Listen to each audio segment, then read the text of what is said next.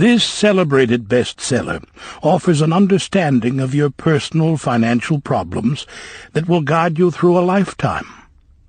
The Richest Man in Babylon uses success secrets of the ancients to lead you onto the road of happiness and prosperity. And now, The Richest Man in Babylon. Forward.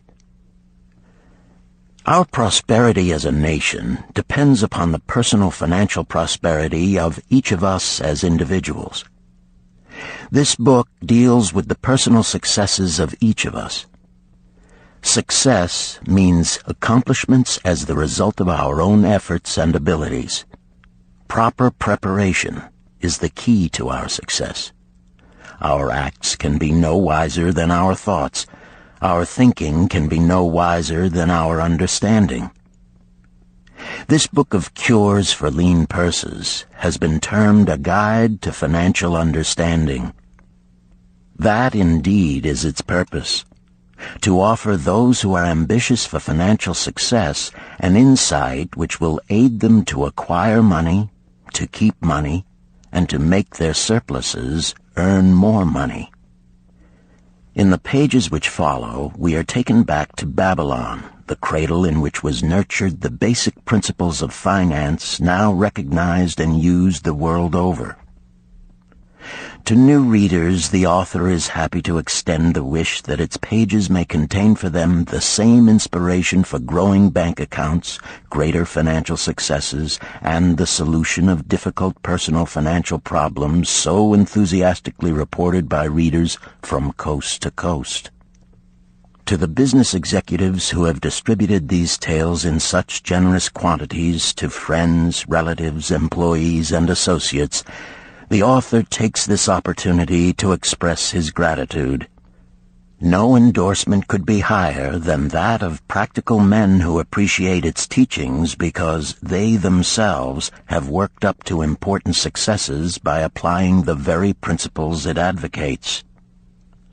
Babylon became the wealthiest city of the ancient world because its citizens were the richest people of their time.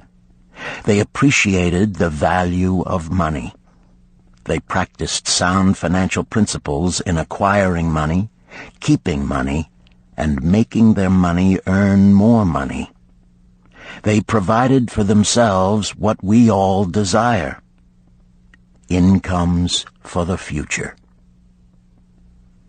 GSC. Chapter 1. The Man Who Desired Gold. Banseer, the chariot builder of Babylon, was thoroughly discouraged. From his seat upon the low wall surrounding his property, he gazed sadly at his simple home and the open workshop in which stood a partially completed chariot. His wife frequently appeared at the open door. Her furtive glances in his direction reminded him that the meal bag was almost empty and he should be at work finishing the chariot, hammering and hewing, polishing and painting, stretching taut the leather over the wheel rims, preparing it for delivery so he could collect from his wealthy customer. Nevertheless, his fat, muscular body sat stolidly upon the wall. His slow mind was struggling patiently with a problem for which he could find no answer. The hot tropical sun, so typical of this valley of the Euphrates, beat down upon him mercilessly. Beads of perspiration formed upon his brow and trickled down unnoticed to lose themselves in the hairy jungle on his chest. Beyond his home towered the high terraced walls surrounding the king's palace. Nearby, cleaving the blue heavens, was the painted tower of the Temple of Bel. In the shadow of such grandeur was his simple home and many others far less neat and well cared for. Babylon was like this, a mixture of grandeur and squalor, of dazzling wealth and direst poverty, crowded together without plan or system within the protecting walls of the city. Behind him, had he cared to turn and look, The noisy chariots of the rich jostled and crowded aside the sandaled tradesmen as well as the barefooted beggars. Even the rich were forced to turn into the gutters to clear the way for the long lines of slave water carriers on the king's business, each bearing a heavy goatskin of water to be poured upon the hanging gardens. Banseer was too engrossed in his own problem to hear or heed the confused hubbub of the busy city. It was the unexpected twanging of the strings from a familiar lyre that aroused him from his reverie. He turned and looked into the sensitive, smiling face of his best friend, Kabai, the musician. "May the gods bless thee with great liberality, my good friend," began Kabai with an elaborate salute. "Yet it does appear they have already been so generous thou needst not to labor. I rejoice with thee in thy good fortune. More, I would even share it with thee. Pray, from thy purse, which must be bulging, else thou wouldst be busy in yon shop, extract but 2 humble shekels and lend them to me until after the nobleman's feast this night. Thou wilt not miss them ere they are returned." "If I did have 2 shekels," Banseer responded gloomily, "to no one could I lend them, not even to you, my best of friends, for they would be my fortune, my entire fortune." No one lends his entire fortune, not even to his best friend. "What?" exclaimed Kabai with genuine surprise. "Thou hast not 1 shekel in thy purse, yet sit like a statue upon a wall. Why not complete that chariot? How else canst thou provide for thy noble appetite? 'Tis not like thee, my friend. Where is thy endless energy? Doth something distress thee? Have the gods brought to thee troubles?" "A torment from the gods it must be," Banseer agreed. "It began with a dream, a senseless dream in which I thought I was a man of means. From my belt hung a handsome purse, heavy with coins. There were shekels which I cast with careless freedom to the beggars. There were pieces of silver with which I did buy finery for my wife and whatever I did desire for myself.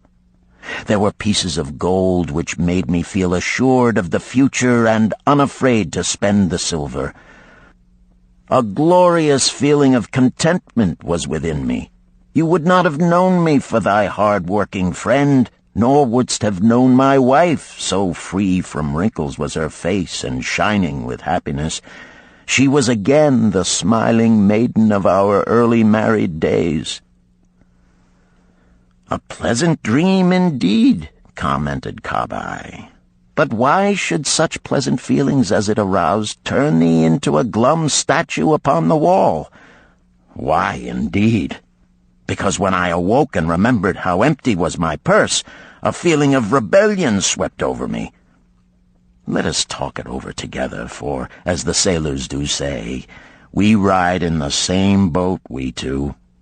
As youngsters we went together to the priests to learn wisdom. As young men we shared each other's pleasures. As grown men we have always been close friends. We have been contented subjects of our kind. We have been satisfied to work long hours and spend our earnings freely.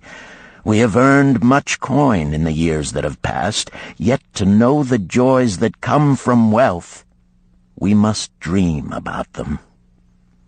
Bah! Are we more than dumb sheep?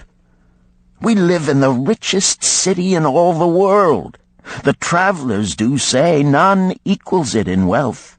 About us is much display of wealth, but of it we ourselves have not.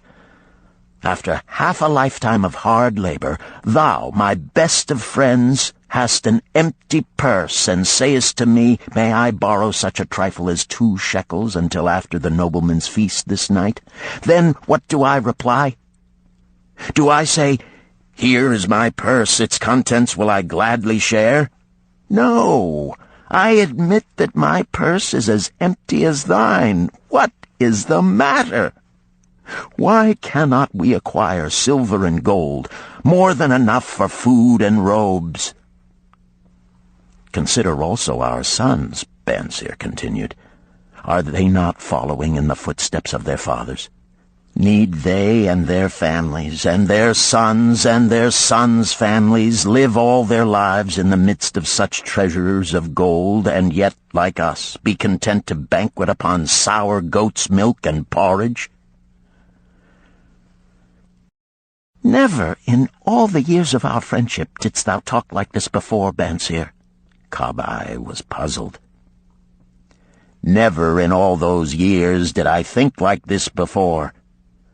From early dawn until darkness stopped me, I have labored to build the finest chariots any man could make, soft-heartedly hoping some day the gods would recognize my worthy deeds and bestow upon me great prosperity. This they have never done. At last I realize this they will never do. Therefore my heart is sad. I wish to be a man of means. I wish to own lands and cattle, to have fine robes and coins in my purse. I am willing to work for these things with all the strength in my back, with all the skill in my hands, with all the cunning in my mind. But I wish my labors to be fairly rewarded. What is the matter with us? Again, I ask you, why cannot we have our just share of the good things so plentiful for those who have the gold with which to buy them? Would I knew the answer, Kabai replied. No better than thou am I satisfied. My earnings from my lyre are quickly gone. Often must I plan and scheme that my family be not hungry. Also within my breast is a deep longing for a lyre large enough that it may truly sing the strains of music that do surge through my mind. With such an instrument could I make music finer than even the king has ever heard before. Such a lyre thou shouldst have. No man in all Babylon could make it sing more sweetly. Could make it sing so sweetly not only the king, but the gods themselves would be delighted. But how mayest thou secure it while we both of us are as poor as the king's slaves? Listen to the bell. Here they come. He pointed to the long column of half-naked, sweating water-bearers plodding laboriously up the narrow street from the river. 5 abreast they marched, each bent under a heavy goatskin of water. A fine figure of a man he who doth lead them, Kabai indicated the wearer of the bell who marched in front without a load. A prominent man in his own country, 'tis easy to see. There are many good figures in the line, Banseer agreed, as good men as we. Tall, blond men from the north, laughing black men from the south, little brown men from the nearer countries, all marching together from the river to the gardens, back and forth, day after day, year after year, naught of happiness to look forward to, beds of straw upon which to sleep, hard grain porridge to eat. Pity the poor brutes, Kabai. Pity them I do, yet thou dost make me see how little better off are we, free men though we call ourselves. That is truth, Kabai. Unpleasant thought though it may be. We do not wish to go on year after year living slavish lives, working, getting nowhere.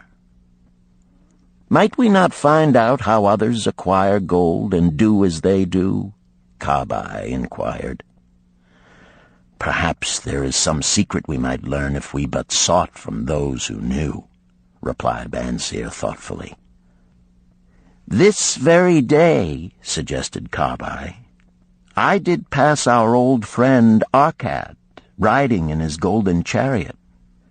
This I will say, he did not look over my humble head as many in his station might consider his right. Instead, he did wave his hand that all onlookers might see him pay greetings and bestow his smile of friendship upon Kabai, the musician. He is claimed to be the richest man in all Babylon, Banseer mused. So rich, the king is said to seek his golden aid in affairs of the treasury, Kabai replied. So rich, Banseer interrupted. I fear if I should meet him in the darkness of the night, I should lay my hands upon his fat wallet. Nonsense, reproved Kabai. A man's wealth is not in the purse he carries. A fat purse quickly empties if there be no golden stream to refill it. Arcad has an income that constantly keeps his purse full, no matter how liberally he spends. Income, that is the thing, ejaculated Banseer. I wish an income that will keep flowing into my purse whether I sit upon the wall or travel to far lands. Arcad must know how a man can make an income for himself. Dost suppose it is something he could make clear to a mind as slow as mine? Methinks he did teach his knowledge to his son, Nomasir, Kabai responded. Did he not go to Nineveh and, so it is told at the inn, become, without aid from his father, one of the richest men in that city?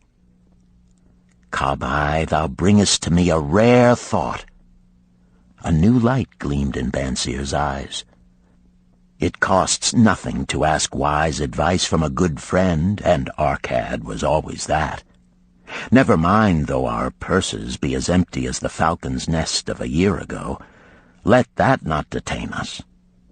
We are weary of being without gold in the midst of plenty.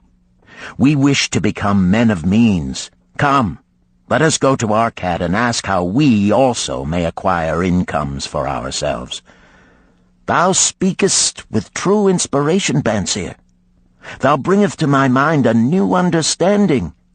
Thou makest me to realize the reason why we have never found any measure of wealth. We never sought it.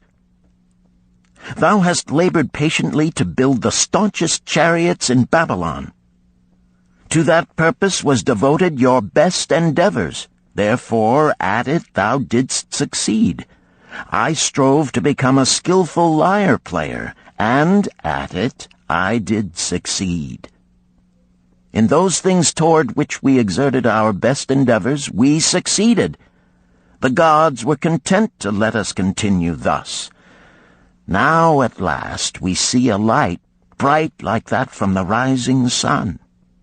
It biddeth us to learn more, that we may prosper more. With a new understanding, we shall find honorable ways to accomplish our desires. Let us go to Arcad this very day, Banseer urged. Also, let us ask other friends of our boyhood days who have fared no better than ourselves to join us, that they too may share in his wisdom. Thou wert ever thus thoughtful to thy friends, Banseer. Therefore hast thou many friends. It shall be as thou sayest. We go this day and take them with us.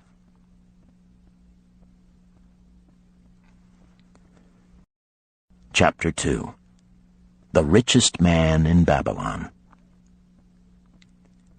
In old Babylon there once lived a certain very rich man named Arcad. Far and wide he was famed for his great wealth.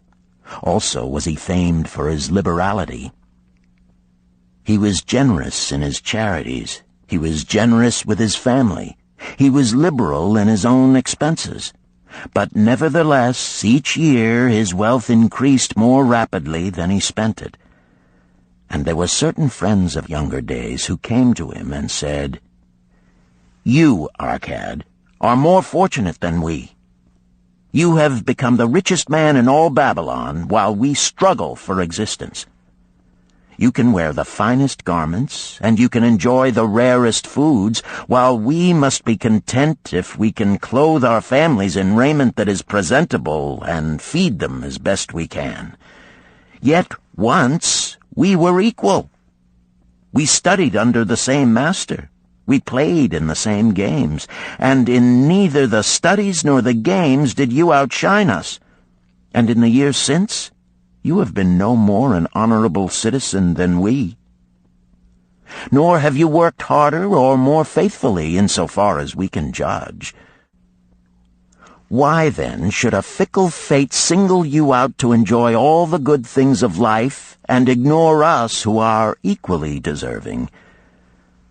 Thereupon Arcad remonstrated with them, saying, If you have not acquired more than a bare existence in the years since we were youths, it is because you either have failed to learn the laws that govern the building of wealth, or else you do not observe them. Fickle fate is a vicious goddess who brings no permanent good to anyone. On the contrary, she brings ruin to almost every man upon whom she showers unearned gold. She makes wanton spenders who soon dissipate all they receive and are left beset by overwhelming appetites and desires they have not the ability to gratify. Yet others whom she favors become misers and hoard their wealth, fearing to spend what they have, knowing they do not possess the ability to replace it. They further are beset by fear of robbers and doom themselves to lives of emptiness and secret misery. Others there probably are who can take unearned gold and add to it and continue to be happy and contented citizens, but so few are they, I know of them but by hearsay. Think you of the men who have inherited sudden wealth, and see if these things are not so. His friends admitted that of the men they knew who had inherited wealth, these words were true, and they besought him to explain to them how he had become possessed of so much prosperity, so he continued. In my youth, I looked about me and saw all the good things there were to bring happiness and contentment, and I realized that wealth increased the potency of all these. Wealth is a power. With wealth, many things are possible. One may ornament the home with the richest of furnishings. One may sail the distant seas. One may feast on the delicacies of far lands. One may buy the ornaments of the gold worker and the stone polisher. One may even build mighty temples for the gods. One may do all these things and many others in which there is delight for the senses and gratification for the soul. And when I realized all this, I decided to myself that I would claim my share of the good things of life. I would not be one of those who stand afar off, enviously watching others enjoy. I would not be content to clothe myself in the cheapest raiment that looked respectable. I would not be satisfied with the lot of a poor man. On the contrary, I would make myself a guest at this banquet of good things. Being, as you know, the son of a humble merchant, one of a large family with no hope of an inheritance, and not being endowed, as you have so frankly said, with superior powers or wisdom, I decided that if I was to achieve what I desired, time and study would be required. As for time, all men have it in abundance. You, each of you, have let slip by sufficient time to have made yourselves wealthy. Yet you admit you have nothing to show except your good families, of which you can be justly proud. As for study, did not our wise teacher teach us that learning was of two kinds? The one kind being the things we learned and knew, and the other being the training that taught us how to find out what we did not know. Therefore did I decide to find out how one might accumulate wealth, and, when I had found out, to make this my task and do it well. For is it not wise that we should enjoy while we dwell in the brightness of the sunshine? For sorrows enough shall descend upon us when we depart for the darkness of the world of spirit. I found employment as a scribe in the hall of records, and long hours each day I labored upon the clay tablets. Week after week, and month after month I labored, yet for my earnings I had naught to show. Food and clothing and penance to the gods, and other things of which I could remember not what, absorbed all my earnings, but my determination did not leave me. And one day Algamish, the moneylender, came to the house of the city master and ordered a copy of the 9th law, and he said to me, I must have this in 2 days, and if the task is done by that time, 2 coppers will I give to thee. So I labored hard, but the law was long, and when Algamish returned, the task was unfinished. He was angry, and had I been his slave, he would have beaten me. But knowing the city master would not permit him to injure me, I was unafraid, so I said to him, Algamish, you are a very rich man. Tell me how I may also become rich, and all night I will carve upon the clay, and when the sun rises, it shall be completed. He smiled at me and replied, You are a forward knave, but we will call it a bargain. All that night I carved, though my back pained and the smell of the wick made my head ache until my eyes could hardly see. But when he returned at sunup, the tablets were complete. Now, I said, tell me what you promised. You have fulfilled your part of our bargain, my son, he said to me kindly, and I am ready to fulfill mine. I will tell you these things you wish to know, because I am becoming an old man, and an old tongue loves to wag. And when youth comes to age for advice, he receives the wisdom of years. But too often does youth think that age knows only the wisdom of days that are gone, and therefore profits not. But remember this, the sun that shines today is the sun that shone when thy father was born, and will still be shining when thy last grandchild shall pass into the darkness. The thoughts of youth, he continued, are bright lights that shine forth like the meteors that oft make brilliant the sky. But the wisdom of age is like the fixed stars that shine so unchanged that the sailor may depend upon them to steer his course. Mark you well my words, for if you do not, you will fail to grasp the truth that I will tell you, and you will think that your night's work has been in vain. Then he looked at me shrewdly from under his shaggy brows and said in a low, forceful tone, I've found the road to wealth when I decided that a part of all I earned was mine to keep. And so will you. Then he continued to look at me with a glance that I could feel pierce me, but said no more. Is that all? I asked. That was sufficient to change the heart of a sheepherder into the heart of a moneylender, he replied. But all I earn is mine to keep, is it not? I demanded. Far from it, he replied. Do you not pay the garment maker? Do you not pay the sandal maker? Do you not pay for the things you eat? Can you live in Babylon without spending? What have you to show for your earnings of the past month? What for the past year? Fool! You pay to everyone but yourself. Dullard! You labor for others. As well be a slave and work for what your master gives you to eat and wear.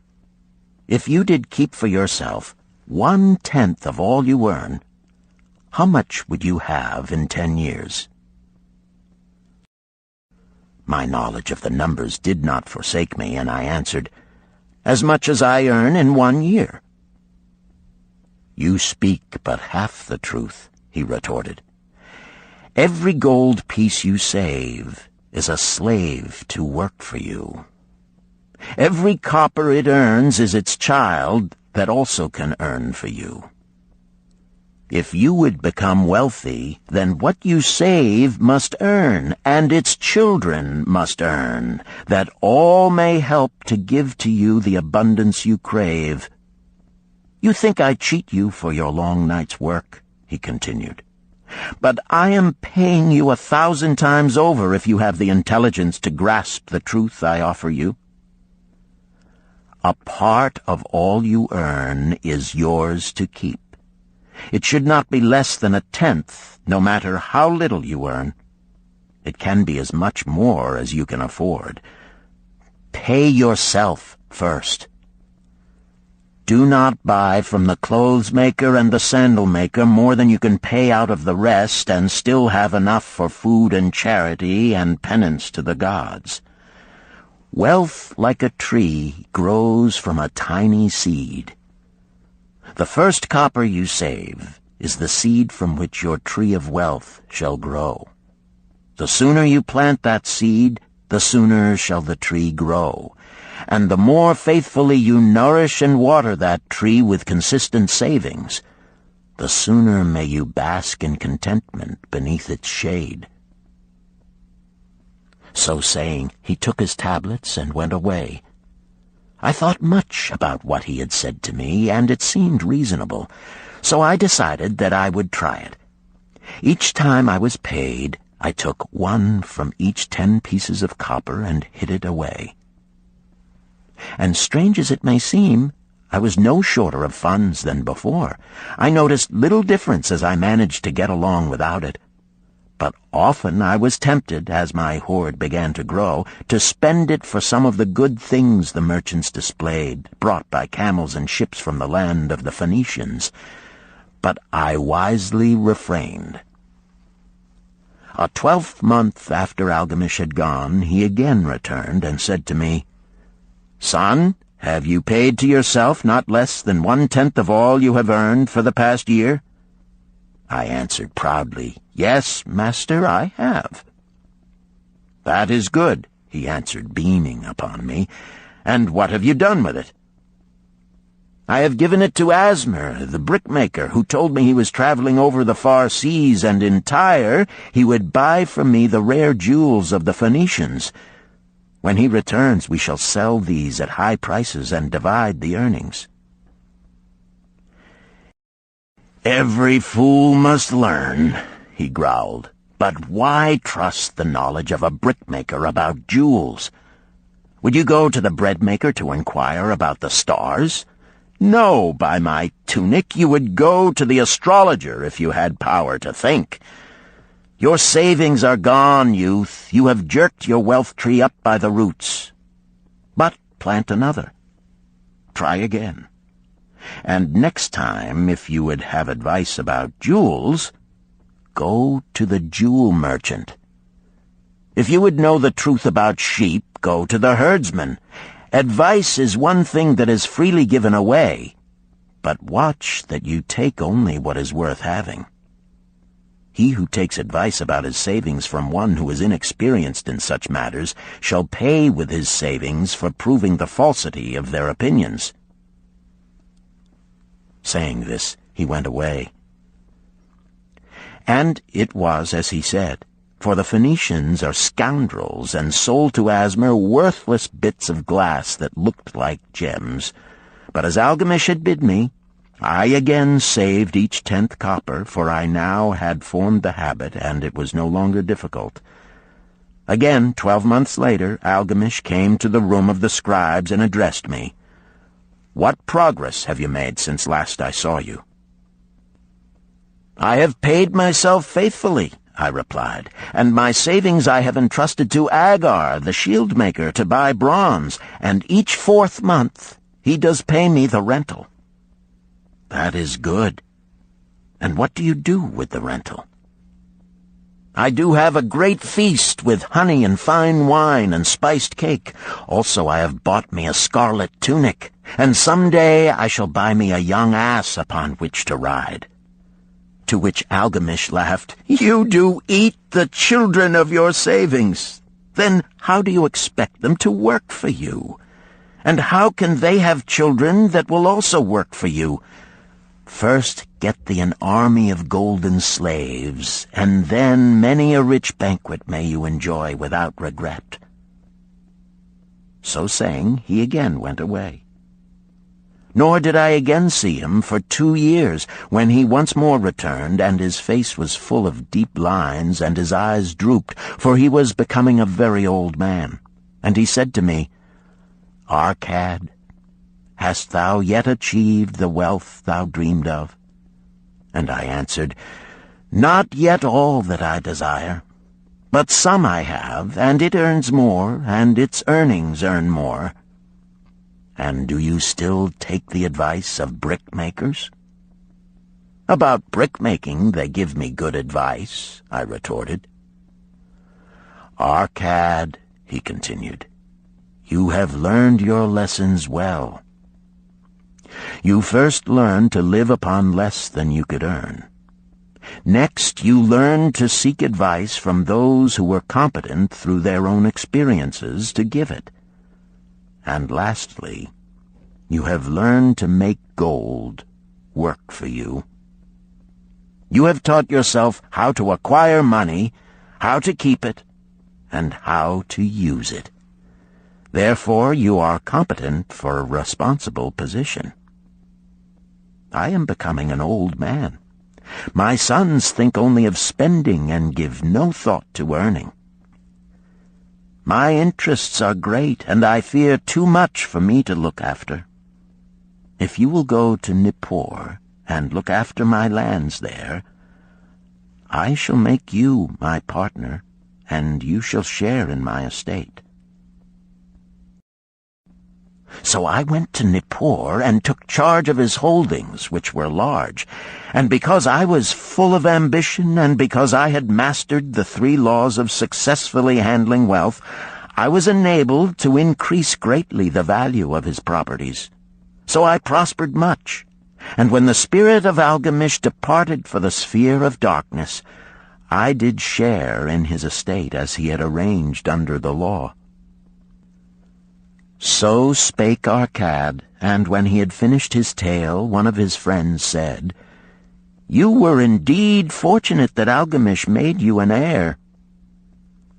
"Fortunate only in that I had the desire to prosper before I first met him.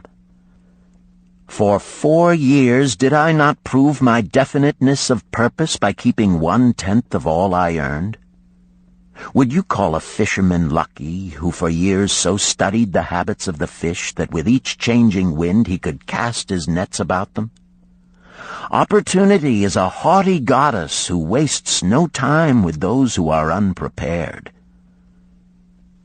You had strong willpower to keep on after you lost your first year's savings. You are unusual in that way," spoke up another. "Willpower," retorted Arcad. "What nonsense! Do you think willpower gives a man the strength to lift a burden the camel cannot carry, or to draw a load the oxen cannot budge? Willpower is but the unflinching purpose to carry a task you set for yourself to fulfillment.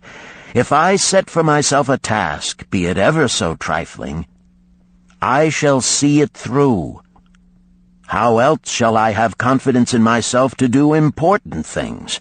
Should I say to myself, for 100 days as I walk across the bridge into the city, I will pick from the road a pebble and cast it into the stream? I would do it. If on the 7th day I passed by without remembering, I would not say to myself, tomorrow I will cast 2 pebbles which will do as well. Instead, I would retrace my steps and cast the pebble. Nor on the 20th day would I say to myself, Arcad, this is useless. What does it avail you to cast a pebble every day? Throw in a handful and be done with it. No, I would not say that, nor do it, When I set a task for myself, I complete it. Therefore, I am careful not to start difficult and impractical tasks, because I love leisure." And then another friend spoke up and said, "If what you tell is true, and it does seem, as you have said, reasonable, then being so simple, if all men did it, there would not be enough wealth to go around." "Wealth grows wherever men exert energy," Arcad replied. "If a rich man builds him a new palace, is the gold he pays out gone? No, the brickmaker has part of it, and the laborer has part of it, and the artist has part of it, and everyone who labors upon the house has part of it. Yet, when the palace is completed, is it not worth all it cost? And is the ground upon which it stands not worth more because it is there? And is the ground that adjoins it not worth more because it is there? Wealth grows in magic ways. No man can prophesy the limit of it. Have not the Phoenicians built great cities on barren coasts with the wealth that comes from their ships of commerce on the seas? What then do you advise us to do that we also may become rich?" asked still another of his friends. "The years have passed, and we are no longer young men, and we have nothing put by."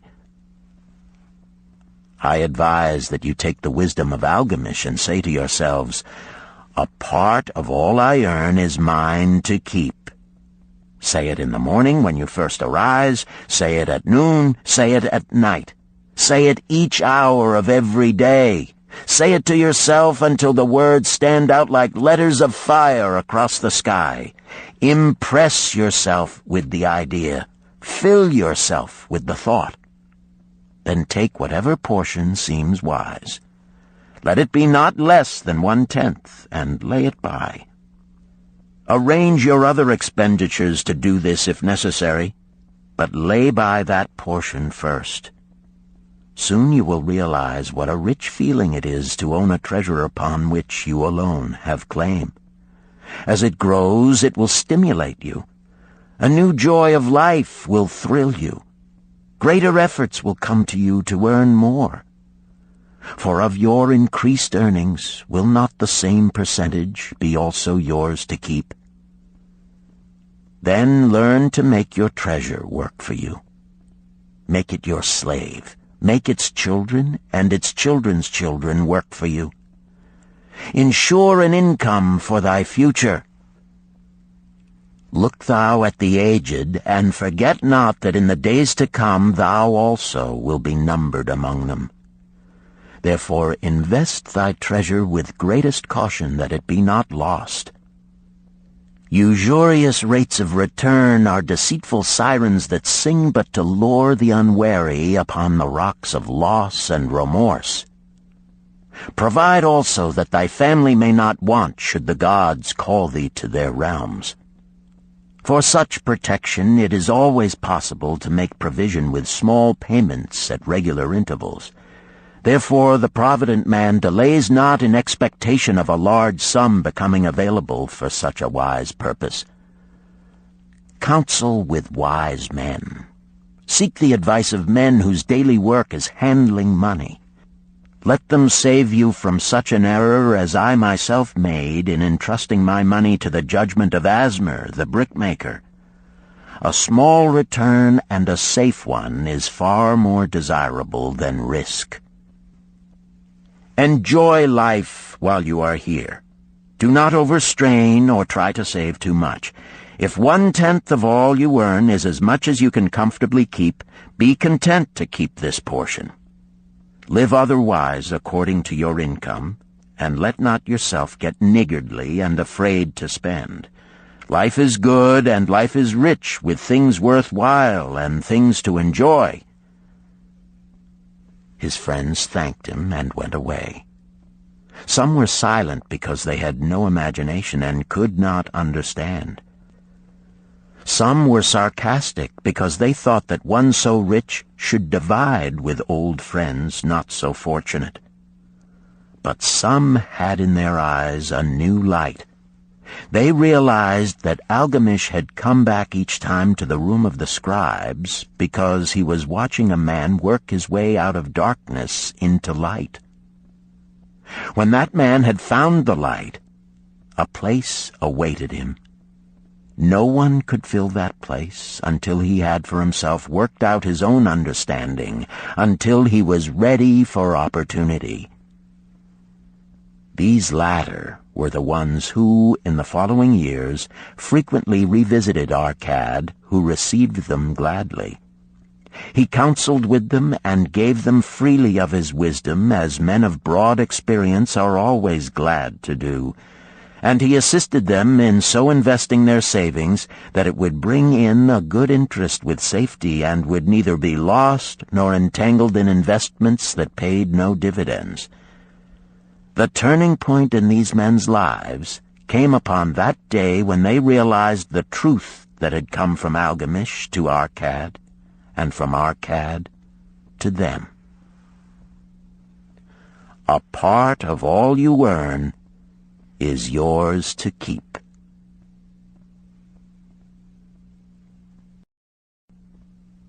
Chapter 3.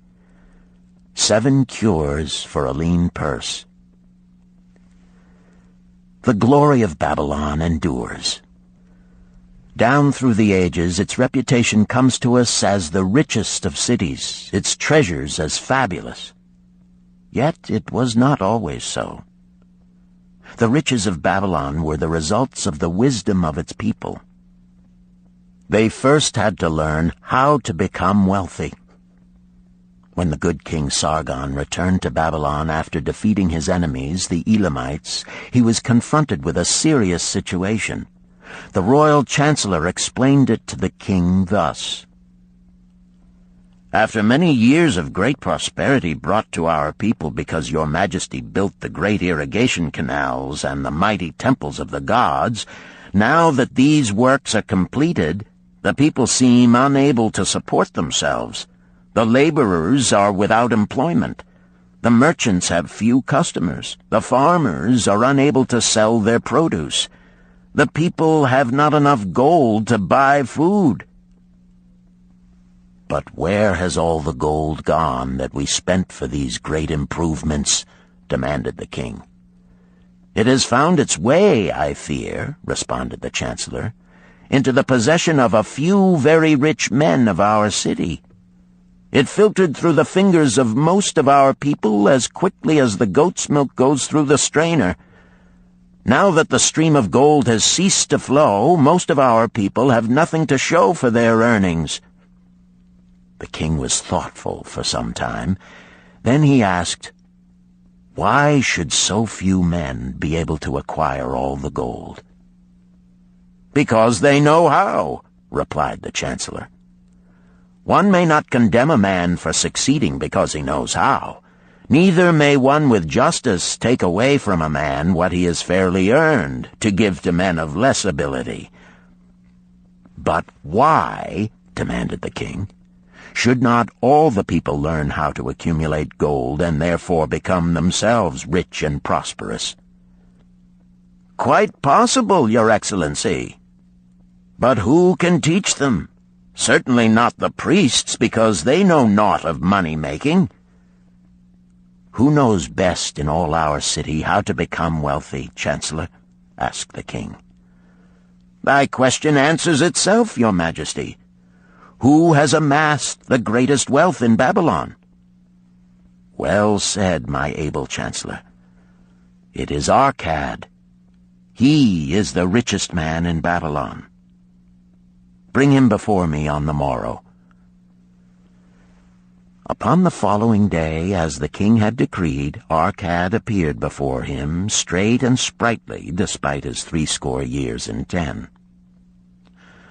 "Arcad," spoke the king, "is it true thou art the richest man in Babylon?"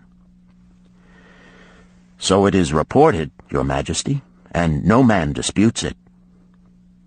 "How becamest thou so wealthy?"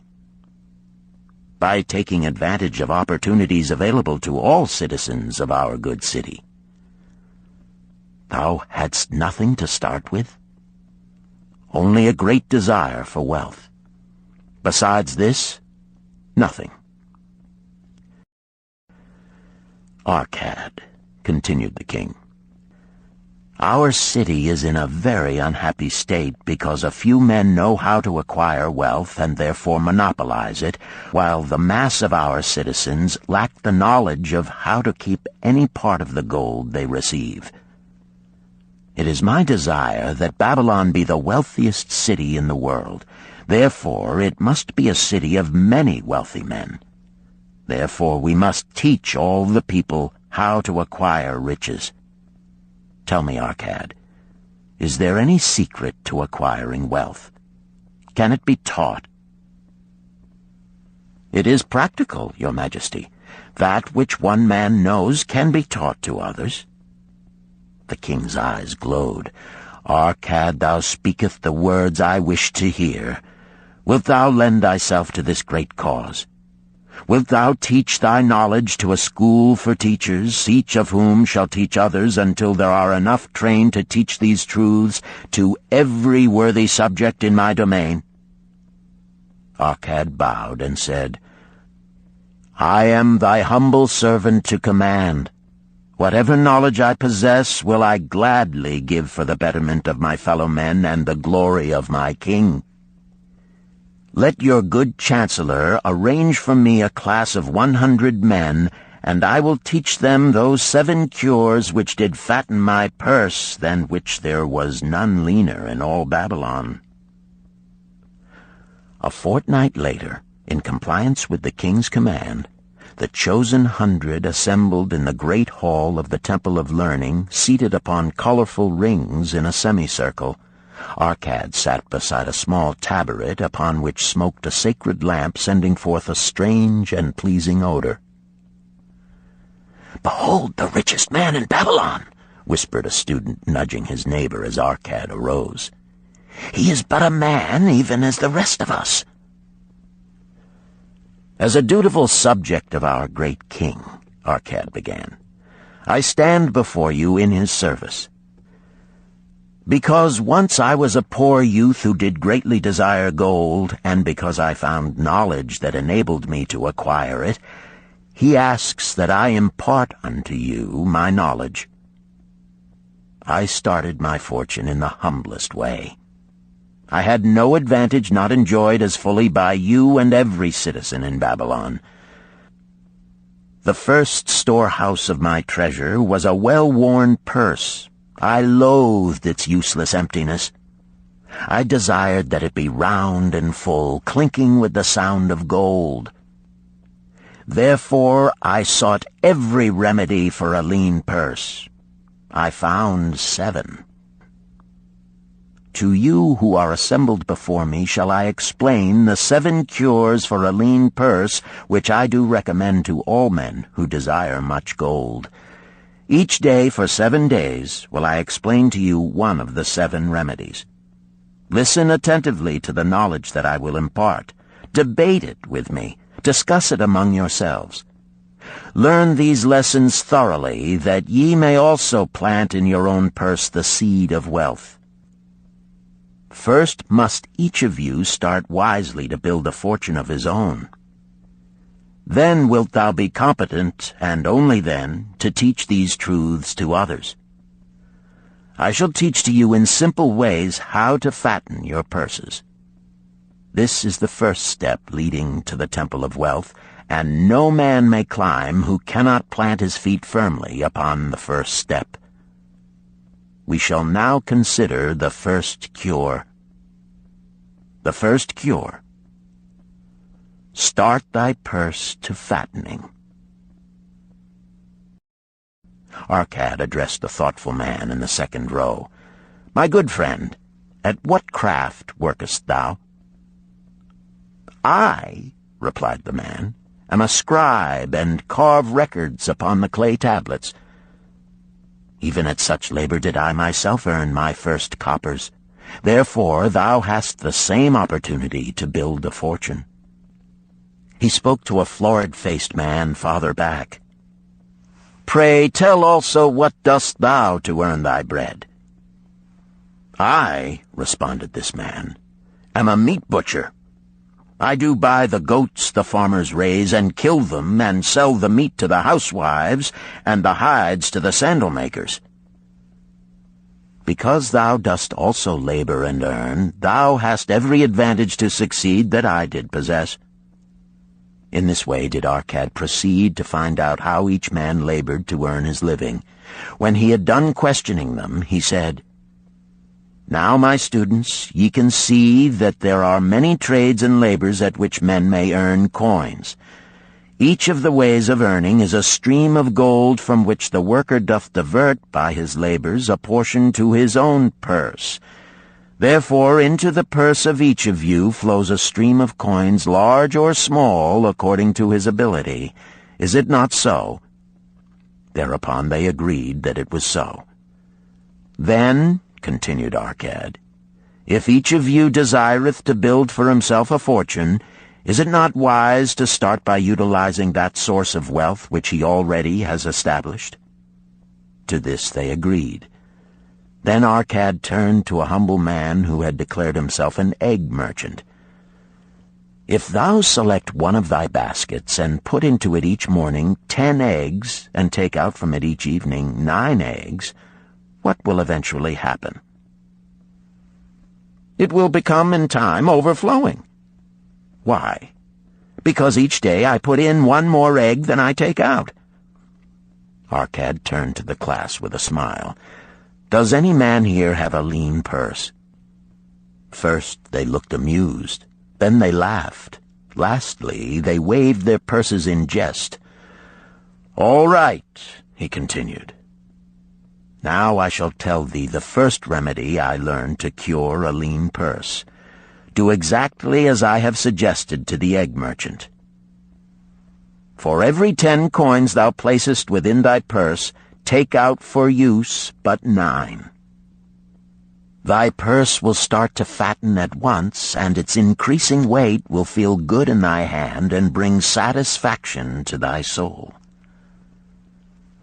Deride not what I say because of its simplicity. Truth is always simple. I told thee I would tell how I built my fortune. This was my beginning. I, too, carried a lean purse and cursed it because there was naught within to satisfy my desires. But when I began to take out from my purse but 9 parts of 10 I put in, it began to fatten. So will thine. Now I will tell a strange truth, the reason for which I know not. When I ceased to pay out more than 9/10 of my earnings, I managed to get along just as well. I was not shorter than before. Also, ere long did coins come to me more easily than before. Surely it is a law of the gods that unto him who keepeth and spendeth not a certain part of all his earnings shall gold come more easily. Likewise him whose purse is empty does gold avoid. Which desirest thou the most? Is it the gratification of thy desires of each day, a jewel, a bit of finery, better raiment, more food, things quickly gone and forgotten? Or is it substantial belongings, gold, lands, herds, merchandise, income-bringing investments? The coins thou takest from thy purse bring the first. The coins thou leavest within it will bring the latter. This, my students, was the first cure I did discover for my lean purse. For each 10 coins I put in, to spend but 9. Debate this among yourselves. If any man proves it untrue, tell me upon the morrow when we shall meet again. The second cure. Control thy expenditures. Some of your members, my students, have asked me this. How can a man keep 1/10 of all he earns in his purse when all the coins he earns are not enough for his necessary expenses? So did Arcad address his students upon the second day. "Yesterday, how many of thee carried lean purses?" "All of us," answered the class. "Yet thou do not all earn the same. Some earn much more than others. Some have much larger families to support. Yet all purses were equally lean. Now I will tell thee an unusual truth about men and sons of men. It is this: that what each of us calls our necessary expenses will always grow to equal our incomes unless we protest to the contrary. Confuse not the necessary expenses with thy desires. Each of you, together with your good families, have more desires than your earnings can gratify. Therefore are thy earnings spent to gratify these desires in so far as they will go. Still thou retainest many ungratified desires. All men are burdened with more desires than they can gratify. Because of my wealth, thinkest thou I may gratify every desire? 'Tis a false idea. There are limits to my time. There are limits to my strength. There are limits to the distance I may travel. There are limits to what I may eat. There are limits to the zest with which I may enjoy. I say to you that just as weeds grow in a field wherever the farmer leaves space for their roots, even so freely do desires grow in men whenever there is a possibility of their being gratified. Thy desires are a multitude, and those that thou mayest gratify are but few. Study thoughtfully thy accustomed habits of living. Herein may be most often found certain accepted expenses that may wisely be reduced or eliminated. Let thy motto be 100% of appreciated value demanded for each coin spent. Therefore, engrave upon the clay each thing for which thou desireth to spend. Select those that are necessary and others that are possible through the expenditure of 9/10 of thy income. Cross out the rest and consider them but a part of that great multitude of desires that must go unsatisfied, and regret them not. Budget then thy necessary expenses. Touch not the 1/10 that is fattening thy purse. Let this be thy great desire that is being fulfilled. Keep working with thy budget. Keep adjusting it to help thee. Make it thy first assistant in defending thy fattening purse. Hereupon one of the students, wearing a robe of red and gold, arose and said, "I am a free man. I believe that it is my right to enjoy the good things of life. Therefore do I rebel against the slavery of a budget which determines just how much I may spend and for what. I feel it would take much pleasure from my life and make me little more than a pack-ass to carry a burden." To him Arcad replied, "Who, my friend, would determine thy budget?" "I would make it for myself," responded the protesting one. "In that case, were a pack-ass to budget his burden, would he include therein jewels and rugs and heavy bars of gold? Not so. He would include hay and grain and a bag of water for the desert trail.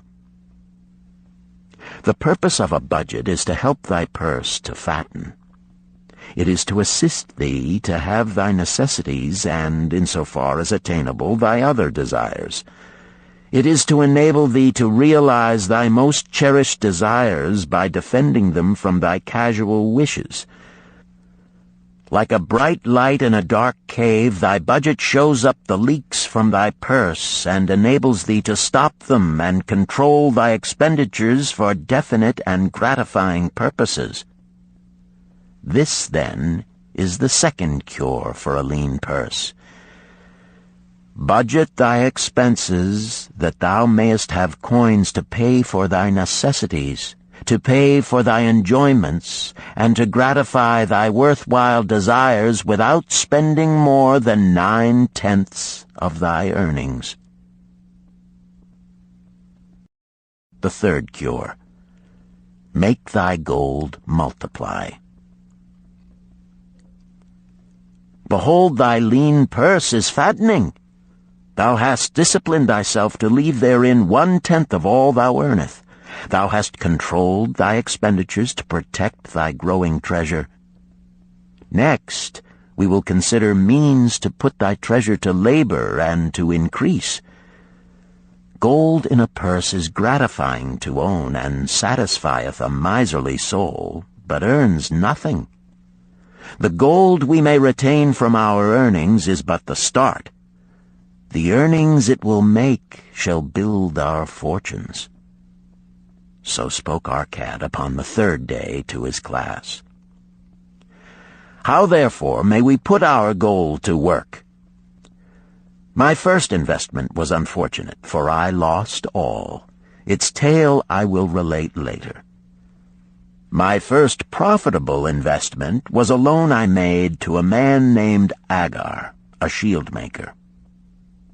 Once each year did he buy large shipments of bronze brought from across the sea to use in his trade. Lacking sufficient capital to pay the merchants, he would borrow from those who had extra coins. He was an honorable man. His borrowing he would repay, together with a liberal rental as he sold his shields. Each time I loaned to him, I loaned back also the rental he had paid to me. Therefore not only did my capital increase, but its earnings likewise increased. Most gratifying was it to have these sums returned to my purse. I tell you, my students, a man's wealth is not in the coins he carries in his purse. It is the income he buildeth, the golden stream that continually floweth into his purse and keepeth it always bulging.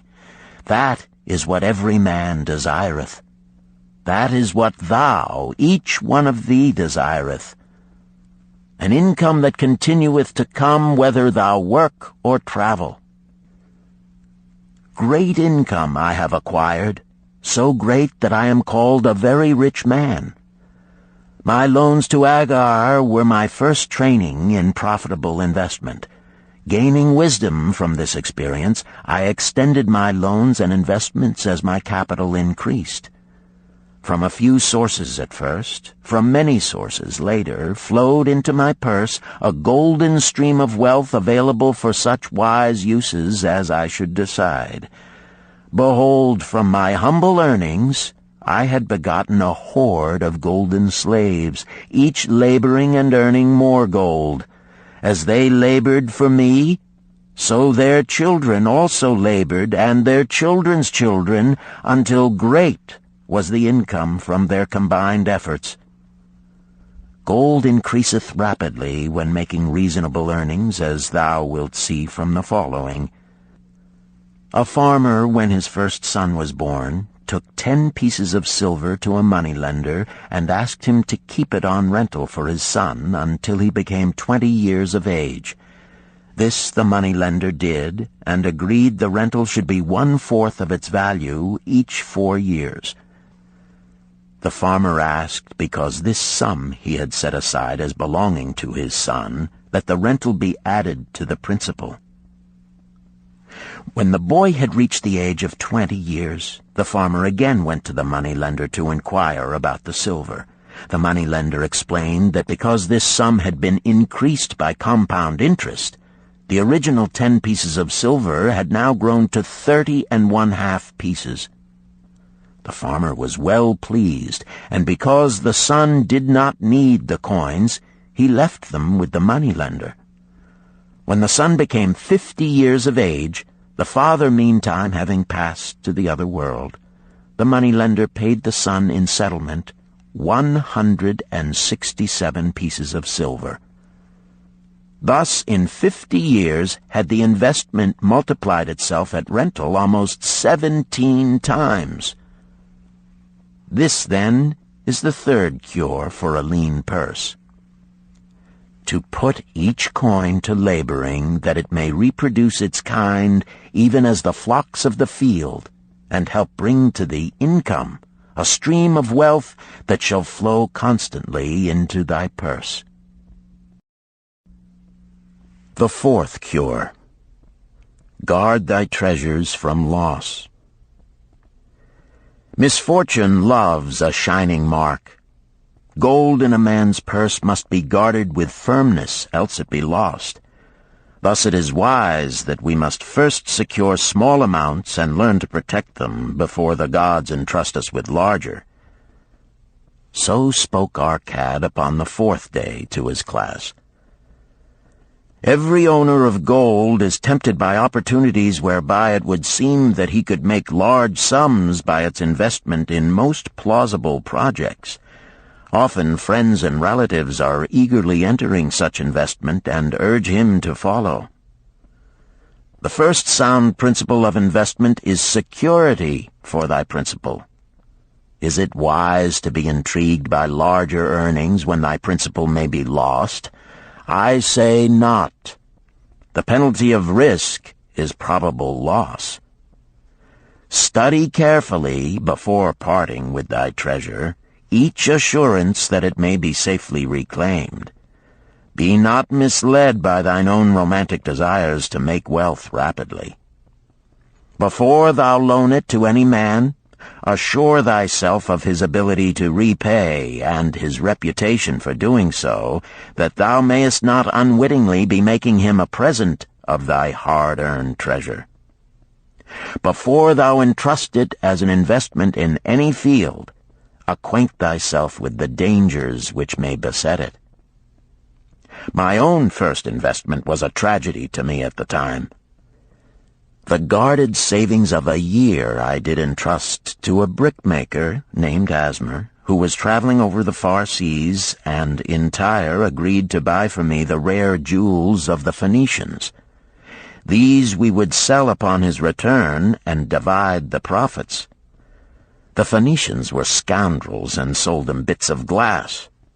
My treasure was lost. Today, my training would show to me at once the folly of entrusting a brickmaker to buy jewels. Therefore do I advise thee from the wisdom of my experiences, be not too confident of thine own wisdom in entrusting thy treasures to the possible pitfalls of investments. Better by far to consult the wisdom of those experienced in handling money for profit. Such advice is freely given for the asking, and may readily possess a value equal in gold to the sum thou considerest investing. In truth, such is its actual value if it save thee from loss. This, then, is the fourth cure for a lean purse, and of great importance if it prevent thy purse from being emptied once it has become well filled. Guard thy treasure from loss by investing only where thy principal is safe, where it may be reclaimed if desirable, and where thou wilt not fail to collect a fair rental. Consult with wise men. Secure the advice of those experienced in the profitable handling of gold. Let their wisdom protect thy treasure from unsafe investments. This ends Disc 1. The Richest Man in Babylon, Disc 2. The fifth cure. Make of thy dwelling a profitable investment. If a man setteth aside 9 parts of his earnings upon which to live and enjoy life, and if any part of this 9 parts he can turn into a profitable investment without detriment to his well-being, then so much faster will his treasures grow. So spake Arcad to his class at their 5th lesson. All too many of our men of Babylon do raise their families in unseemly quarters. They do pay to exacting landlords liberal rentals for rooms where their wives have not a spot to raise the blooms that gladden a woman's heart, and their children have no place to play their games except in the unclean alleys. No man's family can fully enjoy life unless they do have a plot of ground wherein children can play in the clean earth, and where the wife may raise not only blossoms but good rich herbs to feed her family. To a man's heart it brings gladness to eat the figs from his own trees and the grapes of his own vines, to own his own domicile and to have it a place he is proud to care for, putteth confidence in his heart and greater effort behind all his endeavors. Therefore do I recommend that every man own the roof that sheltereth him and his. Nor is it beyond the ability of any well-intentioned man to own his home. Hath not our great king so widely extended the walls of Babylon that within them much land is now unused, and may be purchased at sums most reasonable? Also I say to you, my students, that the money-lenders gladly consider the desires of men who seek homes and land for their families. Readily may thou borrow to pay the brickmaker and the builder for such commendable purposes, if thou can show a reasonable portion of the necessary sum which thou thyself hast provided for the purpose. Then when the house be built, thou canst pay the money-lender with the same regularity as thou didst pay the landlord, because each payment will reduce thy indebtedness to the money-lender. A few years will satisfy his loan. Then will thy heart be glad, because thou wilt own in thy own right a valuable property, and thy only cost will be the king's taxes. Also wilt thy good wife go more often to the river to wash thy robes, that each time returning she may bring a goatskin of water to pour upon the growing things. Thus come many blessings to the man who owneth his own house, and greatly will it reduce his cost of living, making available more of his earnings for pleasures and the gratification of his desires. This, then, is the fifth cure for a lean purse. Own thy own home. The sixth cure. Ensure a future income. The life of every man proceedeth from his childhood to his old age. This is the path of life, and no man may deviate from it, unless the gods call him prematurely to the world beyond. Therefore do I say that it behooves a man to make preparation for a suitable income in the days to come, when he is no longer young, and to make preparations for his family, should he be no longer with them to comfort and support them. This lesson shall instruct thee in providing a full purse when time has made thee less able to earn. So Arcad addressed his class upon the sixth day. The man who, because of his understanding of the laws of wealth, acquireth a growing surplus, should give thought to those future days. He should plan certain investments or provisions that may endure safely for many years, yet will be available when the time arrives which he has so wisely anticipated. There are diverse ways by which a man may provide with safety for his future. He may provide a hiding place and there bury a secret treasure. Yet no matter with what skill it be hidden, it may nevertheless become the loot of thieves. For this reason I recommend not this plan. A man may buy houses or lands for this purpose. If wisely chosen as to their usefulness and value in the future, they are permanent in their value and their earnings, or their sale will provide well for his purpose. A man may loan a small sum to the moneylender and increase it at regular periods.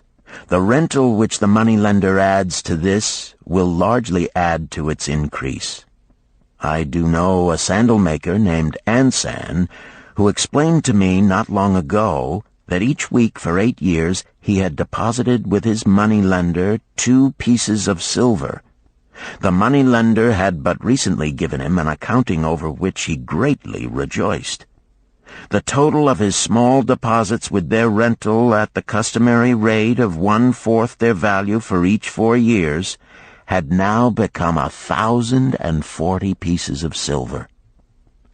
I did gladly encourage him further by demonstrating to him with my knowledge of the numbers that in 12 years more, if he would keep his regular deposits of but 2 pieces of silver each week, the moneylender would then owe him 4,000 pieces of silver, a worthy competence for the rest of his life.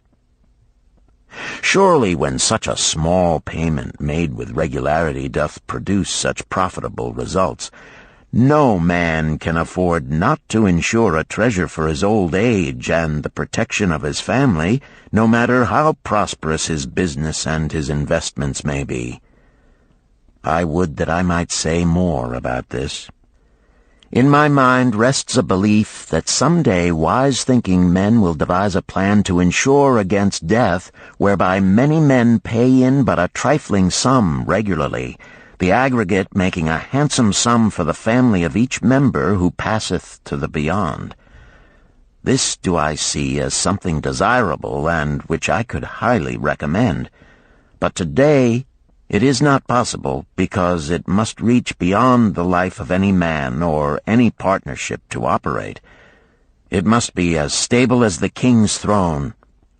Some day do I feel that such a plan shall come to pass, and be a great blessing to many men, because even the first small payment will make available a snug fortune for the family of a member, should he pass on. But because we live in our own day, and not in the days which are to come, must we take advantage of those means and ways of accomplishing our purposes. Therefore do I recommend to all men that they, by wise and well-thought-out methods, do provide against a lean purse in their mature years. For a lean purse to a man no longer able to earn, or to a family without its head, is a sore tragedy. This, then, is the 6th cure for a lean purse. Provide in advance for the needs of thy growing age and the protection of thy family. The 7th cure. Increase thy ability to earn. This day do I speak to thee, my students, of one of the most vital remedies for a lean purse. Yet I will not talk of gold, but of yourselves, of the men beneath the robes of many colors who do sit before me. I will talk to you of those things within the minds and lives of men which do work for or against their success. So did Arcad address his class upon the 7th day. Not long ago came to me a young man seeking to borrow. When I questioned him the cause of his necessity, he complained that his earnings were insufficient to pay his expenses. Thereupon I explained to him, this being the case, he was a poor customer for the moneylender, as he possessed no surplus earning capacity to repay the loan. What you need, young man, I told him, is to earn more coins. What dost thou to increase thy capacity to earn? All that I can do, he replied. 6 times within 2 moons have I approached my master to request my pay be increased, but without success. No man can go oftener than that. We may smile at his simplicity, yet he did possess one of the vital requirements to increase his earnings.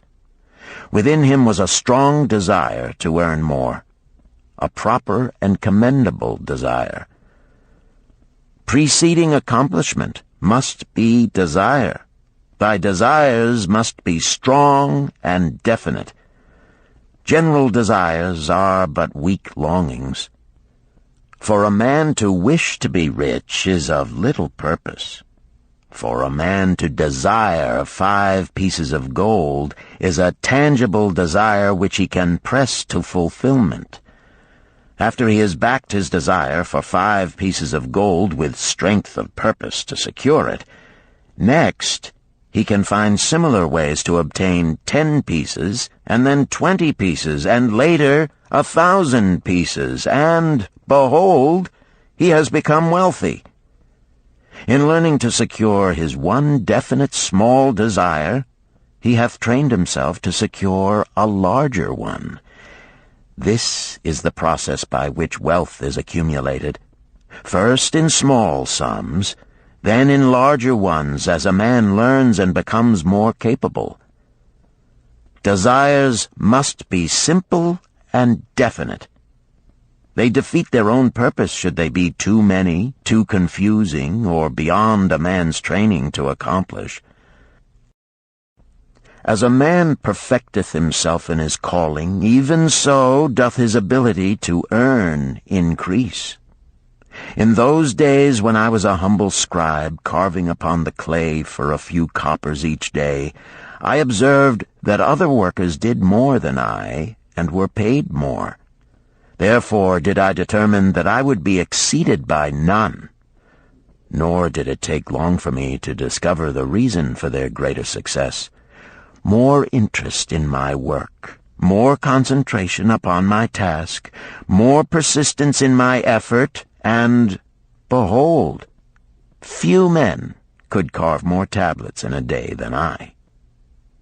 With reasonable promptness my increased skill was rewarded, nor was it necessary for me to go 6 times to my master to request recognition. The more of wisdom we know, the more we may earn. That man who seeks to learn more of his craft shall be richly rewarded. If he is an artisan, he may seek to learn the methods and the tools of those most skillful in the same line. If he laboreth at the law or at healing, he may consult and exchange knowledge with others of his calling. If he be a merchant, he may continually seek better goods that can be purchased at lower prices. Always do the affairs of men change and improve, because keen-minded men seek greater skill that they may better serve those upon whose patronage they depend. Therefore I urge all men to be in the front rank of progress, and not to stand still, lest they be left behind. Many things come to make a man's life rich with gainful experiences. Such things as the following a man must do if he respects himself. He must pay his debts with all the promptness within his power, not purchasing that for which he is unable to pay. He must take care of his family, that they may think and speak well of him. He must make a will of record, that in case the gods call him, proper and honorable division of his property be accomplished. He must have compassion upon those who are injured and smitten by misfortune, and aid them within reasonable limits. He must do deeds of thoughtfulness to those dear to him. Thus, the 7th and last remedy for a lean purse is to cultivate thy own powers, to study and become wiser, to become more skillful, to so act as to respect thyself. Thereby shalt thou acquire confidence in thyself to achieve thy carefully considered desires. These, then, are the 7 cures for a lean purse, which, out of the experience of a long and successful life, I do urge for all men who desire wealth. There is more gold in Babylon, my students, than thou dreamest of. There is abundance for all. Go thou forth and practice these truths, that thou mayest prosper and grow wealthy, as is thy right. Go thou forth and teach these truths, that every honorable subject of his majesty may also share liberally in the ample wealth of our beloved city. Chapter 4. Meet the Goddess of Good Luck. Babylonian proverb. If a man be lucky, there is no foretelling the possible extent of his good fortune. Pitch him into the Euphrates, and like as not he will swim out with a pearl in his hand. The desire to be lucky is universal.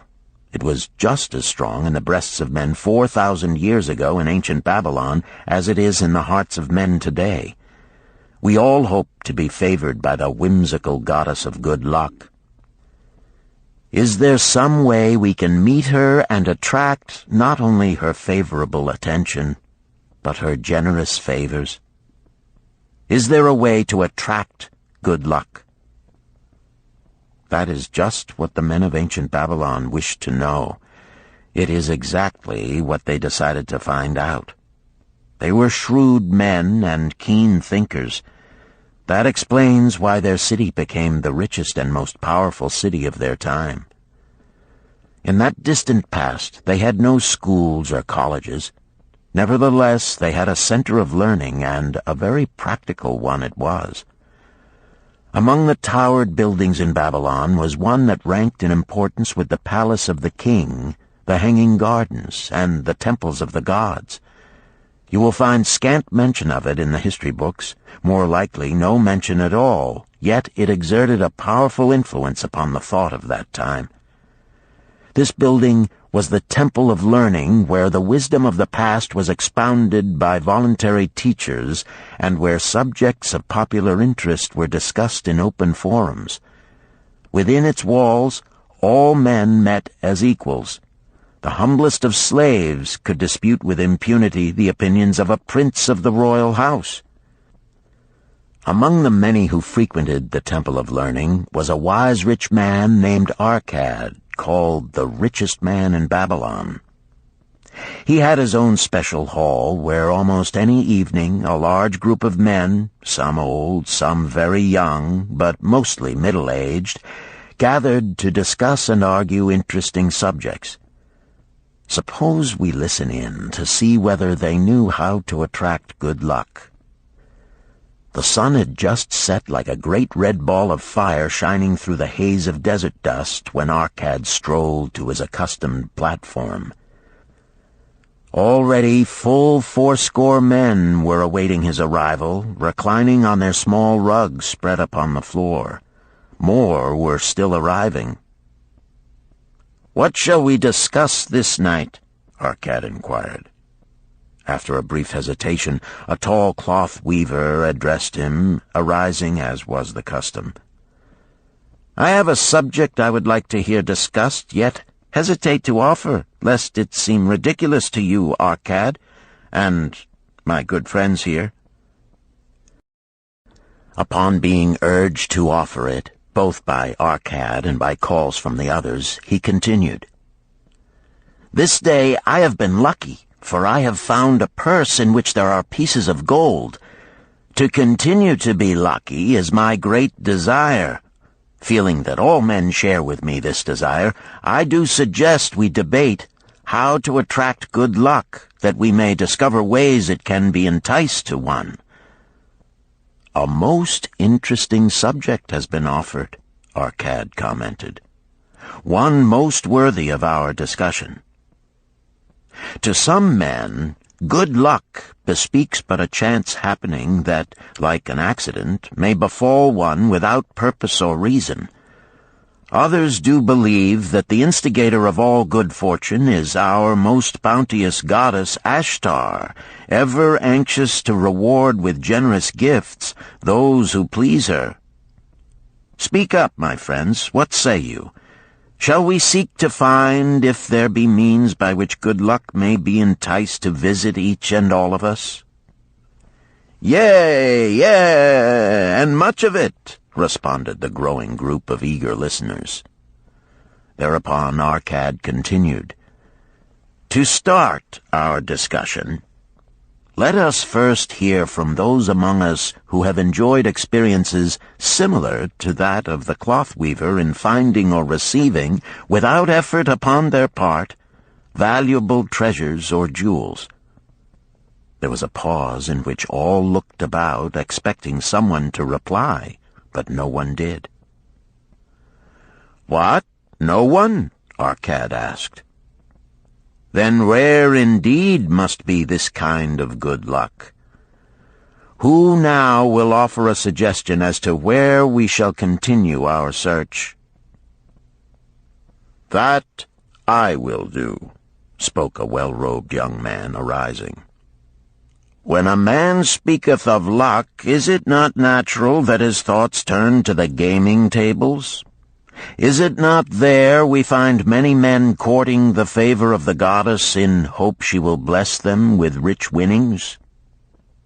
As he resumed his seat, a voice called, "Do not stop!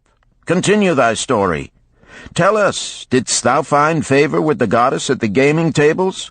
Did she turn the cubes with red side up, so thou filled thy purse at the dealer's expense? Or did she permit the blue sides to come up, so the dealer raked in thy hard-earned pieces of silver?" The young man joined the good-natured laughter, then replied, "I am not averse to admitting she seemed not to know I was even there. But how about the rest of you? Have you found her waiting about such places to roll the cubes in your favor? We are eager to hear as well as to learn." "A wise start," broke in Arcad. "We meet here to consider all sides of each question. To ignore the gaming table would be to overlook an instinct common to most men, the love of taking a chance with a small amount of silver in the hope of winning much gold." "That doth remind me of the races but yesterday," called out another listener. "If the goddess frequents the gaming tables, certainly she does not overlook the races where the gilded chariots and the foaming horses offer far more excitement. Tell us honestly, Arcad, didst she whisper to you to place your bet upon those gray horses from Nineveh yesterday? I was standing just behind thee, and could scarce believe my ears when I heard thee place thy bet upon the grays. Thou knowest as well as any of us that no team in all Assyria can beat our beloved bays in a fair race. Didst the goddess whisper in thy ear to bet upon the grays because at the last turn the inside black would stumble and so interfere with our bays that the grays would win the race and score an unearned victory?" Arcad smiled indulgently at the banter. "What reason have we to feel the good goddess would take that much interest in any man's bet upon a horse race? To me, she is a goddess of love and dignity whose pleasure it is to aid those who are in need and to reward those who are deserving. I look to find her, not at the gaming tables or the races where men lose more gold than they win, but in other places where the doings of men are more worthwhile and more worthy of reward. In tilling the soil, in honest trading, in all of man's occupations, there is opportunity to make a profit upon his efforts and his transactions. Perhaps not all the time will he be rewarded, because sometimes his judgment may be faulty, and other times the winds and the weather may defeat his efforts. Yet, if he persists, he may usually expect to realize his profit. This is so because the chances of profit are always in his favor. But when a man playeth the games, the situation is reversed, for the chances of profit are always against him, and always in favor of the gamekeeper. The game is so arranged that it will always favor the keeper. It is his business at which he plans to make a liberal profit for himself from the coins bet by the players. Few players realize how certain are the gamekeeper's profits and how uncertain are their own chances to win. For example, let us consider wagers placed upon the cube. Each time it is cast, we bet which side will be uppermost. If it be the red side, the game master pays to us 4 times our bet. But if any other of the 5 sides come uppermost, we lose our bet. Thus, the figures show that for each cast we have 5 chances to lose, But because the red pays 4 for 1, we have 4 chances to win. In a night's play, the game master can expect to keep for his profit 1/5 of all the coins wagered. Can a man expect to win more than occasionally against odds so arranged that he should lose 1/5 of all his bets? Yet some men do win large sums at times, volunteered one of the listeners. Quite so, they do, Arcad continued. Realizing this, the question comes to me whether money secured in such ways brings permanent value to those who are thus lucky. Among my acquaintances are many of the successful men of Babylon, yet among them I am unable to name a single one who started his success from such a source. You who are gathered here tonight know many more of our substantial citizens. To me, it would be of much interest to learn how many of our successful citizens can credit the gaming tables with their start to success. Suppose each of you tell of those you know. What say you?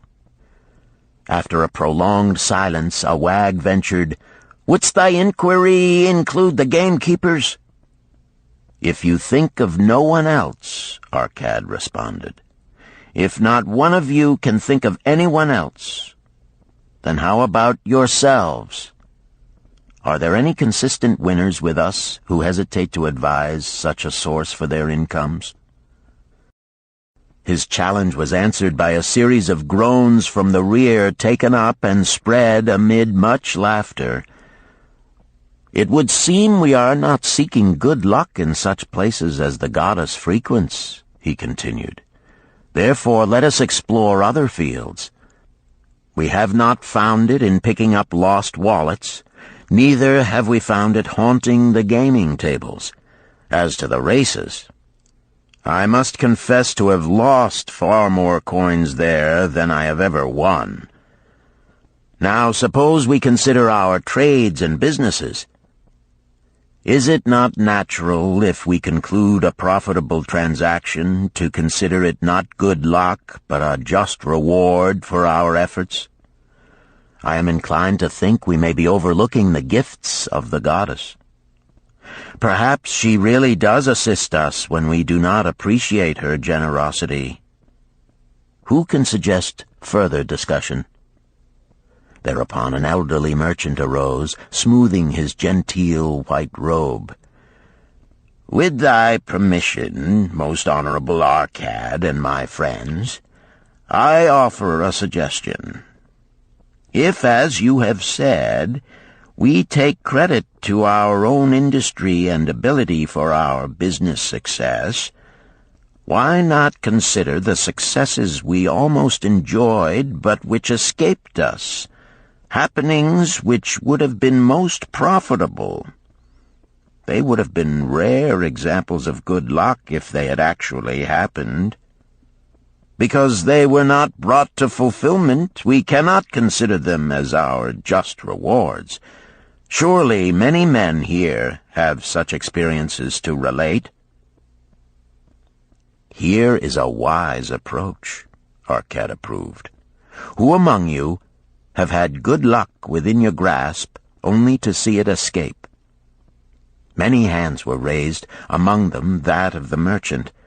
Arcad motioned to him to speak. "As you suggested this approach, we should like to hear first from you."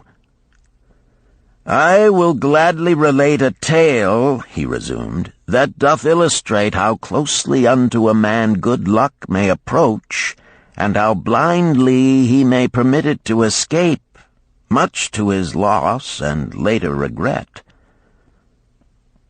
Many years ago, when I was a young man, just married and well started to earning, my father did come one day and urge most strongly that I enter upon an investment. The son of one of his good friends had taken notice of a barren tract of land not far beyond the outer walls of our city. It lay high above the canal where no water could reach it. The son of my father's friend devised a plan to purchase this land, build 3 large water wheels that could be operated by oxen, and thereby raise the life-giving waters to the fertile soil. This accomplished, he planned to divide it into small tracts and sell to the residents of the city for herb patches. The son of my father's friend did not possess sufficient gold to complete such an undertaking. Like myself, he was a young man earning a fair sum. His father, like mine, was a man of large family and small means. He therefore decided to interest a group of men to enter the enterprise with him. The group was to comprise 12, each of whom must be a money earner and agree to pay 1/10 of his earnings into the enterprise until the land was made ready for sale. All would then share justly in the profits in proportion to their investment. "Thou, my son," bespoke my father unto me, "art now in thy young manhood. It is my deep desire that thou begin the building of a valuable estate for thyself, that thou mayest become respected among men. I desire to see thou profit from a knowledge of the thoughtless mistakes of thy father." "This do I most ardently desire, my father," I replied. "Then this do I advise. Do what I should have done at thy age. From thy earnings keep out 1/10 to put into favorable investments. With this 1/10 of thy earnings, and what it will also earn, thou canst, before thou art my age, accumulate for thyself a valuable estate." "Thy words are words of wisdom, my father. Greatly do I desire riches. Yet there are many uses to which my earnings are called. Therefore do I hesitate to do as thou dost advise. I am young. There is plenty of time." "So I thought at thy age. Yet behold, many years have passed, and I have not yet made the beginning." "We live in a different age, my father. I shall avoid thy mistakes." "Opportunity stands before thee, my son. It is offering a chance that may lead to wealth. I beg of thee, do not delay. Go upon the morrow to the son of my friend, and bargain with him to pay 10% of thy earnings into this investment. Go promptly upon the morrow. Opportunity waits for no man. Today it is here, soon it is gone, therefore delay not." In spite of the advice of my father, I did hesitate. There were beautiful new robes just brought by the tradesmen from the East, robes of such richness and beauty my good wife and I felt we must each possess one. Should I agree to pay 1/10 of my earnings into the enterprise, we must deprive ourselves of these and other pleasures we dearly desired. I delayed making a decision until it was too late, much to my subsequent regret. The enterprise did prove to be more profitable than any man had prophesied. This is my tale, showing how I did permit good luck to escape. In this tale, we see how good luck waits to come to that man who accepts opportunity, commented a swarthy man of the desert. To the building of an estate, there must always be the beginning. That start may be a few pieces of gold or silver which a man diverts from his earnings to his first investment. I, myself, am the owner of many herds. The start of my herds I did begin when I was a mere boy, and did purchase with 1 piece of silver a young calf. This, being the beginning of my wealth, was of great importance to me. To take his first start to building an estate is as good luck as can come to any man. With all men, that first step, which changes them from men who earn from their own labor to men who draw dividends from the earnings of their gold, is important. Some fortunately take it when young and thereby outstrip in financial success those who do take it later, or those unfortunate men, like the father of this merchant, who never take it. Had our friend the merchant taken this step in his early manhood when this opportunity came to him, this day he would be blessed with much more of this world's goods. Should the good luck of our friend the cloth weaver cause him to take such a step at this time, it will indeed be but the beginning of much greater good fortune. "Thank you. I like to speak also," a stranger from another country arose. "I am a Syrian. Not so well do I speak your tongue. I wish to call this friend, the merchant, a name. Maybe you think it not polite, this name. Yet I wish to call him that. But, alas, I not know your word for it. If I do call it in Syrian, you will not understand. Therefore, please, some good gentleman, tell me that right name you call man who puts off doing those things that mighty good for him." "Procrastinator!" called a voice. "That's him!" shouted the Syrian, waving his hands excitedly. "He accepts not opportunity when she comes. He waits. He says, I have much business right now. By and by I talk to you. Opportunity she will not wait for such slow fellow.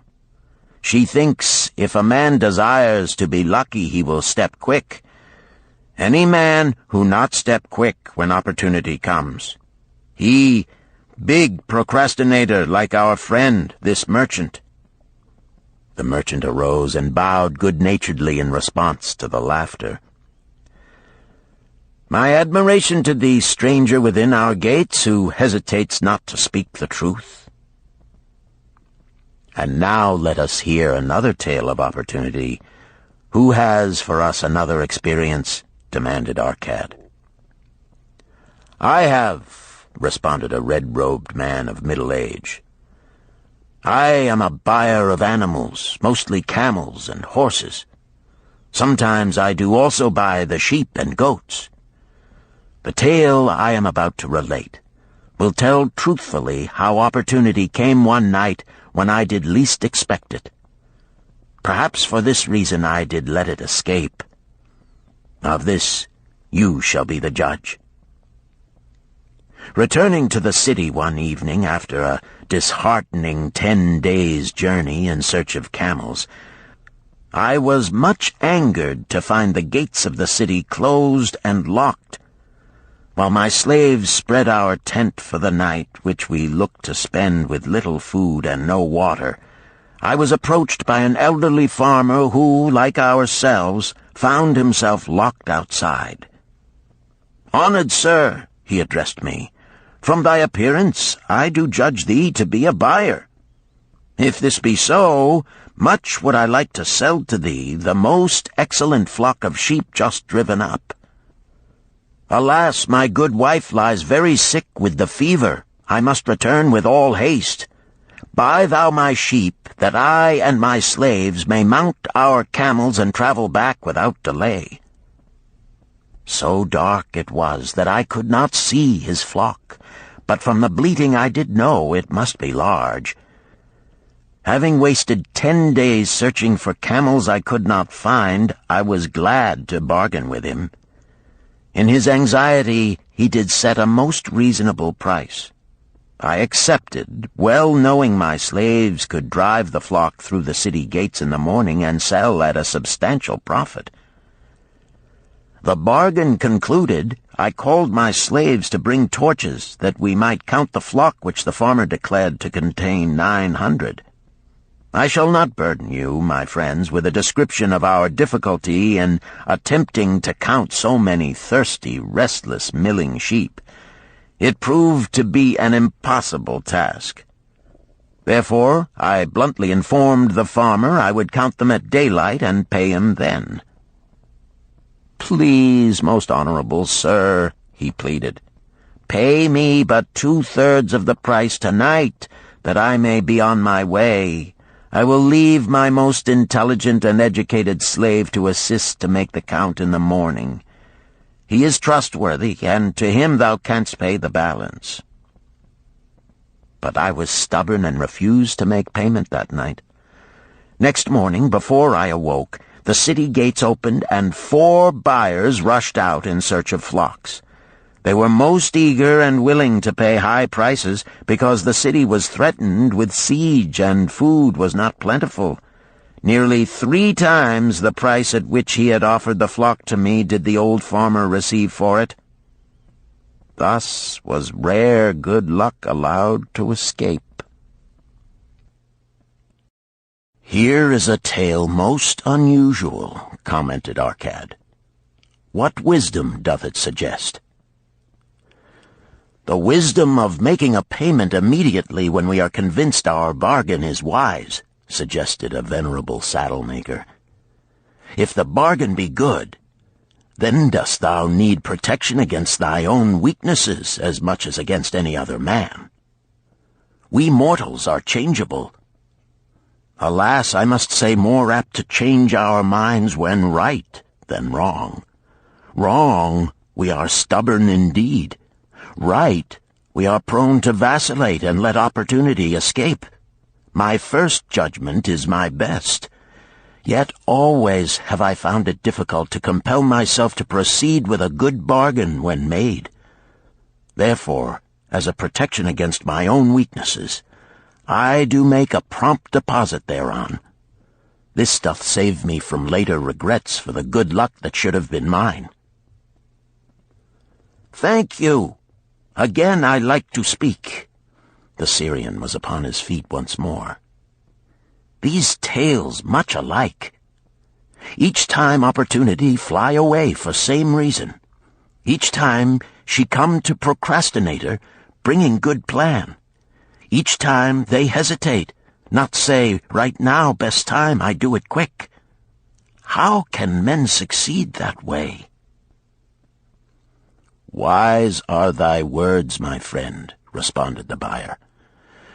"Good luck fled from procrastination in both these tales. Yet this is not unusual. The spirit of procrastination is within all men. We desire riches, yet how often, when opportunity doth appear before us, that spirit of procrastination from within doth urge various delays in our acceptance. In listening to it, we do become our own worst enemies.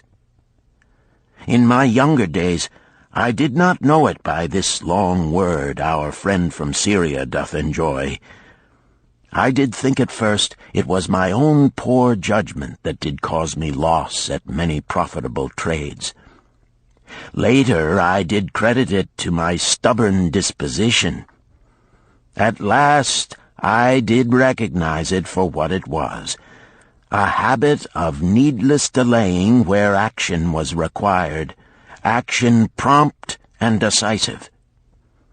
How I did hate it when its true character stood revealed. With the bitterness of a wild ass hitched to a chariot, I did break loose from this enemy to my success. "Thank you. I like ask question from Mr. Merchant," the Syrian was speaking. "You wear fine robes, not like those of poor man. You speak like successful man. Tell us, do you listen now when procrastination whispers in your ear?" "Like our friend the buyer, I also had to recognize and conquer procrastination," responded the merchant. "To me, it proved to be an enemy ever watching and waiting to thwart my accomplishments. The tale I did relate is but one of many similar instances I could tell to show how it drove away my opportunities. 'Tis not difficult to conquer once understood. No man willingly permits the thief to rob his bins of grain, nor does any man willingly permit an enemy to drive away his customers and rob him of his profits. When once I did recognize that such acts as these my enemy was committing, with determination I conquered him. So must every man master his own spirit of procrastination before he can expect to share in the rich treasures of Babylon. What sayest, Arcad? Because thou art the richest man in Babylon, many do proclaim thee to be the luckiest. Dost agree with me that no man can arrive at a full measure of success until he hath completely crushed the spirit of procrastination within him? It is even as thou sayest, Arcad admitted. During my long life, I have watched generation following generation, marching forward along those avenues of trade, science, and learning that lead to success in life. Opportunities came to all these men. Some grasped theirs and moved steadily to the gratification of their deepest desires, but the majority hesitated, faltered, and fell behind. Arcad turned to the cloth weaver. Thou didst suggest that we debate good luck. Let us hear what thou now thinkest upon the subject.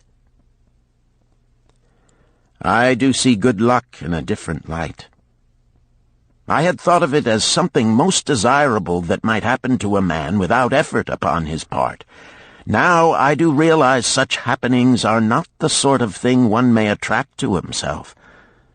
From our discussion have I learned that to attract good luck to oneself, it is necessary to take advantage of opportunities.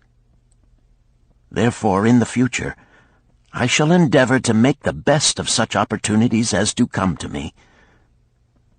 Thou hast well grasped the truths brought forth in our discussion, Arcad replied.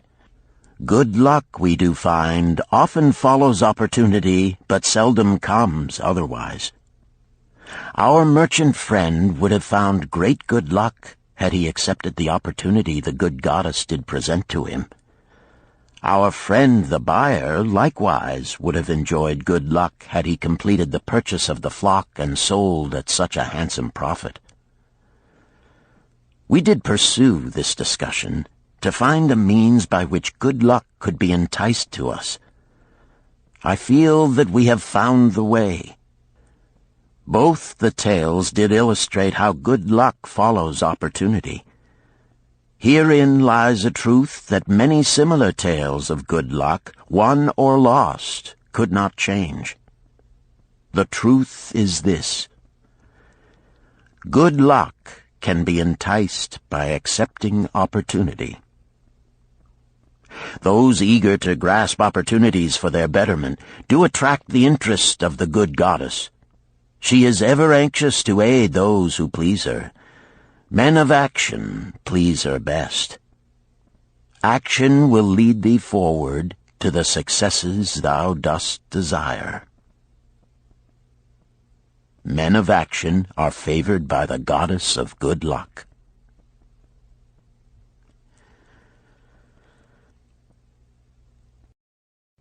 Chapter 5. The 5 Laws of Gold. A bag heavy with gold, or a clay tablet carved with words of wisdom. If thou hadst thy choice, which wouldst thou choose? By the flickering light from the fire of desert shrubs, the sun-tanned faces of the listeners gleamed with interest. "The gold! The gold!" chorused the 27. Old Calibab smiled knowingly. "Hark!" he resumed, raising his hand. "Hear the wild dogs out there in the night? They howl and wail because they are lean with hunger.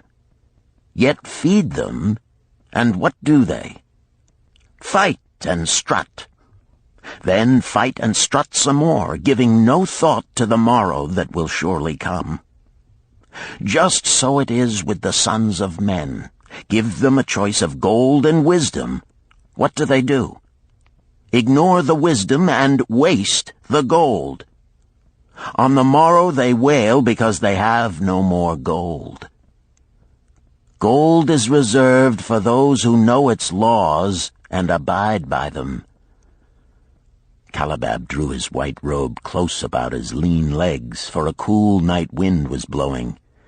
"Because thou hast served me faithfully upon our long journey, because thou cared well for my camels, because thou toiled uncomplainingly across the hot sands of the desert, because thou fought bravely the robbers that sought to despoil my merchandise, I will tell thee this night the tale of the 5 laws of gold, such a tale as thou never hast heard before.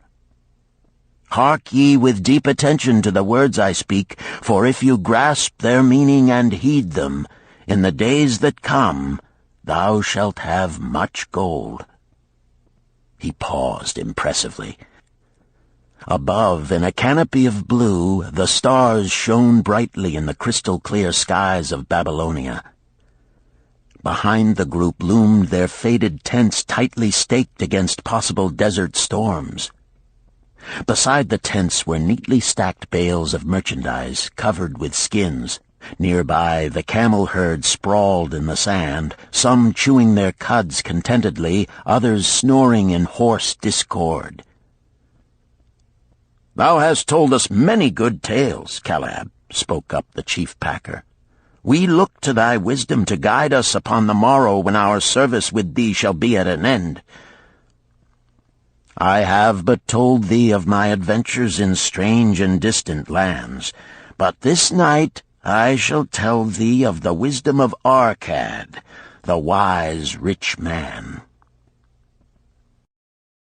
"Much have we heard of him," acknowledged the chief packer, "for he was the richest man that ever lived in Babylon." "The richest man he was, and that because he was wise in the ways of gold, even as no man had ever been before him. This night shall I tell you of his great wisdom as it was told to me by Nomasir, his son, many years ago in Nineveh, when I was but a lad. My master and myself had tarried long into the night in the palace of Nomasir. I had helped my master bring great bundles of fine rugs, each one to be tried by Nomasir until his choice of colors was satisfied. At last he was well pleased, and commanded us to sit with him and to drink a rare vintage, odorous to the nostrils and most warming to my stomach, which was unaccustomed to such a drink. Then did he tell us this tale of the great wisdom of Arkad, his father, even as I shall tell it to you. In Babylon it is the custom, as you know, that the sons of wealthy fathers live with their parents in expectation of inheriting the estate. Arkad did not approve of this custom. Therefore, when Nomasir reached the man's estate, he sent for the young man and addressed him. "My son, it is my desire that thou succeed to my estate. Thou must, however, first prove that thou art capable of wisely handling it. Therefore, I wish that thou go out into the world and show thy ability both to acquire gold and to make thyself respected among men. To start thee well, I will give thee 2 things of which I myself was denied when I started as a poor youth to build up a fortune. First, I give thee this bag of gold. If thou use it wisely, it will be the basis of thy future success. Second, I give thee this clay tablet upon which is carved the 5 laws of gold. If thou dost but interpret them in thy own acts, they shall bring thee competence and security. 10 years from this day come thou back to the house of thy father and give account of thyself. If thou prove worthy, I will then make thee the heir to my estate. Otherwise I will give it to the priests that they may barter for my soul the kind consideration of the gods."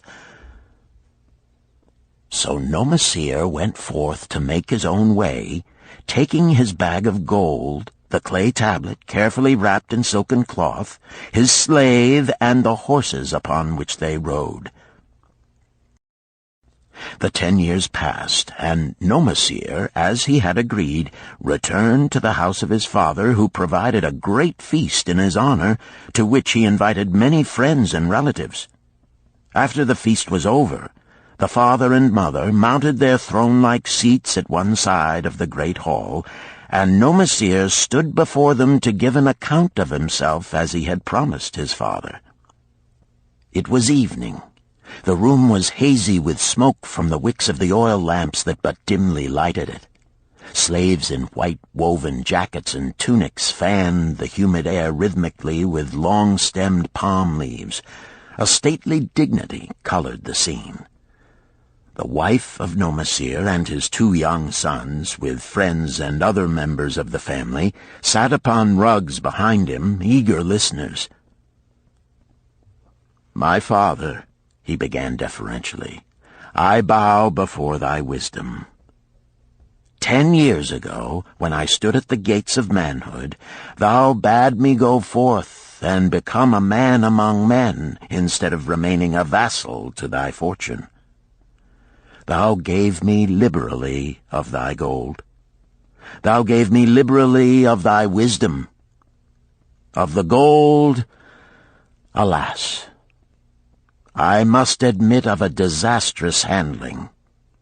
It fled indeed from my inexperienced hands, even as a wild hare flees at the first opportunity from the youth who captures it." The father smiled indulgently. "Continue, my son. Thy tale interests me in all its details." I decided to go to Nineveh, as it was a growing city, believing that I might find there opportunities. I joined a caravan, and among its members made numerous friends. 2 well-spoken men who had a most beautiful white horse, as fleet as the wind, were among these. As we journeyed, they told me in confidence that in Nineveh was a wealthy man who owned a horse so swift that it had never been beaten. Its owner believed that no horse living could run with greater speed. Therefore would he wager any sum, however large, that his horse could outspeed any horse in all Babylonia. Compared to their horse, so my friend said, it was but a lumbering ass that could be beaten with ease. They offered, as a great favor, to permit me to join them in a wager. I was quite carried away with the plan. Our horse was badly beaten, and I lost much of my gold. The father laughed. Later, I discovered that this was a deceitful plan of these men, and they constantly journeyed with caravans seeking victims. You see, the man in Nineveh was their partner and shared with them the bets he won. This shrewd deceit taught me my first lesson in looking out for myself. I was soon to learn another, equally bitter. In the caravan was another young man with whom I became quite friendly. He was the son of wealthy parents and, like myself, journeying to Nineveh to find a suitable location. Not long after our arrival, he told me that a merchant had died, and his shop with its rich merchandise and patronage could be secured at a paltry price. Saying that we would be equal partners, but first he must return to Babylon to secure his gold, he prevailed upon me to purchase the stock with my gold, agreeing that his would be used later to carry on our venture. He long delayed the trip to Babylon, proving in the meantime to be an unwise buyer and a foolish spender.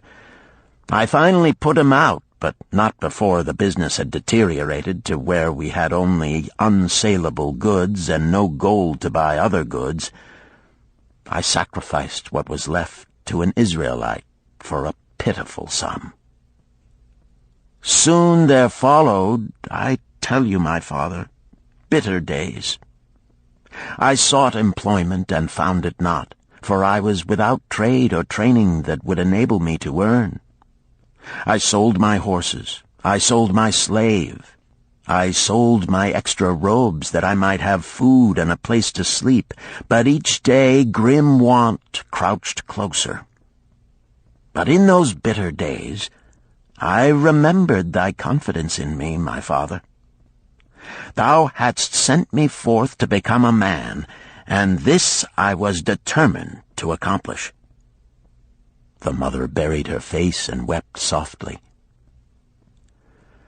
At this time I bethought me of the table thou had given to me, upon which thou had carved the 5 laws of gold. Thereupon I read most carefully thy words of wisdom, and realized that had I but sought wisdom first, my gold would not have been lost to me. I learned by heart each law, and determined that when once more the goddess of good fortune smiled upon me, I would be guided by the wisdom of age, and not by the inexperience of youth. For the benefit of you who are seated here this night, I will read the wisdom of my father as engraved upon the clay tablet which he gave to me 10 years ago. The 5 laws of gold. 1. Gold cometh gladly and in increasing quantity to any man who will put by not less than 1/10 of his earnings to create an estate for his future and that of his family. 2. Gold laboreth diligently and contentedly for the wise owner who finds for it profitable employment, multiplying even as the flocks of the field. 3. Gold clingeth to the protection of the cautious owner who invests it under the advice of men wise in its handling. 4. Gold slippeth away from the man who invests it in businesses or purposes with which he is not familiar, or which are not approved by those skilled in its keep. 5. Gold flees the man who would force it to impossible earnings, or who followeth the alluring advice of tricksters and schemers, or who trusts it to his own inexperience and romantic desires in investment. These are the 5 laws of gold as written by my father. I do proclaim them as of greater value than gold itself, as I will show by the continuance of my tale. He again faced his father. I have told thee of the depth of poverty and despair to which my inexperience brought me. However, there is no chain of disasters that will not come to an end. Mine came when I secured employment managing a crew of slaves working upon the new outer wall of the city. Profiting from my knowledge of the first law of gold, I saved a copper from my first earnings, adding to it at every opportunity until I had a piece of silver. It was a slow procedure, for one must live. I did spend grudgingly, I admit, because I was determined to earn back before the 10 years were over as much gold as you, my father, had given to me. One day the slave-master with whom I had become quite friendly said to me, "Thou art a thrifty youth who spends not wantonly what he earns. Hast thou gold put by that is not earning?" "Yes," I replied. "It is my greatest desire to accumulate gold, to replace that which my father gave to me and which I have lost. 'Tis a worthy ambition, I will grant. And do you know that the gold which you have saved can work for you and earn much more gold?" "Alas, my experience has been bitter, for my father's gold has fled from me, and I am in much fear lest my own do the same." "If thou hast confidence in me, I will give thee a lesson in the profitable handling of gold," he replied. "Within a year the outer wall will be complete and ready for the great gates of bronze that will be built at each entrance to protect the city from the king's enemies. In all Nineveh there is not enough metal to make these gates, and the king has not thought to provide it. Here is my plan. A group of us will pool our gold and send a caravan to the mines of copper and tin which are distant, and bring to Nineveh the metal for the gates. When the king says, 'Make the great gates,' we alone can supply the metal, and a rich price he will pay. If the king will not buy from us, we will yet have the metal which can be sold for a fair price." In his offer, I recognized an opportunity to abide by the third law and invest my savings under the guidance of wise men. Nor was I disappointed. Our pool was a success, and my small store of gold was greatly increased by the transaction. In due time I was accepted as a member of this same group in other ventures. They were men wise in the profitable handling of gold. They talked over each plan presented with great care before entering upon it. They would take no chance on losing their principal or tying it up in unprofitable investments from which their gold could not be recovered.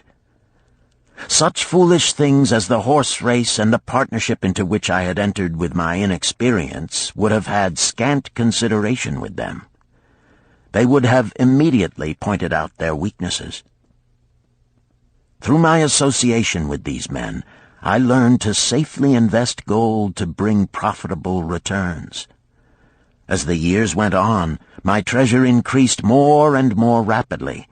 I not only made back as much as I lost, but much more. Through my misfortunes, my trials, and my success, I have tested time and again the wisdom of the 5 laws of gold, my father, and have proven them true in every test. To him who is without knowledge of the 5 laws, gold comes not often, and goeth away quickly. But to him who abide by the 5 laws, gold comes and works as his dutiful slave. Nomasir ceased speaking and motioned to a slave in the back of the room. The slave brought forward one at a time 3 heavy leather bags. One of these Nomasir took and placed upon the floor before his father, addressing him again. "Thou didst give to me a bag of gold, Babylon gold. Behold, in its place I do return to thee a bag of Nineveh gold of equal weight, an equal exchange, as all will agree. Thou didst give to me a clay tablet inscribed with wisdom. Behold, in its stead I do return 2 bags of gold." So saying, he took from the slave the other 2 bags, and likewise placed them upon the floor before his father. "This I do to prove to thee, my father, of how much greater value I consider thy wisdom than thy gold. Yet who can measure in bags of gold the value of wisdom?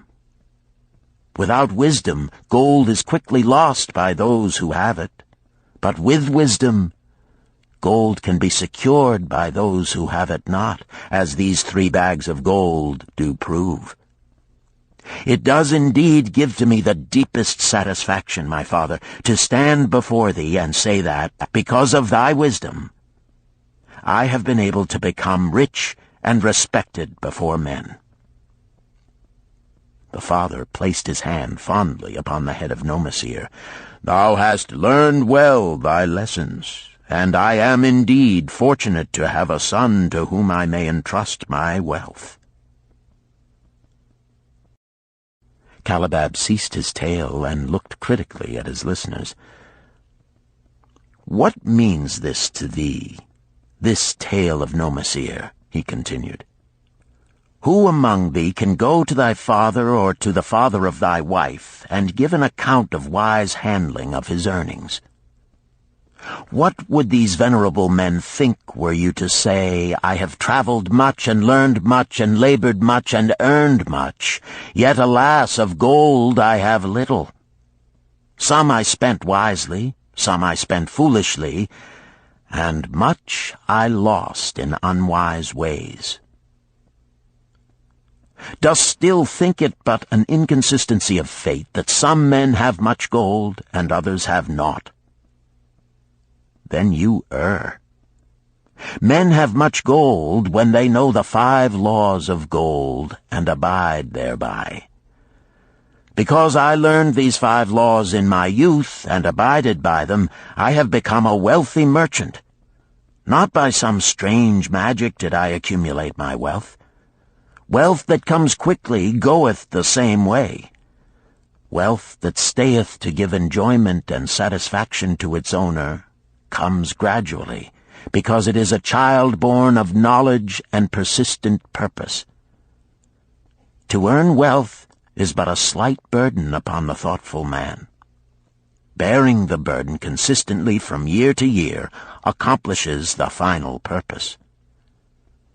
The 5 laws of gold offer to thee a rich reward for their observance.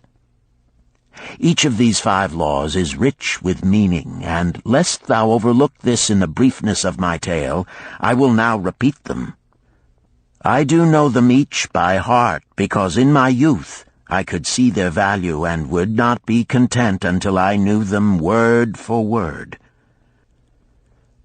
The first law of gold. Gold cometh gladly and in increasing quantity to any man who will put by not less than 1/10 of his earnings to create an estate for his future and that of his family. Any man who will put by 1/10 of his earnings consistently and invest it wisely will surely create a valuable estate that will provide an income for him in the future and further guarantee safety for his family in case the gods call him to the world of darkness. This law always saith that gold cometh gladly to such a man. I can truly certify this in my own life. The more gold I accumulate, the more readily it comes to me, and in increased quantities. The gold which I save earns more, even as yours will, and its earnings earn more, and this is the working out of the first law. The second law of gold. Gold laboreth diligently and contentedly for the wise owner who finds for it profitable employment, multiplying even as the flocks of the field. Gold indeed is a willing worker. It is ever eager to multiply when opportunity presents itself. To every man who hath a store of gold set by, opportunity comes for its most profitable use. As the years pass, it multiplies itself in surprising fashion. The third law of gold. Gold clingeth to the protection of the cautious owner who invests it under the advice of men wise in its handling. Gold indeed clingeth to the cautious owner, even as it flees the careless owner. The man who seeks the advice of men wise in handling gold soon learneth not to jeopardize his treasure, but to preserve in safety and to enjoy in contentment its consistent increase. This ends Disc 2. The Richest Man in Babylon, Disc 3. The fourth law of gold. Gold slippeth away from the man who invests it in businesses or purposes with which he is not familiar or which are not approved by those skilled in its keep. To the man who hath gold yet is not skilled in its handling, many uses for it appear most profitable. Too often these are fraught with danger of loss, and if properly analyzed by wise men, show small possibility of profit. Therefore, the inexperienced owner of gold who trusts to his own judgment and invests it in businesses or purposes with which he is not familiar, too often finds his judgment imperfect and pays with his treasure for his inexperience. Wise indeed is he who investeth his treasures under the advice of men skilled in the ways of gold. the 5th law of gold. Gold flees the man who would force it to impossible earnings, or who followeth the alluring advice of tricksters and schemers, or who trusts it to his own inexperience and romantic desires in investment. Fanciful propositions that thrill like adventure tales always come to the new owner of gold. These appear to endow his treasure with magic powers that will enable it to make impossible earnings. Yet heed ye the wise men, for verily they know the risks that lurk behind every plan to make great wealth suddenly. Forget not the rich men of Nineveh, who would take no chance of losing their principal or tying it up in unprofitable investments. This ends my tale of the 5 laws of gold. In telling it to thee, I have told the secrets of my own success. Yet they are not secrets, but truths which every man must first learn and then follow, who wishes to step out of the multitude that, like yon wild dogs, must worry each day for food to eat. Tomorrow we enter Babylon. Look, see the fire that burns eternal above the temple of Bel? We are already in sight of the golden city. Tomorrow each of thee shall have gold, the gold thou hast so well earned by thy faithful services. 10 years from this night, what can you tell about this gold? If there be men among you who, like Nomasir, will use a portion of their gold to start for themselves an estate and be thenceforth wisely guided by the wisdom of Arkad, 10 years from now, 'tis a safe wager, like the son of Arkad, they will be rich and respected among men. Our wise acts accompany us through life to please us and to help us, just as surely our unwise acts follow us to plague and torment us. Alas, they cannot be forgotten. In the front rank of the torments that do follow us are the memories of the things we should have done, of the opportunities which came to us, and we took not. Rich are the treasures of Babylon, so rich no man can count their value in pieces of gold. Each year they grow richer and more valuable. Like the treasures of every land, they are a reward, a rich reward awaiting those men of purpose who determine to secure their just share. In the strength of thine own desires is a magic power. Guide this power with thy knowledge of the 5 laws of gold, and thou shalt share the treasures of Babylon.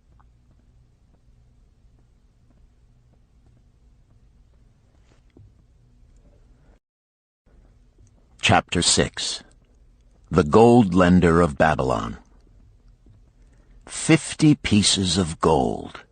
Never before had Rodan, the spearmaker of old Babylon, carried so much gold in his leather wallet. Happily down the king's highway from the palace of his most liberal majesty he strode. Cheerfully the gold clinked as the wallet at his belt swayed with each step, the sweetest music he had ever heard. 50 pieces of gold, all his. He could hardly realize his good fortune. What power in those clinking discs! They could purchase anything he wanted. A grand house, land, cattle, camels, horses, chariots, whatever he might desire. What use should he make of it? This evening, as he turned into a side street toward the home of his sister, he could think of nothing he would rather possess than those same glittering, heavy pieces of gold, his to keep. It was upon an evening some days later that a perplexed Rodan entered the shop of Mathon, the lender of gold and dealer in jewels and rare fabrics. Glancing neither to the right nor the left at the colorful articles artfully displayed, he passed through to the living quarters at the rear. Here he found the genteel Mathon lounging upon a rug partaking of a meal served by a black slave. I would counsel with thee, for I know not what to do." Rodan stood stolidly, feet apart, hairy breast exposed by the gaping front of his leather jacket. Mathon's narrow, sallow face smiled a friendly greeting. "What indiscretions hast thou done that thou shouldst seek the lender of gold? Hast been unlucky at the gaming table? Or hath some plump dame entangled thee? For many years have I known thee, yet never hast thou sought me to aid thee in thy troubles. No, no, not such as that. I seek no gold. Instead I crave thy wise advice. Hear, hear, what this man doth say. No one comes to the lender of gold for advice. My ears must play me false. They listen true. Can this be so? Rodan, the spear-maker, doth display more cunning than all the rest, for he comes to Mathon not for gold, but for advice. Many men come to me for gold to pay for their follies, but as for advice, they want it not.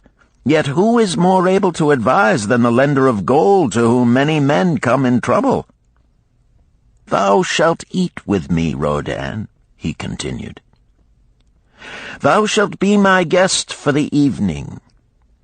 Ando," he commanded of the black slave, "draw up a rug for my friend Rodan, the spear-maker, who comes for advice. He shall be mine honored guest. Bring to him much food, and get for him my largest cup. Choose well of the best wine, that he may have satisfaction in the drinking. Now tell me, what troubles thee?" "It is the king's gift." "The king's gift? The king did make thee a gift, and it gives thee trouble? What manner of gift?" "Because he was much pleased with the design I did submit to him for a new point on the spears of the royal guard, he did present me with 50 pieces of gold, and now I am much perplexed. I am beseeched each hour the sun doth travel across the sky by those who would share it with me."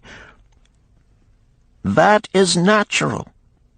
More men want gold than have it, and would wish one who comes by it easily to divide. But can you not say no? Is thy will not as strong as thy fist?" "To many I can say no, yet sometimes it would be easier to say yes. Can one refuse to share with one's sister to whom he is deeply devoted?" "Surely thy own sister would not wish to deprive thee of enjoying thy reward?"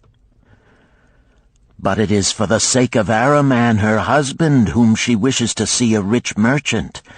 She does feel that he has never had a chance, and she beseeches me to loan to him this gold, that he may become a prosperous merchant and repay me from his profits." "My friend," resumed Mathon, "'tis a worthy subject thou bringest to discuss. Gold bringeth unto its possessor responsibility and a changed position with his fellow men. It bringeth fear lest he lose it, or it be tricked away from him. It bringeth a feeling of power and ability to do good.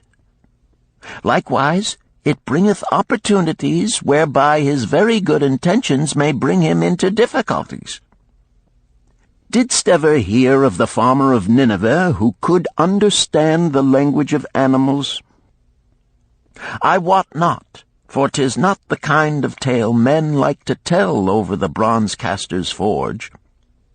I will tell it to thee, for thou shouldst know that to borrowing and lending there is more than the passing of gold from the hands of one to the hands of another. This farmer, who could understand what the animals said to each other, did linger in the farmyard each evening just to listen to their words. One evening he did hear the ox bemoaning to the ass the hardness of his lot. I do labor pulling the plow from morning until night, no matter how hot the day, or how tired my legs, or how the bow doth chafe my neck, still must I work. But you are a creature of leisure. You are trapped with a colorful blanket and do nothing more than carry our master about where he wishes to go. When he goes nowhere, you do rest and eat the green grass all the day." Now the ass, in spite of his vicious heels, was a goodly fellow and sympathized with the ox. "My good friend," he replied, "you do work very hard, and I would help ease your lot. Therefore will I tell you how you may have a day of rest. In the morning, when the slave comes to fetch you to the plow, lie upon the ground and bellow much, that he may say you are sick and cannot work." So the ox took the advice of the ass, and the next morning the slave returned to the farmer and told him the ox was sick and could not pull the plow. "Then," said the farmer, "hitch the ass to the plow, for the plowing must go on." All that day, the ass, who had only intended to help his friend, found himself compelled to do the ox's task. When night came and he was released from the plow, his heart was bitter, and his legs were weary, and his neck was sore where the bow had chafed it. The farmer lingered in the barnyard to listen. The ox began first. "You are my good friend. Because of your wise advice, I have enjoyed a day of rest." "And I," retorted the ass, "am like many another simple-hearted one who starts to help a friend and ends up by doing his task for him. Hereafter you draw your own plow, for I did hear the master tell the slave to send for the butcher were you sick again. I wish he would, for you are a lazy fellow." Thereafter they spoke to each other no more. This ended their friendship. "Canst thou tell the moral to this tale, Rodan?" "'Tis a good tale," responded Rodan, "but I see not the moral." "I thought not that you would, but it is there, and simple too. Just this: if you desire to help thy friend, do so in a way that will not bring thy friend's burdens upon thyself." "I had not thought of that. It is a wise moral. I wish not to assume the burdens of my sister's husband. But tell me, you lend to many. Do not the borrowers repay?" Mathon smiled the smile of one whose soul is rich with much experience.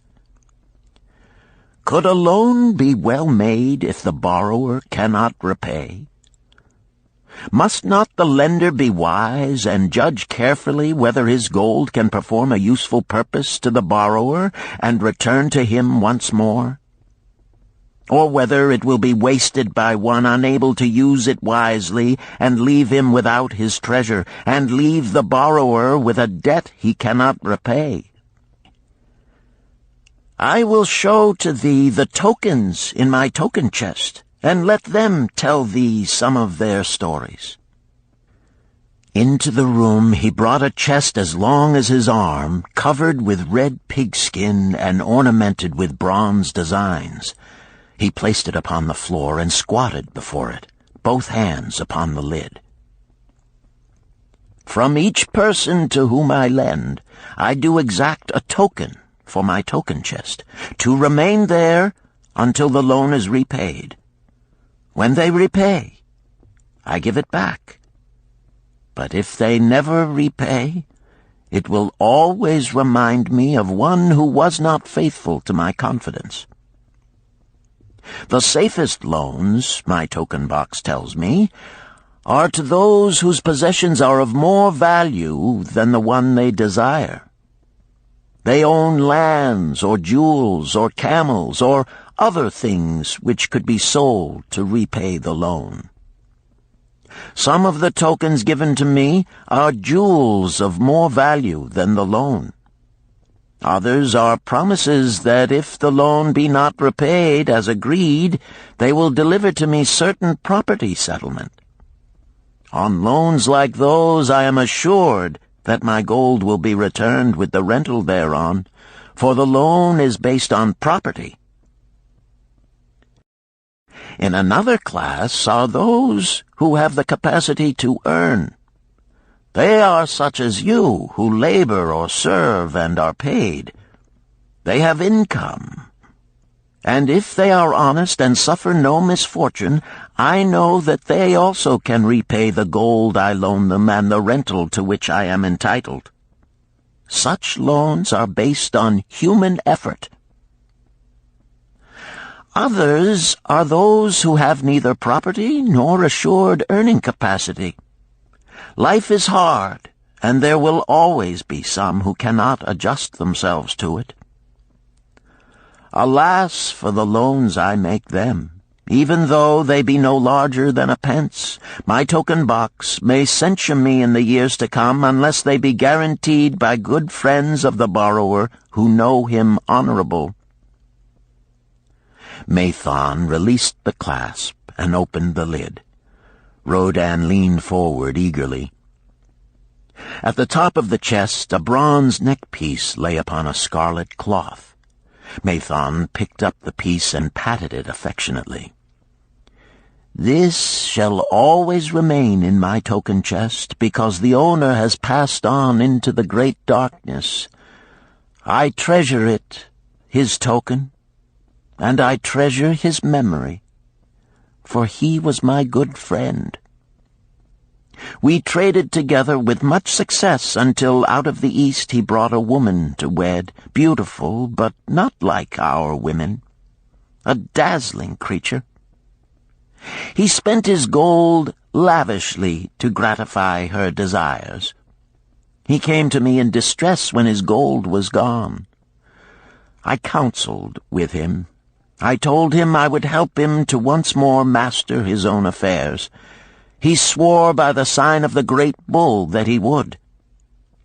But it was not to be. In a quarrel she thrust a knife into the heart he dared her to pierce." "And she?" questioned Rodan. "Yes, of course. This was hers." He picked up the scarlet cloth. "In bitter remorse she threw herself into the Euphrates. These 2 loans will never be repaid. The chest tells you, Rodan, that humans in the throes of great emotions are not safe risks for the gold lender. Here, now, this is different." He reached for a ring carved of oxbone. "This belongs to a farmer. I buy the rugs of his women. The locusts came, and they had not food. I helped him, and when the new crop came, he repaid me. Later he came again and told of strange goats in a distant land, as described by a traveler. They had long hair so fine and soft it would weave into rugs more beautiful than any ever seen in Babylon. He wanted a herd, but he had no money. So I did lend him gold to make the journey and bring back goats. Now his herd is begun, and next year I shall surprise the lords of Babylon with the most expensive rugs it has been their good fortune to buy. Soon I must return his ring. He doth insist on repaying promptly." "Some borrowers do that?" queried Rodan. "If they borrow for purposes that bring money back to them, I find it so. But if they borrow because of their indiscretions, I warn thee to be cautious if thou wouldst ever have thy gold back in hand again." "Tell me about this," requested Rodan, picking up a heavy gold bracelet inset with jewels in rare designs. "The women do appeal to my good friend," bantered Mathon. "I am still much younger than you," retorted Rodin. "I grant that, but this time thou doth suspicion romance where it is not. The owner of this is fat and wrinkled, and doth talk so much and say so little, she drives me mad. Once they had much money and were good customers, but ill times came upon them. She has a son of whom she would make a merchant. So she came to me and borrowed gold that he might become a partner of a caravan owner who travels with his camels, bartering in one city what he buys in another. This man proved a rascal, for he left the poor boy in a distant city without money and without friends, pulling out early while the youth slept. Perhaps when this youth has grown to manhood he will repay. Until then I get no rental for the loan, only much talk. But I do admit the jewels are worthy of the loan." "Did this lady ask thy advice as to the wisdom of the loan?" "Quite otherwise. She had pictured to herself this son of hers as a wealthy and powerful man of Babylon. To suggest the contrary was to infuriate her. A fair rebuke I had. I knew the risk for this inexperienced boy, but as she offered security, I could not refuse her." "This," continued Mathon, waving a bit of pack rope tied into a knot, "belongs to Nebator, the camel trader. When he would buy a herd larger than his funds, he brings to me this knot, and I lend to him according to his needs. He is a wise trader. I have confidence in his good judgment and can lend him freely. Many other merchants of Babylon have my confidence because of their honorable behavior. Their tokens come and go frequently in my token box.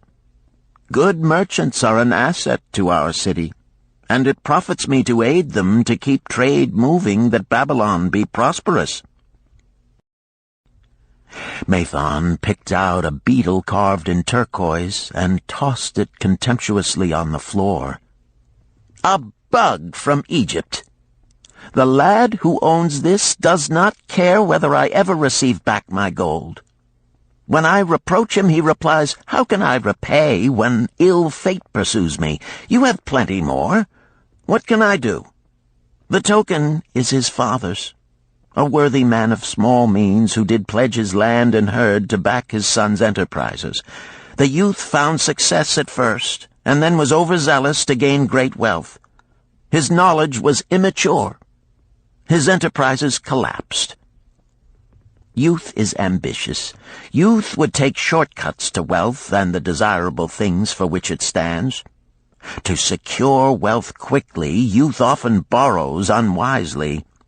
Youth, never having had experience, cannot realize that hopeless debt is like a deep pit into which one may descend quickly and where one may struggle vainly for many days.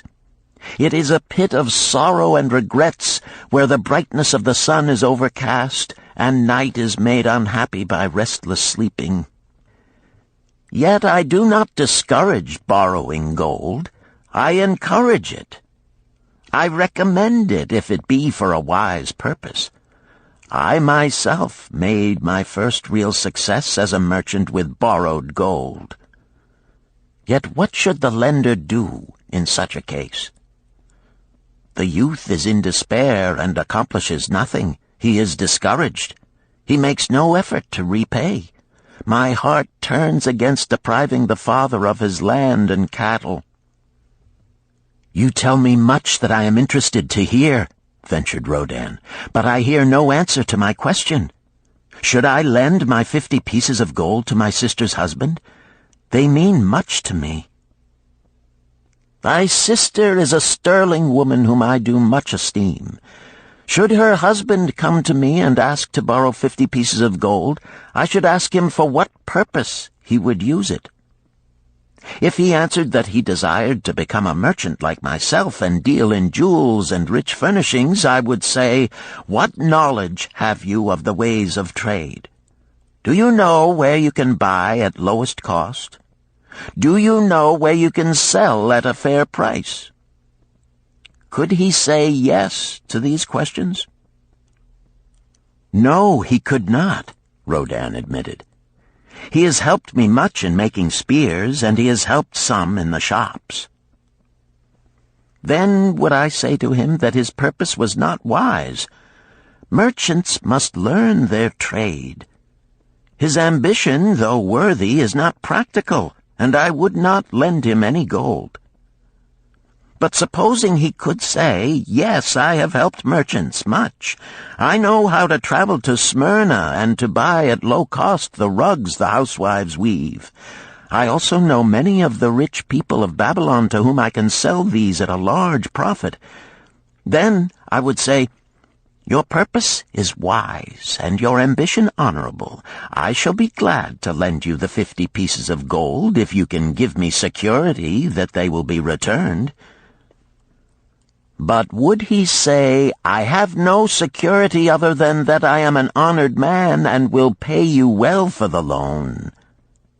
Then would I reply, I treasure much each piece of gold. Were the robbers to take it from you as you journeyed to Smyrna, or take the rugs from you as you returned, then you would have no means of repaying me, and my gold would be gone. Gold, you see, Rodin, is the merchandise of the lender of money. It is easy to lend. If it is lent unwisely, then it is difficult to get back. The wise lender wishes not the risk of the undertaking, but the guarantee of safe repayment. "'Tis well," he continued, "to assist those that are in trouble. 'Tis well to help those upon whom fate has laid a heavy hand. 'Tis well to help those who are starting, that they may progress and become valuable citizens. But help must be given wisely, lest, like the farmer's ass, in our desire to help, we but take upon ourselves the burden that belongs to another." Again I wandered from thy question, Rodin, but hear my answer. Keep thy 50 pieces of gold. What thy labor earns for thee and what is given thee for reward is thine own, and no man can put an obligation upon thee to part with it unless it do be thy wish. If thee wouldst lend it so that it may earn thee more gold, then lend with caution and in many places. I like not idle gold, even less I like too much of risk. How many years hast thou labored as a spear-maker? Fully 3. How much besides the king's gift hast saved? 3 gold pieces. Each year that thou hast labored, thou hast denied thyself good things to save from thine earnings 1 piece of gold? 'Tis as you say. Then mightest save in 50 years of labor 50 pieces of gold by thy self-denial? A lifetime of labor it would be. Thinkest thou thy sister would wish to jeopardize the savings of 50 years of labor over the bronze melting pot, that her husband might experiment on being a merchant? Not if I spoke in your words. Then go to her and say, 3 years I have labored each day except fast days, from morning until night, and I have denied myself many things that my heart craved. For each year of labor and self-denial, I have to show 1 piece of gold. Thou art my favored sister, and I wish that thy husband may engage in business in which he will prosper greatly. If he will submit to me a plan that seems wise and possible to my friend Mathon, then will I gladly lend to him my savings of an entire year, that he may have an opportunity to prove that he can succeed. Do that, I say, and if he has within him the soul to succeed, he can prove it. If he fails, he will not owe thee more than he can hope some day to repay. I am a gold lender because I own more gold than I can use in my own trade. I desire my surplus gold to labor for others and thereby earn more gold. I do not wish to take risk of losing my gold, for I have labored much and denied myself much to secure it. Therefore I will no longer lend any of it where I am not confident that it is safe and will be returned to me. Neither will I lend it where I am not convinced that its earnings will be promptly paid to me. I have told to thee, Rodan, a few of the secrets of my token chest. From them you may understand the weakness of men and their eagerness to borrow that which they have no certain means to repay. From this you can see how often their high hopes of the great earnings they could make if they but had gold are but false hopes they have not the ability or training to fulfill. Thou, Rodan, now have gold which thou shouldst put to earning more gold for thee. Thou art about to become, even as I, a gold lender. If thou dost safely preserve thy treasure, it will produce liberal earnings for thee, and be a rich source of pleasure and profit during all thy days. But if thou dost let it escape from thee, it will be a source of constant sorrow and regret as long as thy memory doth last. What desirest thou most of this gold in thy wallet? To keep it safe. Wisely spoken, replied Mathon approvingly. Thy first desire is for safety.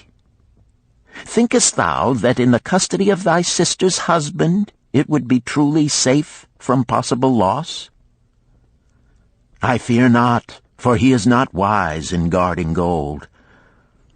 Then be not swayed by foolish sentiments of obligation to trust thy treasure to any person. If thou wouldst help thy family or thy friends, find other ways than risking the loss of thy treasure. Forget not that gold slippeth away in unexpected ways from those unskilled in guarding it. As well waste thy treasure in extravagance as let others lose it for thee.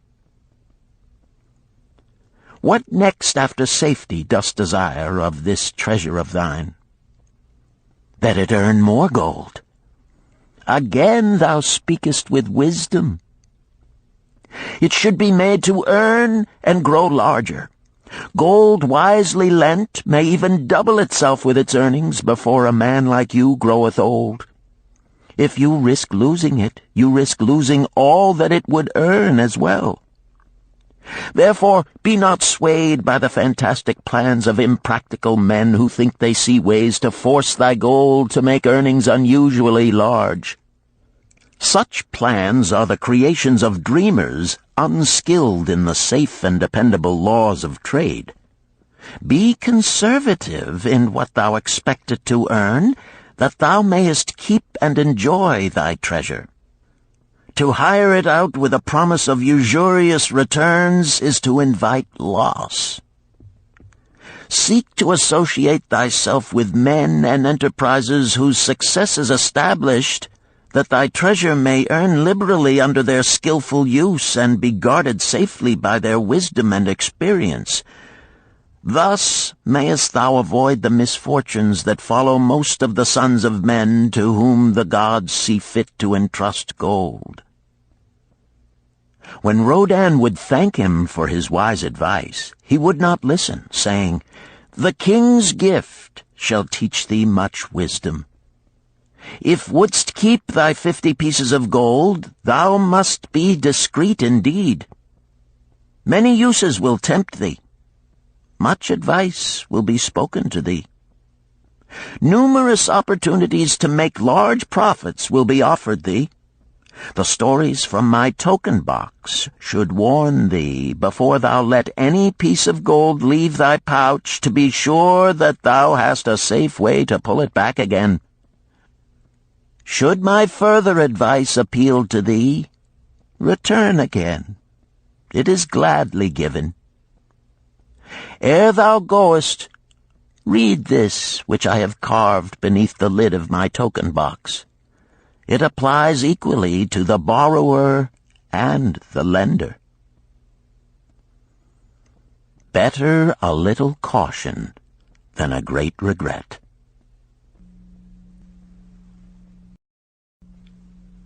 Chapter 7. The Walls of Babylon. Old Banzar, grim warrior of another day, stood guard at the passageway leading to the top of the ancient walls of Babylon. Up above, valiant defenders were battling to hold the walls. Upon them depended the future existence of this great city with its hundreds of thousands of citizens. Over the walls came the roar of the attacking armies, the yelling of many men, the trampling of thousands of horses, the deafening boom of the battering rams pounding the bronzed gates. In the street behind the gate lounged the spearmen, waiting to defend the entrance should the gates give way. They were but few for the task. The main armies of Babylon were with their king, far away in the east on a great expedition against the Elamites. No attack upon the city having been anticipated during their absence, the defending forces were small. Unexpectedly from the north bore down the mighty armies of the Assyrians, and now the walls must hold or Babylon was doomed. About Banzar were great crowds of citizens, white-faced and terrified, eagerly seeking news of the battle. With hushed awe they viewed the stream of wounded and dead being carried or led out of the passageway.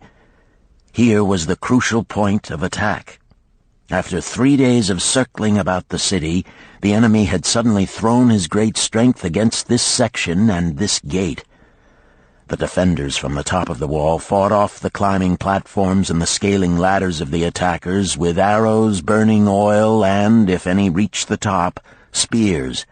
Against the defenders, thousands of the enemy's archers poured a deadly barrage of arrows. Old Banzar had the vantage point for news. He was closest to the conflict and first to hear of each fresh repulse of the frenzied attackers. An elderly merchant crowded close to him, his palsied hands quivering. Tell me, he pleaded. They cannot get in. My sons are with the good king. There is no one to protect my old wife. My goods, they will steal all. My food, they will leave nothing. We are old, too old to defend ourselves, too old for slaves. We shall starve, we shall die. Tell me they cannot get in. Calm thyself, good merchant, the guard responded. The walls of Babylon are strong. Go back to the bazaar and tell your wife that the walls will protect you and all of your possessions as safely as they protect the rich treasures of the king. Keep close to the walls, lest the arrows flying over strike you. A woman with a babe in arms took the old man's place as he withdrew. Sergeant, what news from the top? Tell me truly that I may reassure my poor husband. He lies with fever from his terrible wounds, yet insists upon his armor and his spear to protect me, who am with child. Terrible, he says, will be the vengeful lust of our enemies should they break in. Be thou good of heart, thou mother that is and is again to be. The walls of Babylon will protect you and your babes. They are high and strong. Hear ye not the yells of our valiant defenders as they empty the cauldrons of burning oil upon the ladder scalers? Yes, that do I hear, and also the roar of the battering rams that do hammer at our gates. Back to thy husband. Tell him the gates are strong and withstand the rams. Also that the scalers climb the walls, but to receive the waiting spear thrust. Watch thy way, and hasten behind yon buildings. Banzar stepped aside to clear the passage for heavily armed reinforcements, as, with clanking bronze shields and heavy tread they tramped by, a small girl plucked at his girdle. "Tell me, soldier, are we safe?" she pleaded. "I hear the awful noises. I see the men all bleeding. I am so frightened. What will become of our family, of my mother, little brother, and the baby?" The grim old campaigner blinked his eyes and thrust forward his chin as he beheld the child. "Be not afraid, little one," he reassured her. "The walls of Babylon will protect you and mother and little brother and the baby. It was for the safety of such as you that the good Queen Semiramis built them over 100 years ago. Never have they been broken through. Go back and tell your mother and little brother and the baby that the walls of Babylon will protect them, and they need have no fear." Day after day, old Banzar stood at his post and watched the reinforcements file up the passageway, there to stay and fight until, wounded or dead, they came down once more. Around him unceasingly crowded the throngs of frightened citizens, eagerly seeking to learn if the walls would hold. To all he gave his answer with the fine dignity of an old soldier: "The walls of Babylon will protect you." For 3 weeks and 5 days the attack waged with scarcely ceasing violence. Harder and grimmer set the jaw of Banzar as the passage behind, wet with the blood of the many wounded, was churned into mud by the never-ceasing streams of men passing up and staggering down. Each day the slaughtered attackers piled up in heaps before the wall. Each night they were carried back and buried by their comrades. Upon the 5th night of the 4th week, the clamor without diminished. The first streaks of daylight illuminated the plains, disclosed great clouds of dust raised by the retreating armies. A mighty shout went up from the defenders. There was no mistaking its meaning. It was repeated by the waiting troops behind the walls. It was echoed by the citizens upon the streets. It swept over the city with the violence of a storm. People rushed from the houses. The streets were jammed with a throbbing mob. The pent-up fear of weeks found an outlet in the wild chorus of joy. From the top of the high tower of the Temple of Bel burst forth the flames of victory. Skyward floated the column of blue smoke to carry the message far and wide. The walls of Babylon had once again repulsed a mighty and vicious foe determined to loot her rich treasures and to ravish and enslave her citizens. Babylon endured century after century because it was fully protected. It could not afford to be otherwise. The walls of Babylon were an outstanding example of man's need and desire for protection. This desire is inherent in the human race. It is just as strong today as it ever was, but we have developed broader and better plans to accomplish the same purpose. In this day, behind the impregnable walls of insurance, savings accounts, and dependable investments, we can guard ourselves against the unexpected tragedies that may enter any door and seat themselves before any fireside. We cannot afford to be without adequate protection.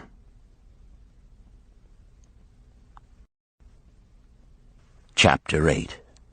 The Camel Trader of Babylon. The hungrier one becomes, the clearer one's mind works.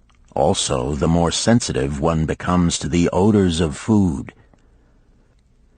Tarkad, the son of Azure, certainly thought so. For 2 whole days he had tasted no food except 2 small figs purloined from over the wall of a garden. Not another could he grab before the angry woman rushed forth and chased him down the street. Her shrill cries were still ringing in his ears as he walked through the marketplace. They helped him to restrain his restless fingers from snatching the tempting fruits from the baskets of the market women. Never before had he realized how much food was brought to the markets of Babylon and how good it smelled. Leaving the market, he walked across to the inn and paced back and forth in front of the eating house. Perhaps here he might meet someone he knew, someone from whom he could borrow a copper that would gain him a smile from the unfriendly keeper of the inn and, with it, a liberal helping. Without the copper, he knew all too well how unwelcome he would be. In his abstraction, he unexpectedly found himself face to face with the one man he wished most to avoid, the tall, bony figure of Dabasir, the camel trader. Of all the friends and others from whom he had borrowed small sums, Dabasir made him feel the most uncomfortable because of his failure to keep his promises to repay promptly. Dabasir's face lighted up at the sight of him. "Ha! 'Tis Tarkad, just the one I have been seeking, that he might repay the 2 pieces of copper which I lent him a moon ago. Also the piece of silver which I lent to him before that. We are well met. I can make good use of the coins this very day. What say, boy, what say?" Tarkad stuttered, and his face flushed. He had naught in his empty stomach to nerve him to argue with the outspoken Dabasir. "I am sorry, very sorry," he mumbled weakly. "But this day I have neither the copper nor the silver with which I could repay." "Then get it," Dabasir insisted. "Surely thou canst get hold of a few coppers and a piece of silver to repay the generosity of an old friend of thy father, who aided thee whence thou wast in need." "'Tis because ill fortune does pursue me that I cannot pay." "Ill fortune? Wouldst blame the gods for thine own weakness? Ill fortune pursues every man who thinks more of borrowing than of repaying. Come with me, boy, while I eat. I am hungry, and I would tell thee a tale." Tarkad flinched from the brutal frankness of Dabasir, but here at least was an invitation to enter the coveted doorway of the eating-house. Dabasir pushed him to a far corner of the room where they seated themselves upon small rugs. When Koskor, the proprietor, appeared smiling, Dabasir addressed him with his usual freedom. "Fat lizard of the desert, bring to me a leg of the goat, very brown, with much juice, and bread and all of the vegetables, for I am hungry and want much food. Do not forget my friend here. Bring to him a jug of water. Have it cooled, for the day is hot." Tarkad's heart sank. Must he sit here and drink water while he watched this man devour an entire goat leg? He said nothing. He thought of nothing he could say. Dabasir, however, knew no such thing as silence. Smiling and waving his hand good-naturedly to the other customers, all of whom knew him, he continued. "I did hear from a traveler just returned from Urfa of a certain rich man who has a piece of stone cut so thin that one can look through it. He put it in the window of his house to keep out the rains. It is yellow, so this traveler does relate, and he was permitted to look through it, and all the outside world looks strange and not like it really is. What say you to that, Tarkad? Thinkest all the world could look to a man a different color from what it is?" "I dare say," responded the youth, much more interested in the fat leg of goat placed before Dabasir. "Well, I know it to be true, for I, myself, have seen the world all of a different color from what it really is, and the tale I am about to tell relates how I came to see it in its right color once more." "Dabasir will tell a tale," whispered a neighboring diner to his neighbor, and dragged his rug close. Other diners brought their food and crowded in a semicircle. They crunched noisily in the ears of Tarkad and brushed him with their meaty bones. He alone was without food. Dabasir did not offer to share with him, nor even motion him to a small corner of the hard bread that was broken off and had fallen from the platter to the floor. "The tale that I am about to tell," began Dabasir, pausing to bite a goodly chunk from the goat leg, "relates to my early life and how I came to be a camel trader.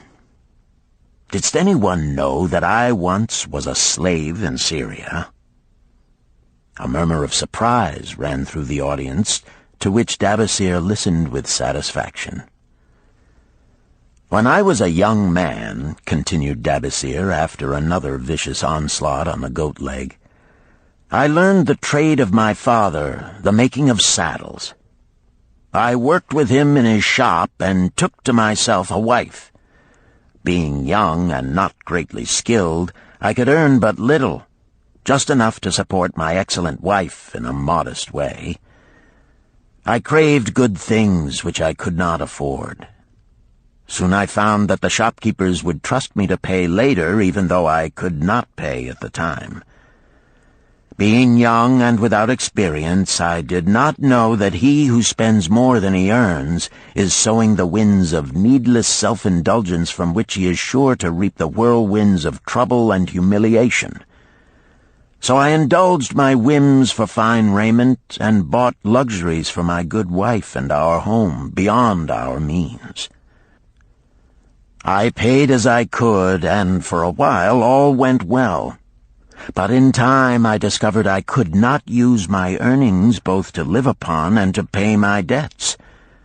Creditors began to pursue me to pay for my extravagant purchases, and my life became miserable.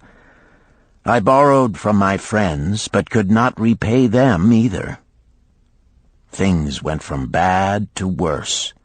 My wife returned to her father, and I decided to leave Babylon and seek another city where a young man might have better chances. For 2 years I had a restless and unsuccessful life working for caravan traders. From this I fell in with a set of likable robbers who scoured the desert for unarmed caravans. Such deeds were unworthy of the son of my father, but I was seeing the world through a colored stone and did not realize to what degradation I had fallen. We met with success on our first trip, capturing a rich haul of gold and silks and valuable merchandise. This loot we took to Ganir and squandered. The second time we were not so fortunate. Just after we had made our capture, we were attacked by the spearsmen of a native chief to whom the caravans paid for protection. Our 2 leaders were killed, and the rest of us were taken to Damascus, where we were stripped of our clothing and sold as slaves. I was purchased for 2 pieces of silver by a Syrian desert chief. With my hair shorn and but a loincloth to wear, I was not so different from the other slaves. Being a reckless youth, I thought it merely an adventure until my master took me before his 4 wives and told them they could have me for a eunuch. Then, indeed, did I realize the hopelessness of my situation. These men of the desert were fierce and warlike. I was subject to their will without weapons or means of escape. Fearful I stood as those 4 women looked me over. I wondered if I could expect pity from them. Sirah, the first wife, was older than the others. Her face was impassive as she looked upon me. I turned from her with little consolation. The next was a contemptuous beauty who gazed at me as indifferently as if I had been a worm of the earth. The 2 younger ones tittered as though it were all an exciting joke. It seemed an age that I stood waiting sentence. Each woman appeared willing for the others to decide. Finally, Sirah spoke up in a cold voice. "Of eunuchs we have plenty, but of camel-tenders we have few, and they are a worthless lot. Even this day I would visit my mother who is sick with the fever, and there is no slave I would trust to lead my camel. Ask this slave if he can lead a camel." My master thereupon questioned me, "What know you of camels?" Striving to conceal my eagerness, I replied, "I can make them kneel, I can load them, I can lead them on long trips without tiring. If need be, I can repair their trappings." "The slave speaks forward enough," observed my master. "If thou so desire, Sirah, take this man for thy camel-tender." So I was turned over to Sirah, and that day I led her camel upon a long journey to her sick mother. I took the occasion to thank her for her intercession, and also to tell her that I was not a slave by birth, but the son of a freeman, an honorable saddle-maker of Babylon. I also told her much of my story. Her comments were disconcerting to me, and I pondered much afterward on what she said. How can you call yourself a free man when your weakness has brought you to this? If a man has in himself the soul of a slave, will he not become one no matter what his birth, even as water seeks its level? If a man has within him the soul of a free man, will he not become respected and honored in his own city in spite of his misfortune? For over a year I was a slave and lived with the slaves, but I could not become as one of them. One day Sira asked me, "In the eventime, when the other slaves can mingle and enjoy the society of each other, why dost thou sit in thy tent alone?" To which I responded, "I am pondering what you have said to me. I wonder if I have the soul of a slave. I cannot join them, so I must sit apart." "I, too, must sit apart," she confided. "My dowry was large, and my lord married me because of it. Yet he does not desire me. What every woman longs for is to be desired. Because of this, and because I am barren and have neither son nor daughter, must I sit apart. Were I a man, I would rather die than be such a slave, but the conventions of our tribe make slaves of women." "What think thou of me by this time?" I asked her suddenly. "Have I the soul of a man, or have I the soul of a slave?" "Have you a desire to repay the just debts you owe in Babylon?" she parried. "Yes, I have the desire, but I see no way." "If thou contentedly let the years slip by and make no effort to repay, then thou hast but the contemptible soul of a slave. No man is otherwise who cannot respect himself, and no man can respect himself who does not repay honest debts." "But what can I do who am a slave in Syria?" "Stay a slave in Syria, thou weakling." "I am not a weakling," I denied hotly. "Then prove it." "How?" "Does not thy great king fight his enemies in every way he can and with every force he has? Thy debts are thy enemies. They ran thee out of Babylon. You left them alone, and they grew too strong for thee. Hadst fought them as a man, thou couldst have conquered them and been one honored among the townspeople. But thou had not the soul to fight them, and behold, thy pride hast gone down until thou art a slave in Syria." Much I thought over her unkind accusations, and many defensive phrases I worded to prove myself not a slave at heart. But I was not to have the chance to use them. 3 days later, the maid of Sira took me to her mistress. "My mother is again very sick," she said. "Saddle the 2 best camels in my husband's herd.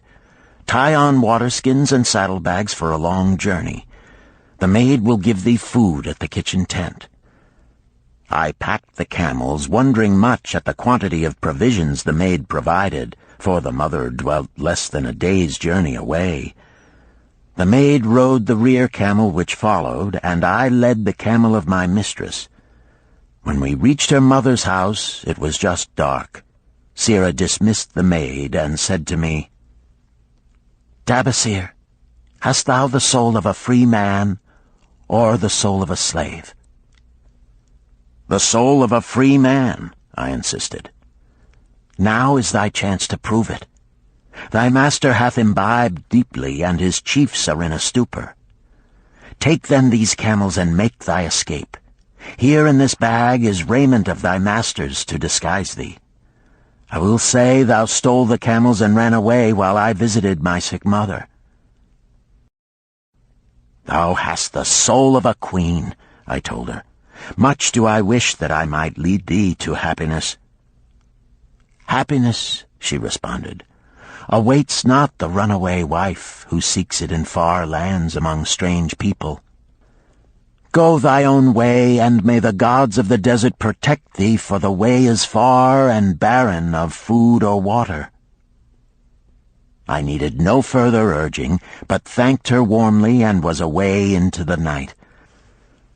I knew not this strange country, and had only a dim idea of the direction in which lay Babylon, but struck out bravely across the desert toward the hills. One camel I rode, and the other I led. All that night I traveled, and all the next day, urged on by the knowledge of the terrible fate that was meted out to slaves who stole their master's property and tried to escape. Late that afternoon, I reached a rough country as uninhabitable as the desert. The sharp rocks bruised the feet of my faithful camels, and soon they were picking their way slowly and painfully along. I met neither man nor beast, and could well understand why they shunned this inhospitable land. It was such a journey from then on as few men live to tell of.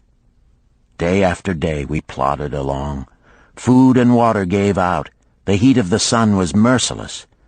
At the end of the 9th day, I slid from the back of my mount with the feeling that I was too weak to ever remount, and I would surely die, lost in this abandoned country. I stretched out upon the ground and slept, not waking until the first gleam of daylight. I sat up and looked about me. There was a coolness in the morning air. My camels lay dejected not far away. About me was a vast waste of broken country covered with rock and sand and thorny things. No sign of water, not to eat for man or camel. Could it be that in this peaceful quiet I faced my end? My mind was clearer than it had ever been before. My body now seemed of little importance. My parched and bleeding lips, my dry and swollen tongue, my empty stomach, all had lost their supreme agonies of the day before. I looked across into the uninviting distance, and once again came to me the question, have I the soul of a slave or the soul of a free man? Then, with clearness, I realized that if I had the soul of a slave, I should give up, lie down in the desert and die, a fitting end for a runaway slave. But if I had the soul of a free man, what then? Surely I would force my way back to Babylon, repay the people who had trusted me, bring happiness to my wife who truly loved me, and bring peace and contentment to my parents. Thy debts are thine enemies who have run thee out of Babylon, Sirrah had said. Yes, it was so. Why had I refused to stand my ground like a man? Why had I permitted my wife to go back to her father? Then a strange thing happened. All the world seemed to be of a different color, as though I had been looking at it through a colored stone which had suddenly been removed. At last I saw the true values in life. Die in the desert, not I. With a new vision I saw the things that I must do. First I would go back to Babylon and face every man to whom I owed an unpaid debt. I should tell them that after years of wandering and misfortune, I had come back to pay my debts as fast as the gods would permit. Next, I should make a home for my wife and become a citizen of whom my parents should be proud. My debts were my enemies, but the men I owed were my friends, for they had trusted me and believed in me. I staggered weakly to my feet. What mattered hunger? What mattered thirst? They were but incidents on the road to Babylon. Within me surged the soul of a free man going back to conquer his enemies and reward his friends. I thrilled with the great resolve. The glazed eyes of my camels brightened at the new note in my husky voice. With great effort, after many attempts, they gained their feet. With pitiful perseverance, they pushed on toward the north, where something within me said we would find Babylon. We found water. We passed into a more fertile country where were grass and fruit. We found the trail to Babylon because the soul of a free man looks at life as a series of problems to be solved, and solves them, while the soul of a slave whines, "What can I do who am but a slave?" How about thee, Tarkad? Does thy empty stomach make thy head exceedingly clear? Art ready to take the road that leads back to self-respect? Canst thou see the world in its true color? Hast thou the desire to pay thy honest debts, however many they may be, and once again be a man respected in Babylon? Moisture came to the eyes of the youth. He rose eagerly to his knees. Thou hast shown me a vision. Already I feel the soul of a free man surge within me. But how fared you upon your return? Questioned an interested listener. Where the determination is, the way can be found, Dabasir replied. I now had the determination, so I set out to find a way. First I visited every man to whom I was indebted, and begged his indulgence until I could earn that with which to repay. Most of them met me gladly. Several reviled me, but others offered to help me. One indeed did give me the very help I needed. It was Mathon, the gold lender. Learning that I had been a camel tender in Syria, he sent me to old Nebator, the camel trader, just commissioned by our good king to purchase many herds of sound camels for the great expedition. With him, my knowledge of camels I put to good use. Gradually, I was able to repay every copper and every piece of silver. Then at last I could hold up my head and feel that I was an honorable man among men. Again Dabasir turned to his food. Kaskor, thou snail, he called loudly to be heard in the kitchen. The food is cold. Bring me more meat fresh from the roasting. Bring thou also a very large portion for Tarkad, the son of my old friend, who is hungry and shall eat with me. So ended the tale of Dabasir, the camel trader of old Babylon. He found his own soul when he realized a great truth, a truth that had been known and used by wise men long before his time. It has led men of all ages out of difficulties and into success, and it will continue to do so for those who have the wisdom to understand its magic power. It is for any man to use who reads these lines. Where the determination is, the way can be found.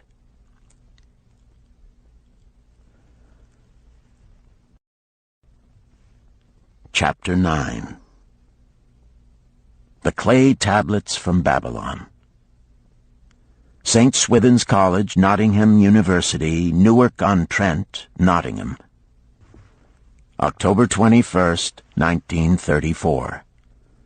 Professor Franklin Caldwell, care of British Scientific Expedition, Hilla, Mesopotamia. My dear Professor, the 5 clay tablets from your recent excavation in the ruins of Babylon arrived on the same boat with your letter. I have been fascinated no end and have spent many pleasant hours translating their inscriptions. I should have answered your letter at once, but delayed until I could complete the translations which are attached. The tablets arrived without damage thanks to your careful use of preservatives and excellent packing. You will be as astonished as we in the laboratory at the story they relate. One expects the dim and distant past to speak of romance and adventure. Arabian Nights sort of things, you know. When instead it discloses the problem of a person named Dabasir to pay off his debts, one realizes that conditions upon this old world have not changed as much in 5,000 years as one might expect. It's odd, you know, but these old inscriptions rather rag me, as the students say. Being a college professor, I am supposed to be a thinking human being possessing a working knowledge of most subjects. Yet here comes this old chap out of the dust-covered ruins of Babylon to offer a way I had never heard of to pay off my debts and at the same time acquire gold to jingle in my wallet. pleasant thought, I say, and interesting to prove whether it will work as well nowadays as it did in old Babylon. Mrs. Shrewsbury and myself are planning to try out his plan upon our own affairs, which could be much improved. Wishing you the best of luck in your worthy undertaking, and waiting eagerly another opportunity to assist, I am, yours sincerely, Alfred H. Shrewsbury, Department of Archaeology. Tablet 1.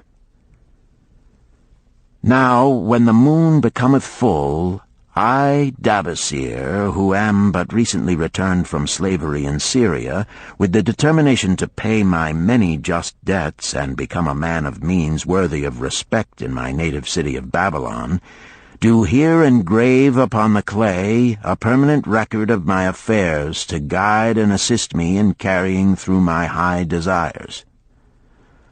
Under the wise advice of my good friend Mathon, the gold lender, I am determined to follow an exact plan that he doth say will lead any honorable man out of debt into means and self-respect. This plan includeth 3 purposes which are my hope and desire. First, the plan doth provide for my future prosperity. Therefore 1/10 of all I earn shall be set aside as my own to keep. For Mathon speaketh wisely when he saith, That man who keepeth in his purse both gold and silver that he need not spend is good to his family and loyal to his king. The man who hath but a few coppers in his purse is indifferent to his family and indifferent to his king. But the man who hath naught in his purse is unkind to his family and disloyal to his king, for his own heart is bitter. Therefore the man who wisheth to achieve must have coin that he may keep to jingle in his purse, that he have in his heart love for his family and loyalty to his king. Second, the plan doth provide that I shall support and clothe my good wife who hath returned to me with loyalty from the house of her father. For Mathon doth say that to take good care of a faithful wife putteth self-respect into the heart of a man, and addeth strength and determination to his purposes. Therefore 7/10 of all I earn shall be used to provide a home, clothes to wear, and food to eat, with a bit extra to spend, that our lives be not lacking in pleasure and enjoyment. But he doth further enjoin the greatest care that we spend not greater than 7/10 of what I earn for these worthy purposes. Herein lieth the success of the plan. I must live upon this portion, and never use more, nor buy what I may not pay for out of this portion. This ends Disc 3. The Richest Man in Babylon, Disc 4. Tablet 2. Third, the plan doth provide that out of my earnings my debts shall be paid. Therefore each time the moon is full, 2/10 of all I have earned shall be divided honorably and fairly among those who have trusted me and to whom I am indebted. Thus in due time will all my indebtedness be surely paid. Therefore do I here engrave the name of every man to whom I am indebted, and the honest amount of my debt. Faru the cloth weaver, 2 silver, 6 copper. Sinjar the couch maker, 1 silver. Amar my friend, 3 silver, 1 copper. Zantkar my friend, 4 silver, 7 copper. Askamir my friend, 1 silver, 3 copper. Haransir the jewel maker, 6 silver, 2 copper. Diarbekir, my father's friend, 4 silver, 1 copper. Alkahad, the house owner, 14 silver. Mathon, the gold lender, 9 silver. Birajik, the farmer, 1 silver, 7 copper. From here on, disintegrated, cannot be deciphered. Tablet 3. To these creditors do I owe in total 119 pieces of silver and 141 pieces of copper. Because I did owe these sums and saw no way to repay, in my folly I did permit my wife to return to her father, and didst leave my native city and seek easy wealth elsewhere, only to find disaster and to see myself sold into the degradation of slavery. Now that Mathon doth show me how I can repay my debts in small sums of my earnings, do I realize the great extent of my folly in running away from the results of my extravagances. Therefore have I visited my creditors and explained to them that I have no resources with which to pay except my ability to earn, and that I intend to apply 2/10 of all I earn upon my indebtedness evenly and honestly. This much can I pay, but no more. Therefore, if they be patient, in time my obligations will be paid in full. Amar, whom I thought my best friend, reviled me bitterly, and I left him in humiliation. Gearge, the farmer, pleaded that I pay him first, as he didst badly need help. Alcahad, the house owner, was indeed disagreeable, and insisted that he would make me trouble unless I did soon settle in full with him. All the rest willingly accepted my proposal. Therefore am I more determined than ever to carry through, being convinced that it is easier to pay one's just debts than to avoid them. Even though I cannot meet the needs and demands of a few of my creditors, I will deal impartially with all. Tablet 4. Again the moon shines full. I have worked hard with a free mind. My good wife hath supported my intentions to pay my creditors. Because of our wise determination, I have earned during the past moon, buying camels of sound wind and good legs for Nebertor, the sum of 19 pieces of silver. This I have divided according to the plan. 1/10 have I set aside to keep as my own, 7/10 have I divided with my good wife to pay for our living, 2/10 have I divided among my creditors as evenly as could be done in coppers. I did not see Amar, but left it with his wife. Gearge was so pleased that he would kiss my hand. Old Alcahad alone was grouchy and said I must pay faster. To which I replied that if I were permitted to be well fed and not worried, that alone would enable me to pay faster. All the others thanked me and spoke well of my efforts. Therefore, at the end of one moon, my indebtedness is reduced by almost 4 pieces of silver, and I possess almost 2 pieces of silver besides, upon which no man hath claim. My heart is lighter than it hath been for a long time. Again the moon shines full. I have worked hard, but with poor success. Few camels have I been able to buy. Only 11 pieces of silver have I earned. Nevertheless, my good wife and I have stood by the plan, even though we have bought no new raiment and eaten little but herbs. Again I paid ourselves 1/10 of the 11 pieces, while we lived upon 7/10. I was surprised when Amar commended my payment, even though small. So did Gearge. Alcahad flew into a rage, but when told to give back his portion if he did not wish it, he became reconciled. The others, as before, were content. Again the moon shines full, and I am greatly rejoiced. I intercepted a fine herd of camels and bought many sound ones, therefore my earnings were 42 pieces of silver. This moon my wife and myself have bought much-needed sandals and raiment. Also we have dined well on meat and fowl. More than 8 pieces of silver we have paid to our creditors. Even Alcahad did not protest.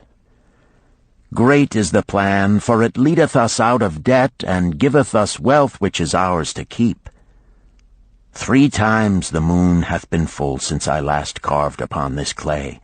Each time I paid to myself 1/10 of all I earned. Each time my good wife and I have lived upon 7/10, even though at times it was difficult. Each time have I paid to my creditors 2/10. In my purse I now have 21 pieces of silver that are mine. It maketh my head to stand straight upon my shoulders, and maketh me proud to walk among my friends.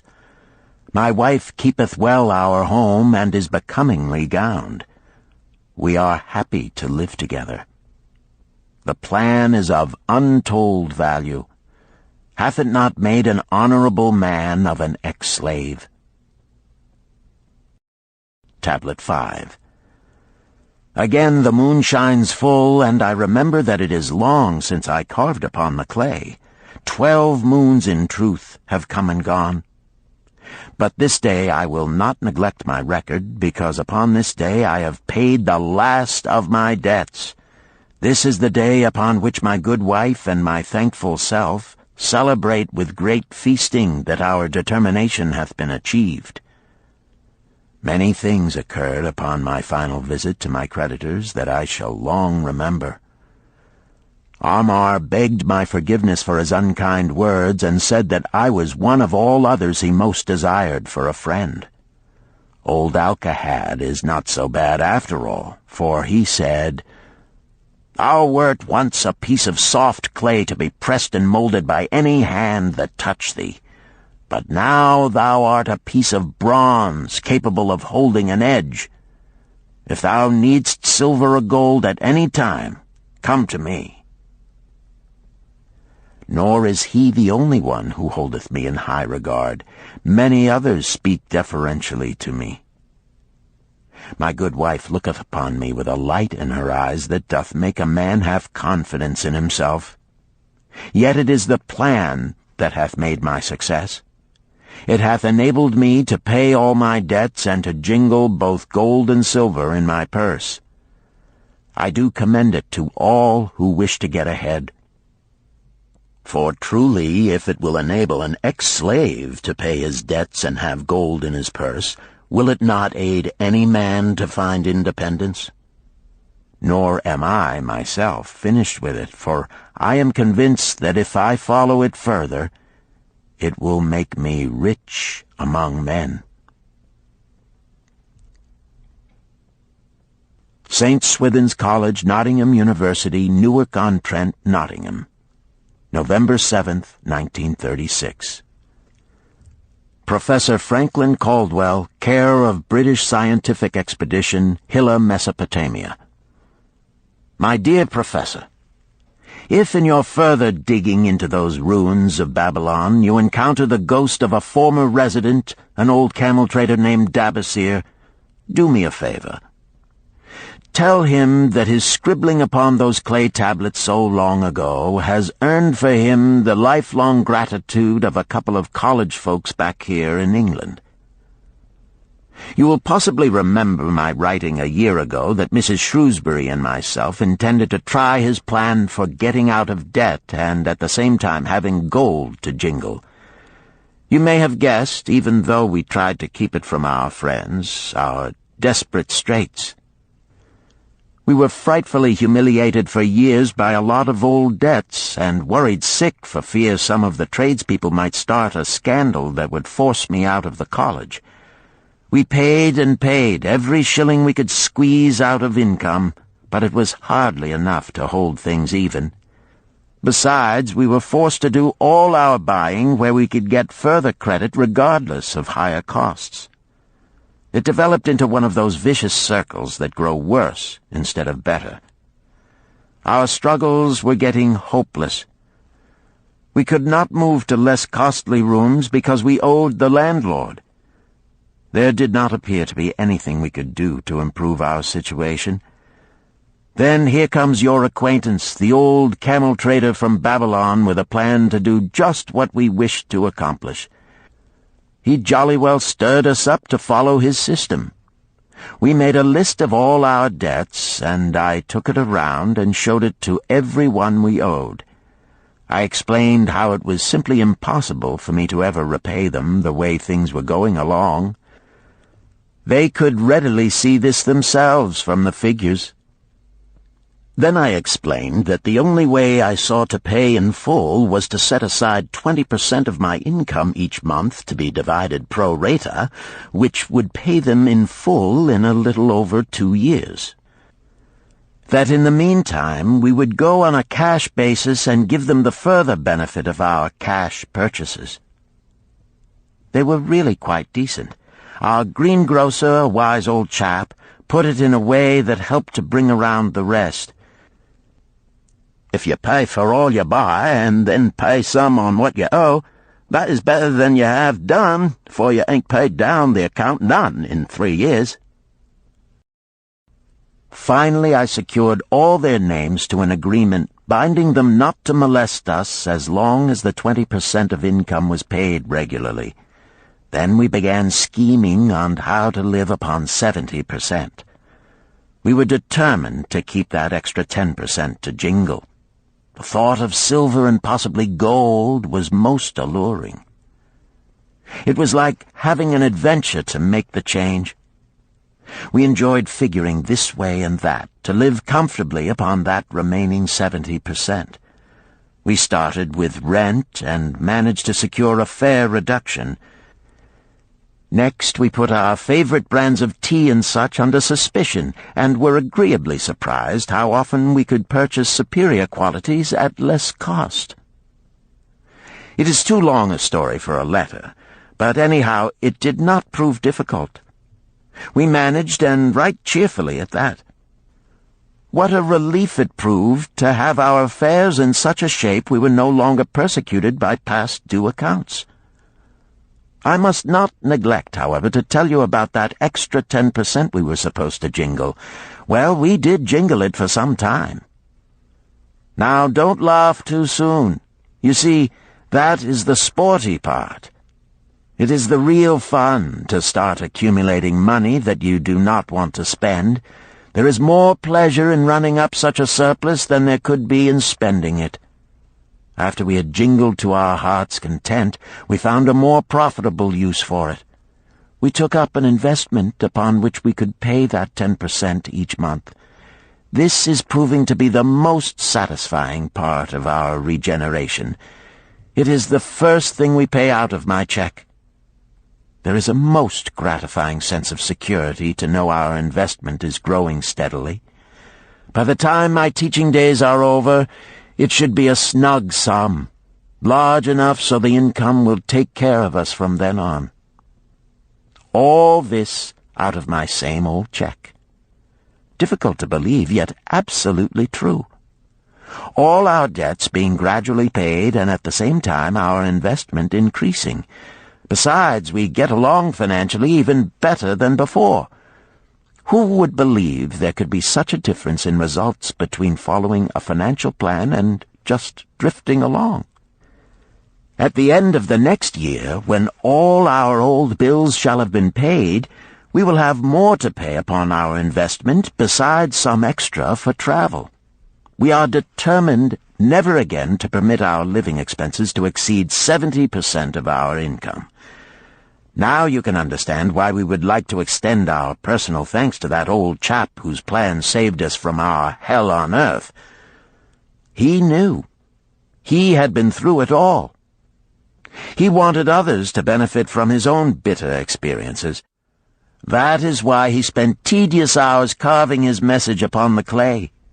He had a real message for fellow sufferers, a message so important that after 5,000 years it has risen out of the ruins of Babylon just as true and just as vital as the day it was buried. Yours sincerely, Alfred H. Shrewsbury, Department of Archaeology.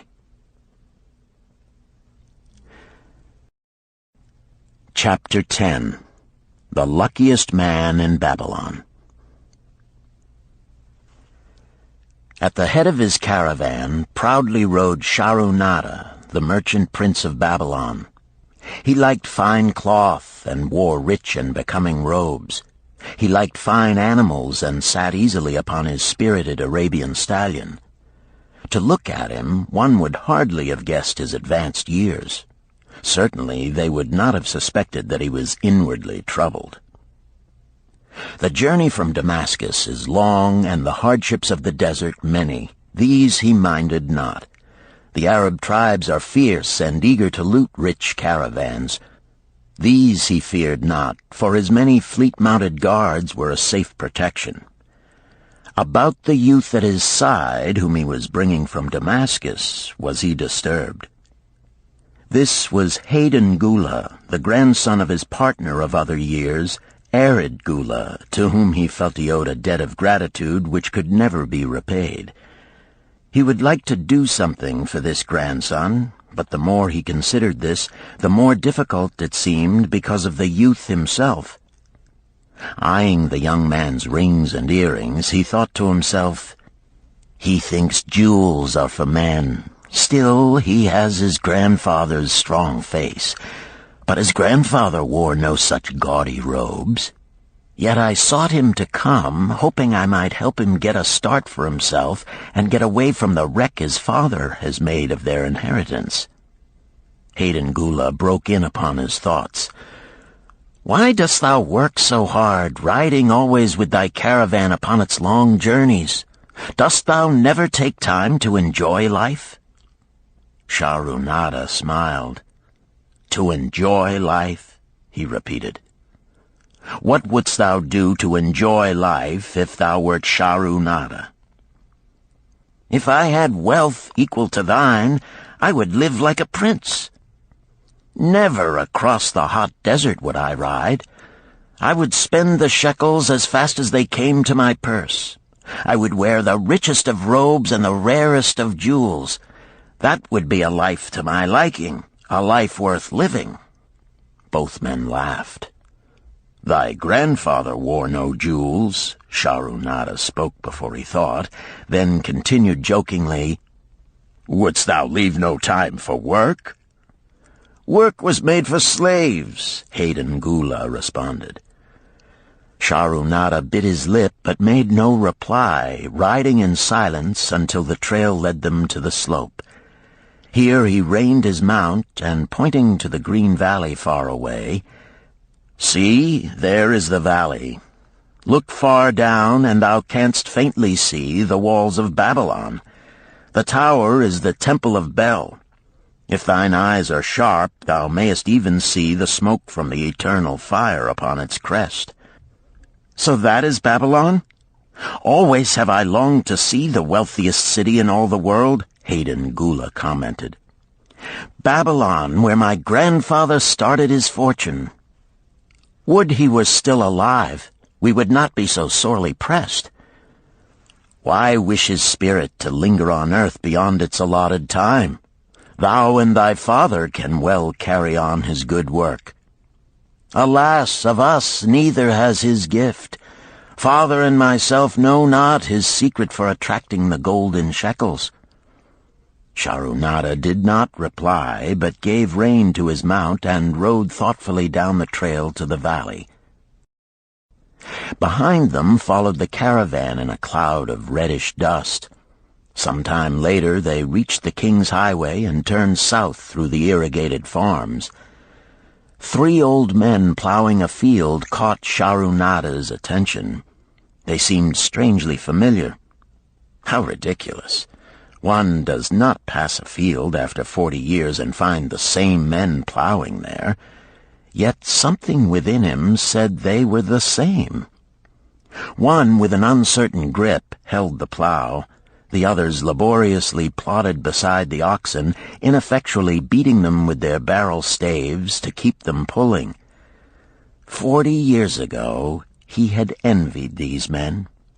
How gladly he would have exchanged places. But what a difference now! With pride he looked back at his trailing caravan, well-chosen camels and donkeys loaded high with valuable goods from Damascus. All this was but one of his possessions. He pointed to the plowers, saying, "Still plowing the same field where they were 40 years ago. They look it, but why thinkest thou they are the same?" "I saw them there," Shahrunada replied. Recollections were racing rapidly through his mind. Why could he not bury the past and live in the present? Then he saw, as in a picture, the smiling face of Arid Gula. The barrier between himself and the cynical youth beside him dissolved. But how could he help such a superior youth with his spendthrift ideas and bejeweled hands? Work he could offer in plenty to willing workers, but not for men who considered themselves too good for work. Yet he owed it to Arid Gula to do something, not a half-hearted attempt. He and Arid Gula had never done things that way. They were not that sort of men. A plan came almost in a flash. There were objections. He must consider his own family and his own standing. It would be cruel. It would hurt. Being a man of quick decisions, he waived objections and decided to act. "Wouldst thou be interested in hearing how thy worthy grandfather and myself joined in the partnership which proved so profitable?" he questioned. "Why not just tell me how thou madest the golden shekels? That is all I need to know," the young man parried. Sharunada ignored the reply and continued, "We start with those men plowing. I was no older than thou. As the column of men in which I marched approached, good old Megiddo, the farmer, scoffed at the slipshod way in which they plowed. Megiddo was chained next to me. 'Look at the lazy fellows,' he protested. 'The plow holder makes no effort to plow deep, nor do the beaters keep the oxen in the furrow. How can they expect to raise a good crop with poor plowing?' "'Didst thou say Megiddo was chained to thee?' Hayden Gula asked in surprise. "'Yes, with bronze collars about our necks and a length of heavy chain between us. Next to him was Zabado, the sheep thief. I had known him in Harun. At the end was a man we called Pirate because he told us not his name. We judged him as a sailor as he had entwined serpents tattooed upon his chest in sailor fashion. The column was made up thus, so the men could walk in fours." "Thou wert chained as a slave?" Hayden Gula asked incredulously. "Did not thy grandfather tell thee I was once a slave? He often spoke of thee, but never hinted of this. He was a man thou couldst trust with innermost secrets. Thou, too, are a man I may trust, am I not right?" Sharunada looked him squarely in the eye. "Thou mayest rely upon my silence, but I am amazed. Tell me, how didst thou come to be a slave?" Sharunada shrugged his shoulders. "Any man may find himself a slave. It was a gaming house and barley beer that brought me disaster. I was the victim of my brother's indiscretions. In a brawl he killed his friend. I was bonded to the widow by my father, desperate to keep my brother from being prosecuted under the law. When my father could not raise the silver to free me, she in anger sold me to the slave dealer." "What a shame and injustice," Hayden Gula protested. "But tell me, how didst thou regain freedom?" "We shall come to that, but not yet. Let us continue my tale. As we passed, the plowers jeered at us. One did doff his ragged hat and bow low, calling out, 'Welcome to Babylon, guests of the king! He waits for thee on the city walls where the banquet is spread, mud bricks and onion soup.' With that, they laughed uproariously. Pirate flew into a rage and cursed them roundly. 'What do those men mean by the king awaiting us on the walls?' I asked him. 'To the city walls ye march to carry bricks until the back breaks. Maybe they beat thee to death before it breaks. They won't beat me. I'll kill 'em.' Then Megiddo spoke up. 'It doesn't make sense to me to talk of masters beating willing, hard-working slaves to death. Masters like good slaves and treat them well." "Who wants to work hard?" commented Zabato. "Those plowers are wise fellows. They're not breaking their backs, just letting on as if they be." "Thou can't get ahead by shirking," Megiddo protested. "If thou plow a hectare, that's a good day's work, and any master knows it. But when thou plow only a half, that's shirking. I don't shirk. I like to work, and I like to do good work, for work is the best friend I've ever known. It has brought me all the good things I've had, my farm and cows and crops, everything." "Yea, and where be these things now?" scoffed Zabato. "I figure it pays better to be smart and get by without working. You watch Zabato. If we're sold to the walls, he'll be carrying the water bag or some easy job, when thou, who like to work, will be breaking thy back carrying bricks." He laughed his silly laugh. Terror gripped me that night. I could not sleep. I crowded close to the guard rope, and when the others slept, I attracted the attention of Godoso, who was doing the first guard watch. He was one of those brigand Arabs, the sort of rogue who, if he robbed thee of thy purse, would think he must also cut thy throat. "Tell me, Godoso," I whispered, "when we get to Babylon, will we be sold to the walls?" "Why want to know?" he questioned cautiously. "Canst thou not understand?" I pleaded. "I am young. I want to live. I don't want to be worked or beaten to death on the walls. Is there any chance for me to get a good master?" He whispered back, "I tell something. Thou good fellow, give Godoso no trouble. Most times we go first to slave market. Listen now.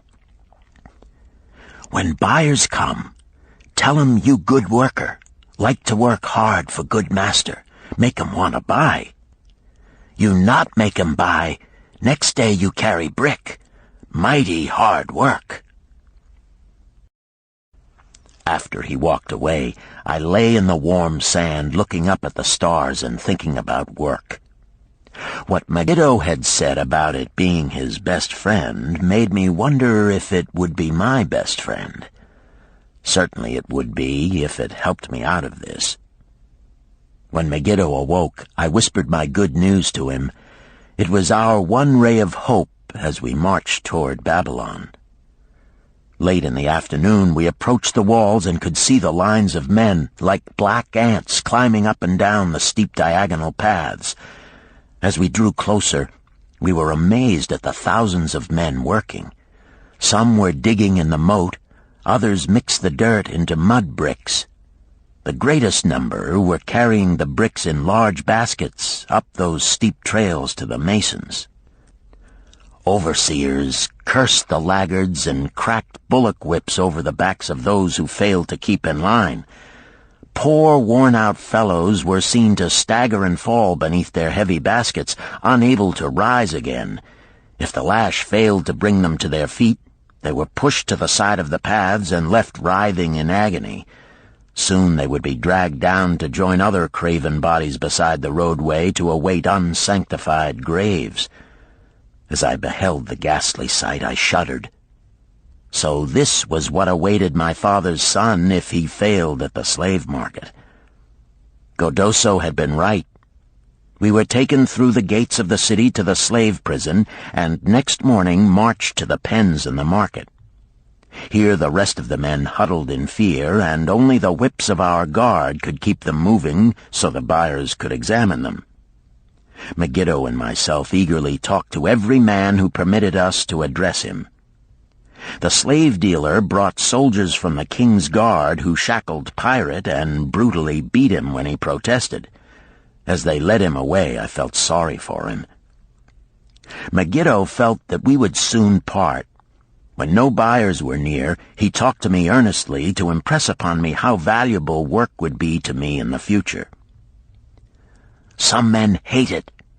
They make it their enemy. better to treat it like a friend. Make thyself like it. Don't mind because it is hard. If thou thinkest about what a good house thou build, then who cares if the beams are heavy and it is far from the well to carry the water for the plaster? Promise me, boy, if thou get a master, work for him as hard as thou canst. If he does not appreciate all thou do, never mind. Remember, work well done does good to the man who does it. It makes him a better man. He stopped as a burly farmer came to the enclosure and looked at us critically. Megiddo asked about his farm and crops, soon convincing him that he would be a valuable man.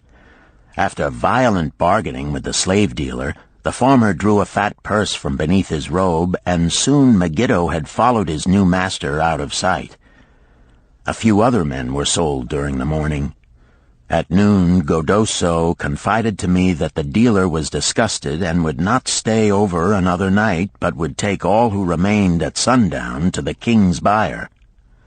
I was becoming desperate when a fat, good-natured man walked up to the wall and inquired if there was a baker among us.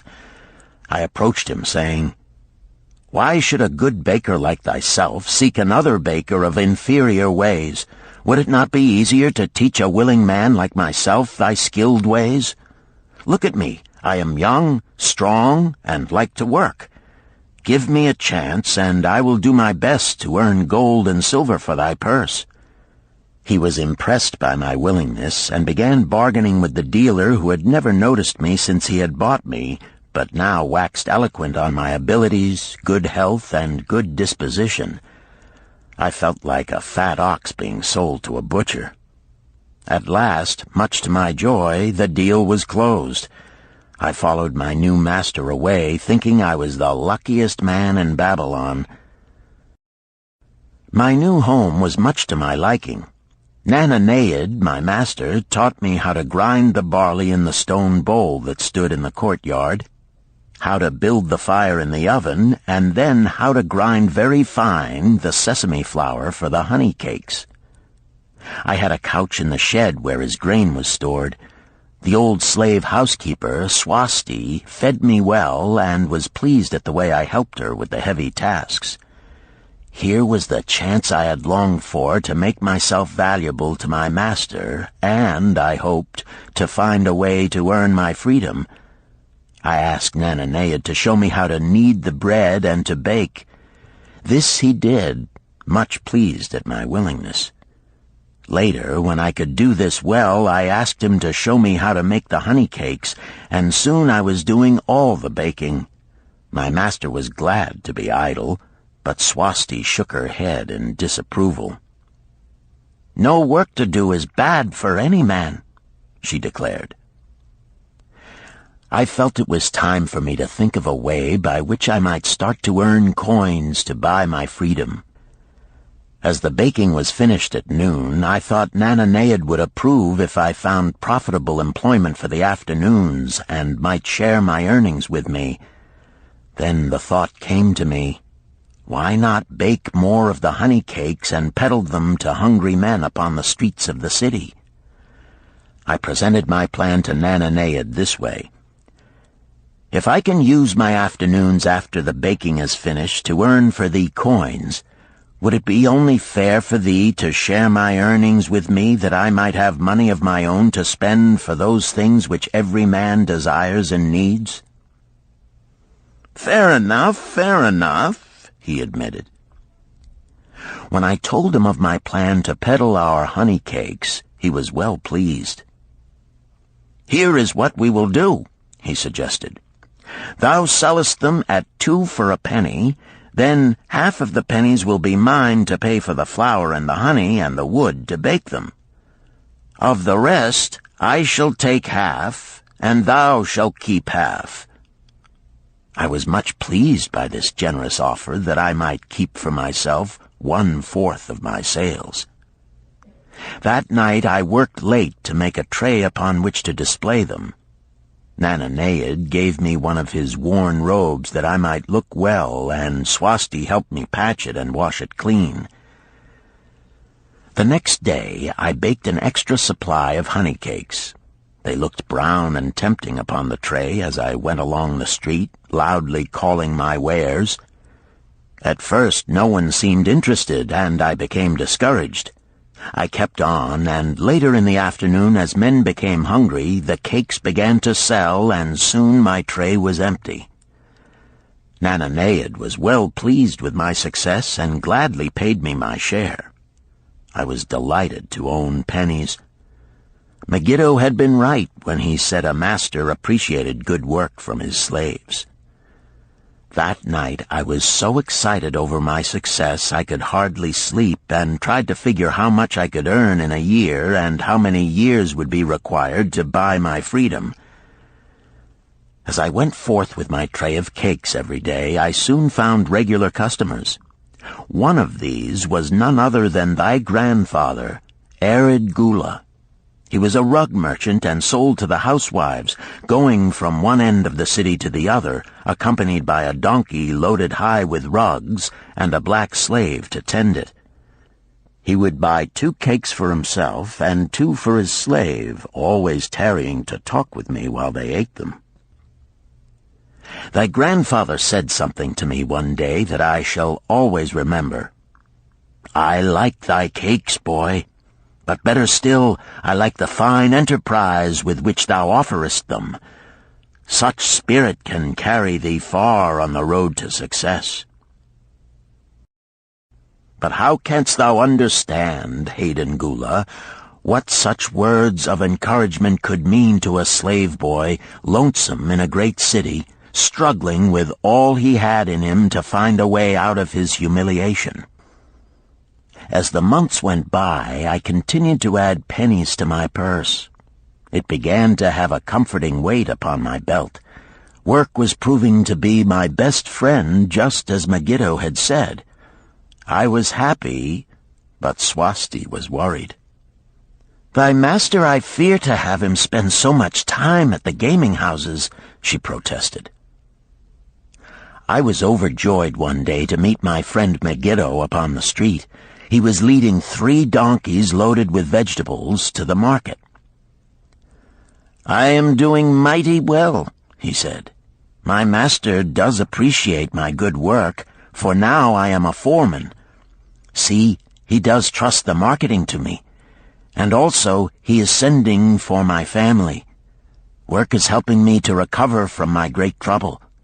Someday it will help me to buy my freedom and once more own a farm of my own." Time went on, and Nananeid became more and more anxious for me to return from selling. He would be waiting when I returned, and would eagerly count and divide our money. He would also urge me to seek further markets and increase my sales. Often I went outside the city gates to solicit the overseers of the slaves building the walls. I hated to return to the disagreeable sights, but found the overseers liberal buyers. One day I was surprised to see Zabado waiting in line to fill his basket with bricks. He was gaunt and bent, and his back was covered with welts and sores from the whips of the overseers. I was sorry for him, and handed him a cake which he crushed into his mouth like a hungry animal. Seeing the greedy look in his eyes, I ran before he could grab my tray. "Why dost thou work so hard?" Arid Gula said to me one day. "Almost the same question thou asked of me today, dost thou remember?" I told him what Megiddo had said about work and how it was proving to be my best friend. I showed him with pride my wallet of pennies and explained how I was saving them to buy my freedom. "When thou art free, what wilt thou do?" he inquired. "Then," I answered, "I intend to become a merchant."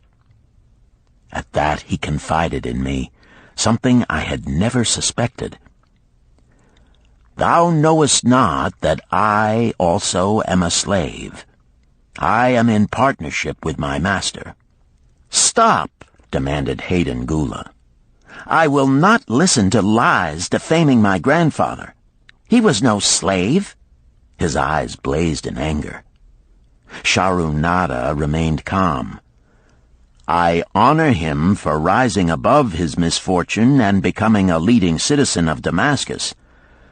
Art thou, his grandson, cast of the same mold? Art thou man enough to face true facts, or dost thou prefer to live under false illusions?" Hayden Gula straightened in his saddle. In a voice suppressed with deep emotion, he replied, "My grandfather was beloved by all. Countless were his good deeds. When the famine came, did not his gold buy grain in Egypt, and did not his caravan bring it to Damascus and distribute it to the people so none would starve?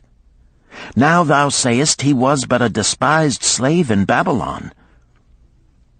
Had he remained a slave in Babylon, that he might well have been despised, but when, through his own efforts, he became a great man in Damascus, the gods indeed condoned his misfortunes and honored him with their respect," Sharunada replied.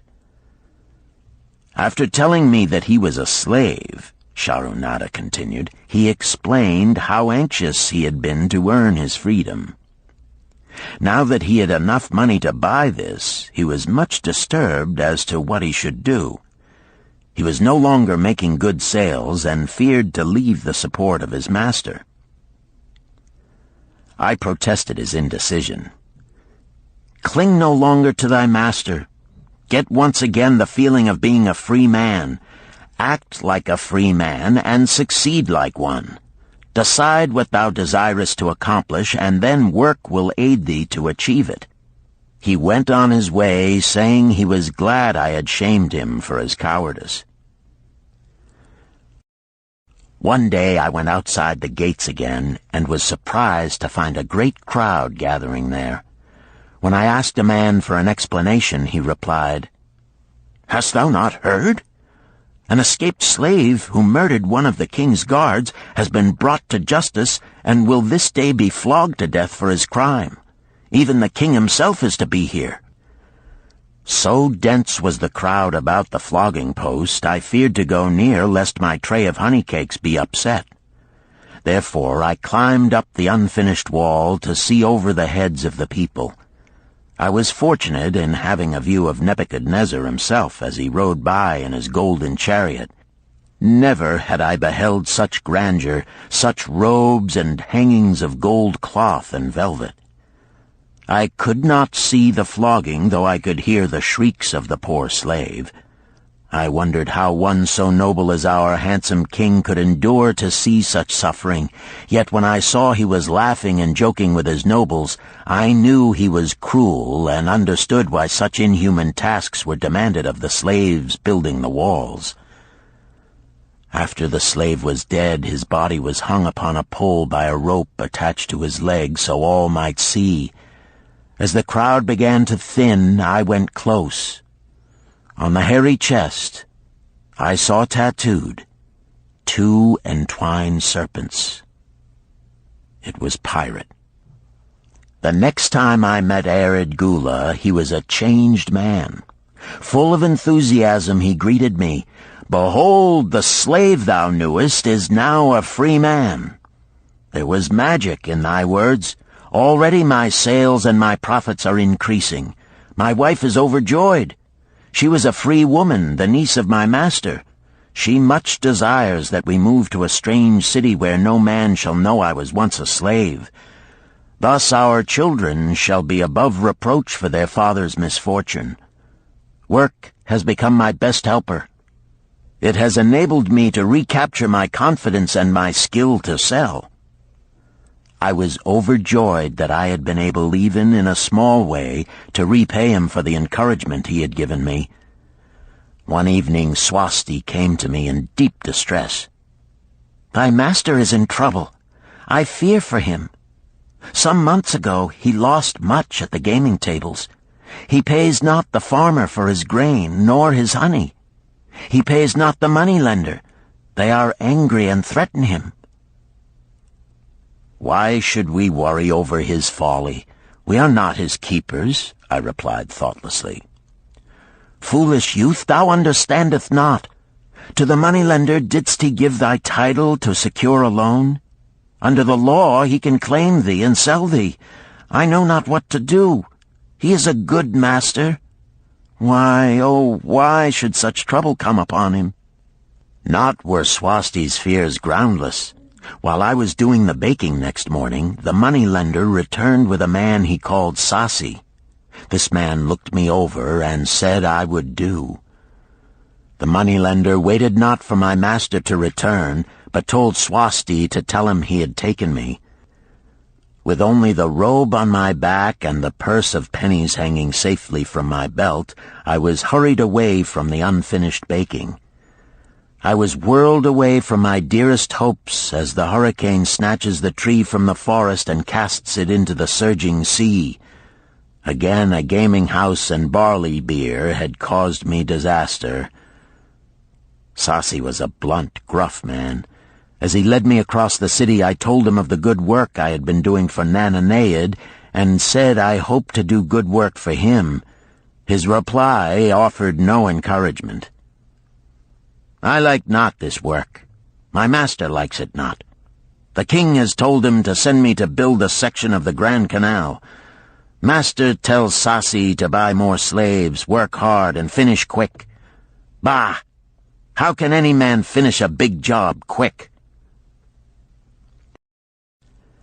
Picture a desert with not a tree, just low shrubs and a sun burning with such fury the water in our barrels became so hot we could scarcely drink it. Then picture rows of men going down into the deep excavation and lugging heavy baskets of dirt up soft, dusty trails from daylight until dark.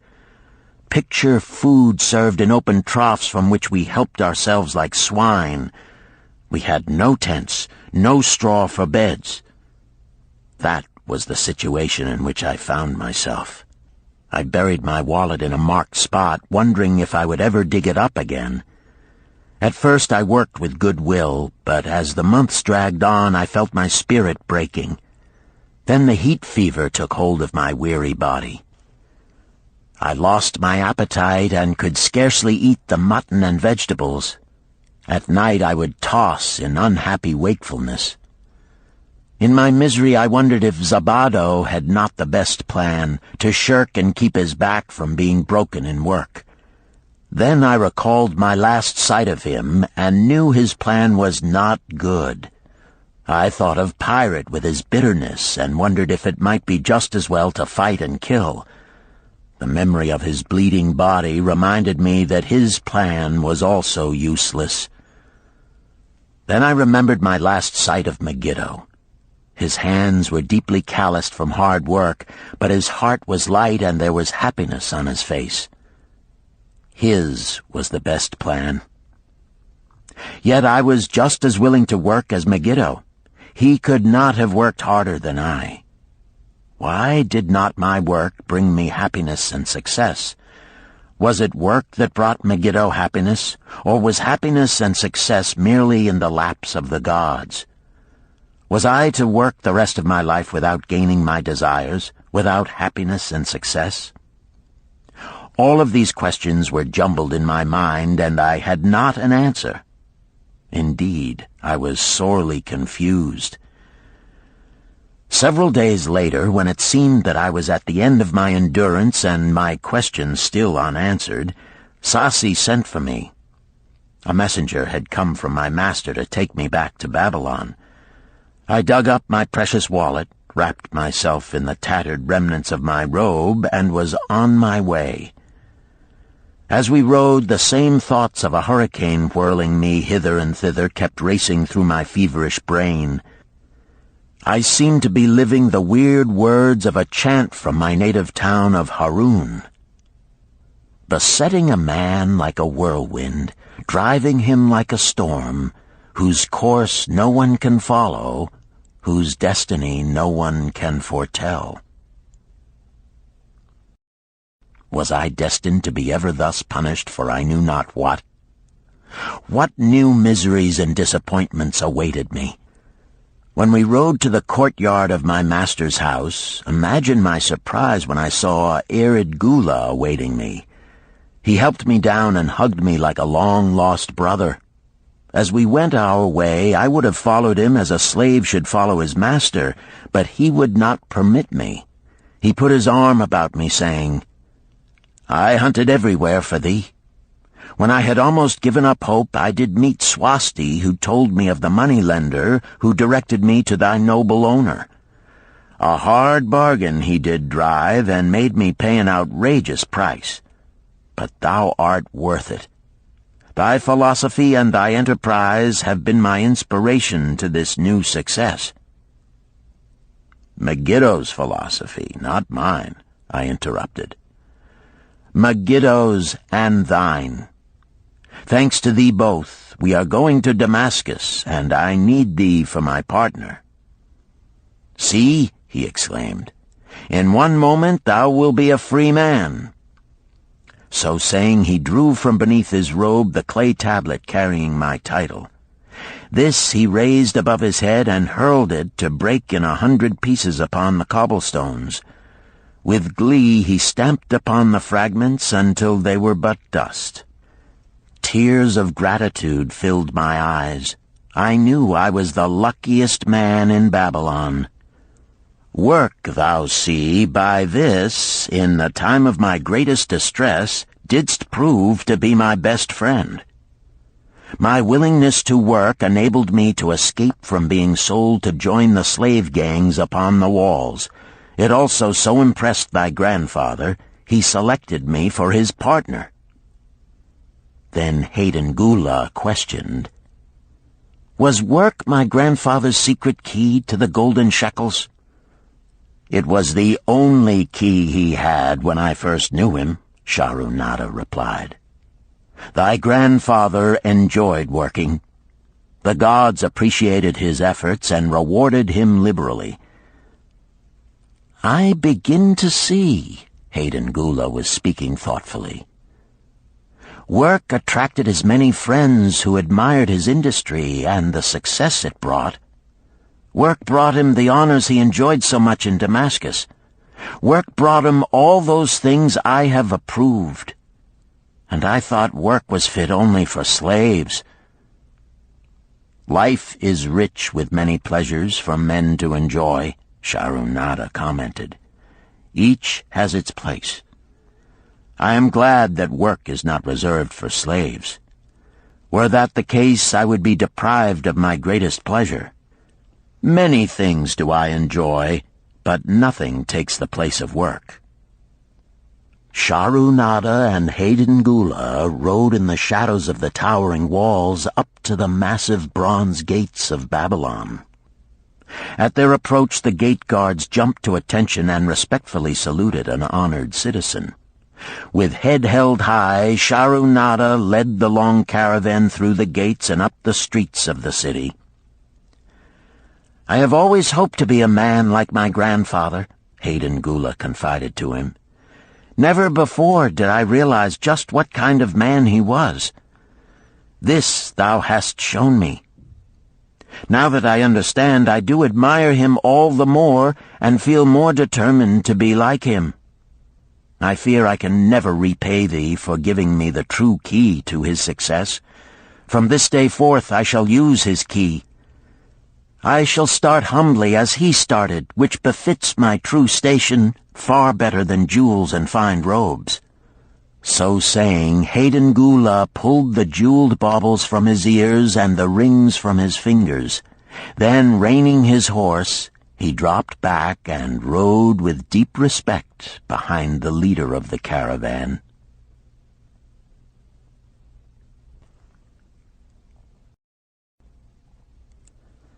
Chapter 11. An Historical Sketch of Babylon. In the pages of history there lives no city more glamorous than Babylon. Its very name conjures visions of wealth and splendor. Its treasures of gold and jewels were fabulous. One naturally pictures such a wealthy city as located in a suitable setting of tropical luxury, surrounded by rich natural resources of forests and mines. Such was not the case. It was located beside the Euphrates River in a flat, arid valley.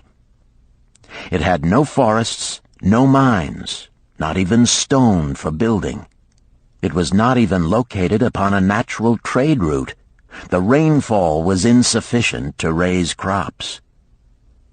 Babylon is an outstanding example of man's ability to achieve great objectives using whatever means are at his disposal. All of the resources supporting this large city were man-developed.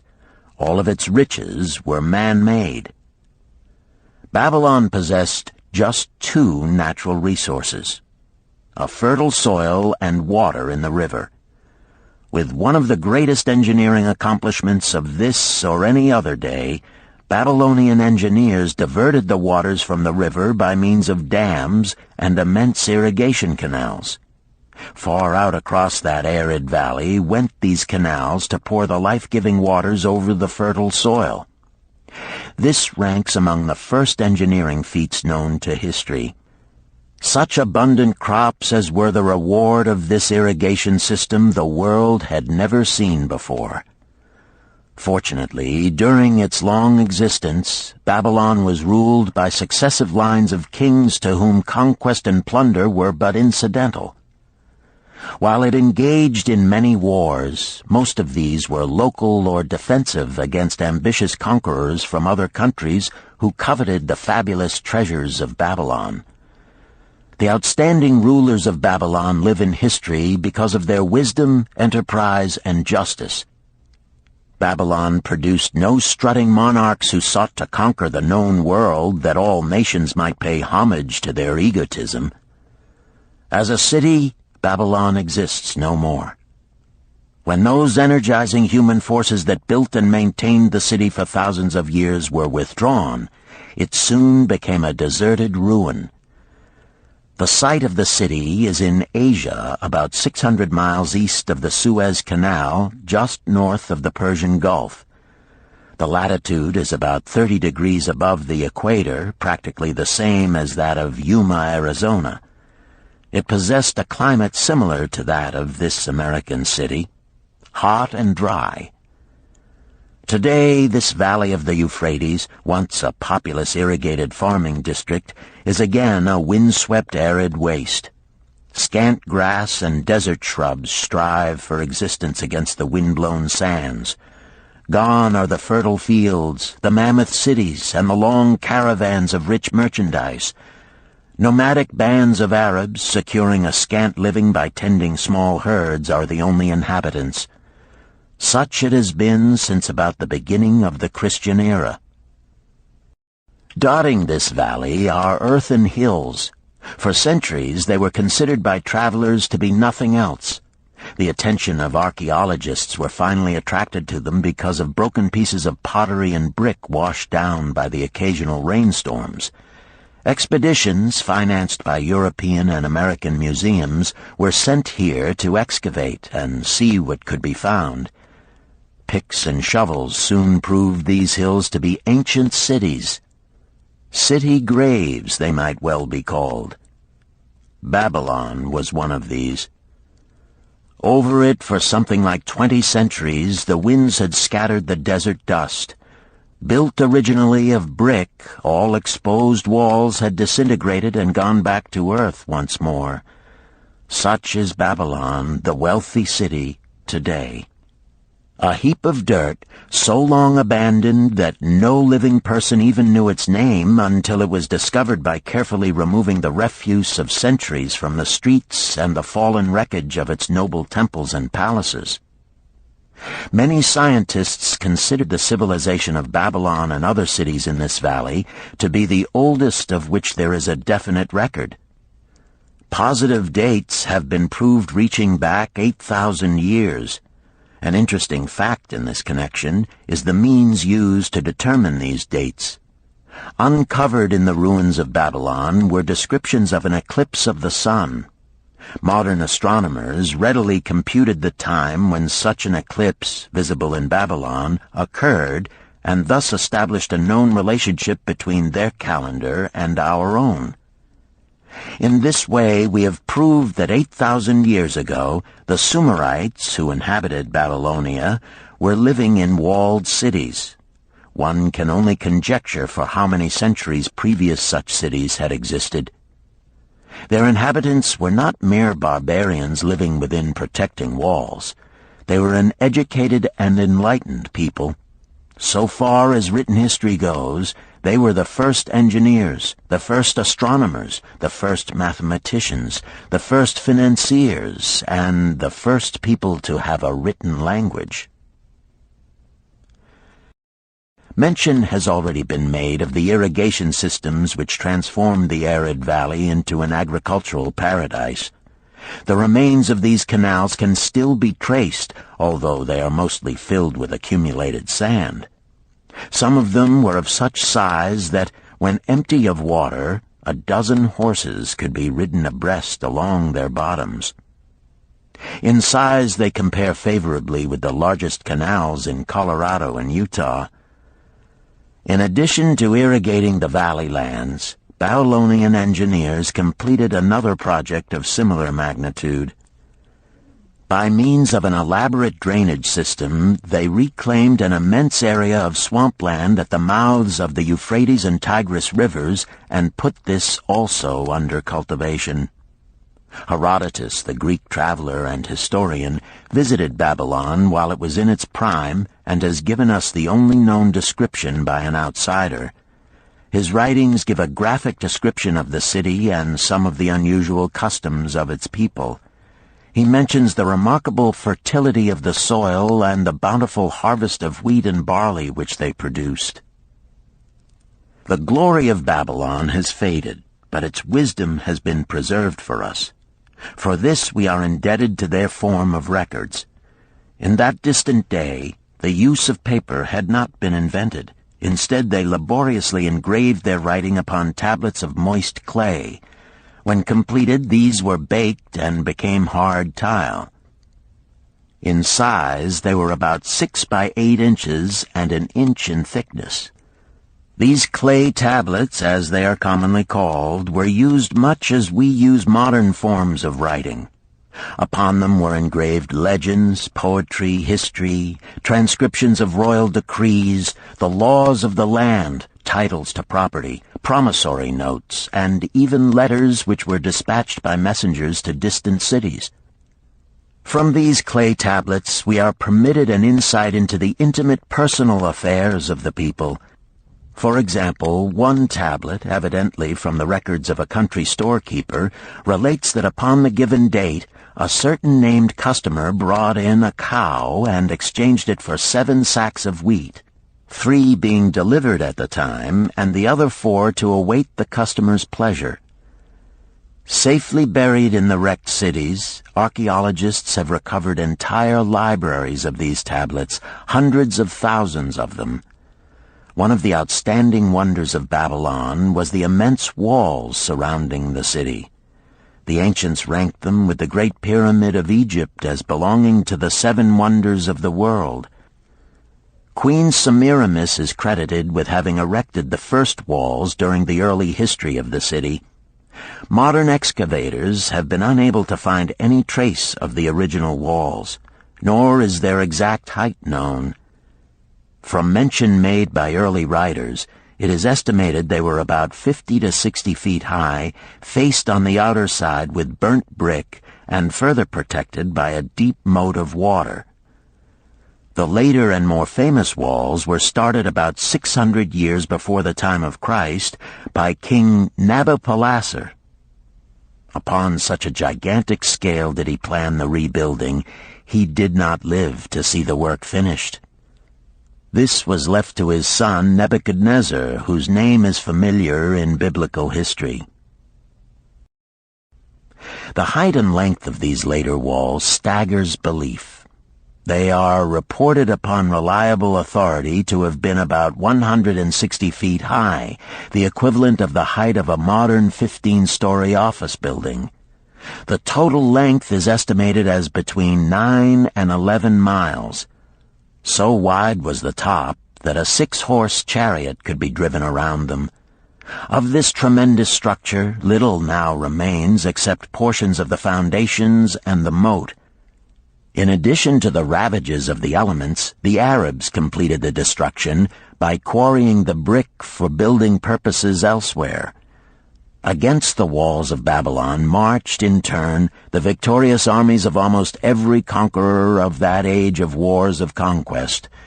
A host of kings laid siege to Babylon, but always in vain.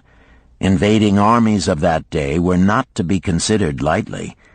Historians speak of such units as 10,000 horsemen, 25,000 chariots, 1,200 regiments of foot soldiers with 1,000 men to the regiment.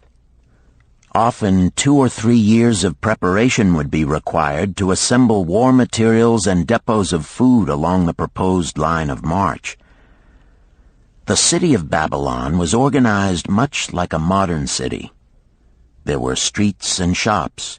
Peddlers offered their wares through residential districts. Priests officiated in magnificent temples. Within the city was an inner enclosure for the royal palaces. The walls about this were said to have been higher than those about the city. The Babylonians were skilled in the arts. These included sculpture, painting, weaving, gold working, and the manufacture of metal weapons and agricultural implements. Their jewelers created most artistic jewelry. Many samples have been recovered from the graves of its wealthy citizens and are now on exhibition in the leading museums of the world. At a very early period, when the rest of the world was still hacking at trees with stone-headed axes, or hunting and fighting with flint-pointed spears and arrows, the Babylonians were using axes, spears, and arrows with metal heads. The Babylonians were clever financiers and traders. So far as we know, they were the original inventors of money as a means of exchange, of promissory notes, and written titles to property. Babylon was never entered by hostile armies until about 540 years before the birth of Christ. Even then, the walls were not captured. The story of the fall of Babylon is most unusual. Cyrus, one of the great conquerors of that period, intended to attack the city and hoped to take its impregnable walls. Advisors of Nabonidus, the king of Babylon, persuaded him to go forth to meet Cyrus and give him battle without waiting for the city to be besieged. In the succeeding defeat to the Babylonian army, it fled away from the city. Cyrus thereupon entered the open gates and took possession without resistance. Thereafter, the power and prestige of the city gradually waned until, in the course of a few hundred years, it was eventually abandoned, deserted, left for the winds and storms to level once again to that desert earth from which its grandeur had originally been built. Babylon had fallen, never to rise again, but to it civilization owes much. The eons of time have crumbled to dust the proud walls of its temples, but the wisdom of Babylon endures. The End. You've been listening to The Richest Man in Babylon by George S. Clason, narrated by Richard Ferrone, and directed by Ben Ruggiero. If you've enjoyed this book and this performance, Recorded Books recommends The Art of War by Sun Tzu, narrated by Joe Mantegna. This classic of military strategy includes a detailed introduction and commentary on the history of Chinese warfare and military thought.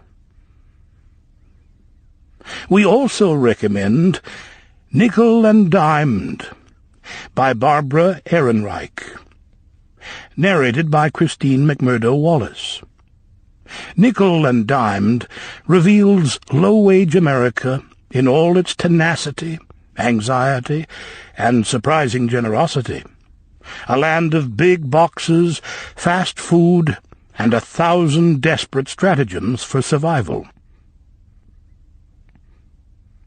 You'll find a wide selection of titles in the Recorded Books catalog, including bestsellers, mysteries, classics, histories, and more. So to order another recorded book, or for a copy of our latest listing, please call the toll-free number found on the back of this book. Don't forget to ask about easy 30-day rentals by mail. On our website, you can browse our catalog, place orders, hear about our latest releases, or tune into narrator profiles and author interviews. So visit us there at www.recordedbooks.com. And thank you for being a Recorded Books reader.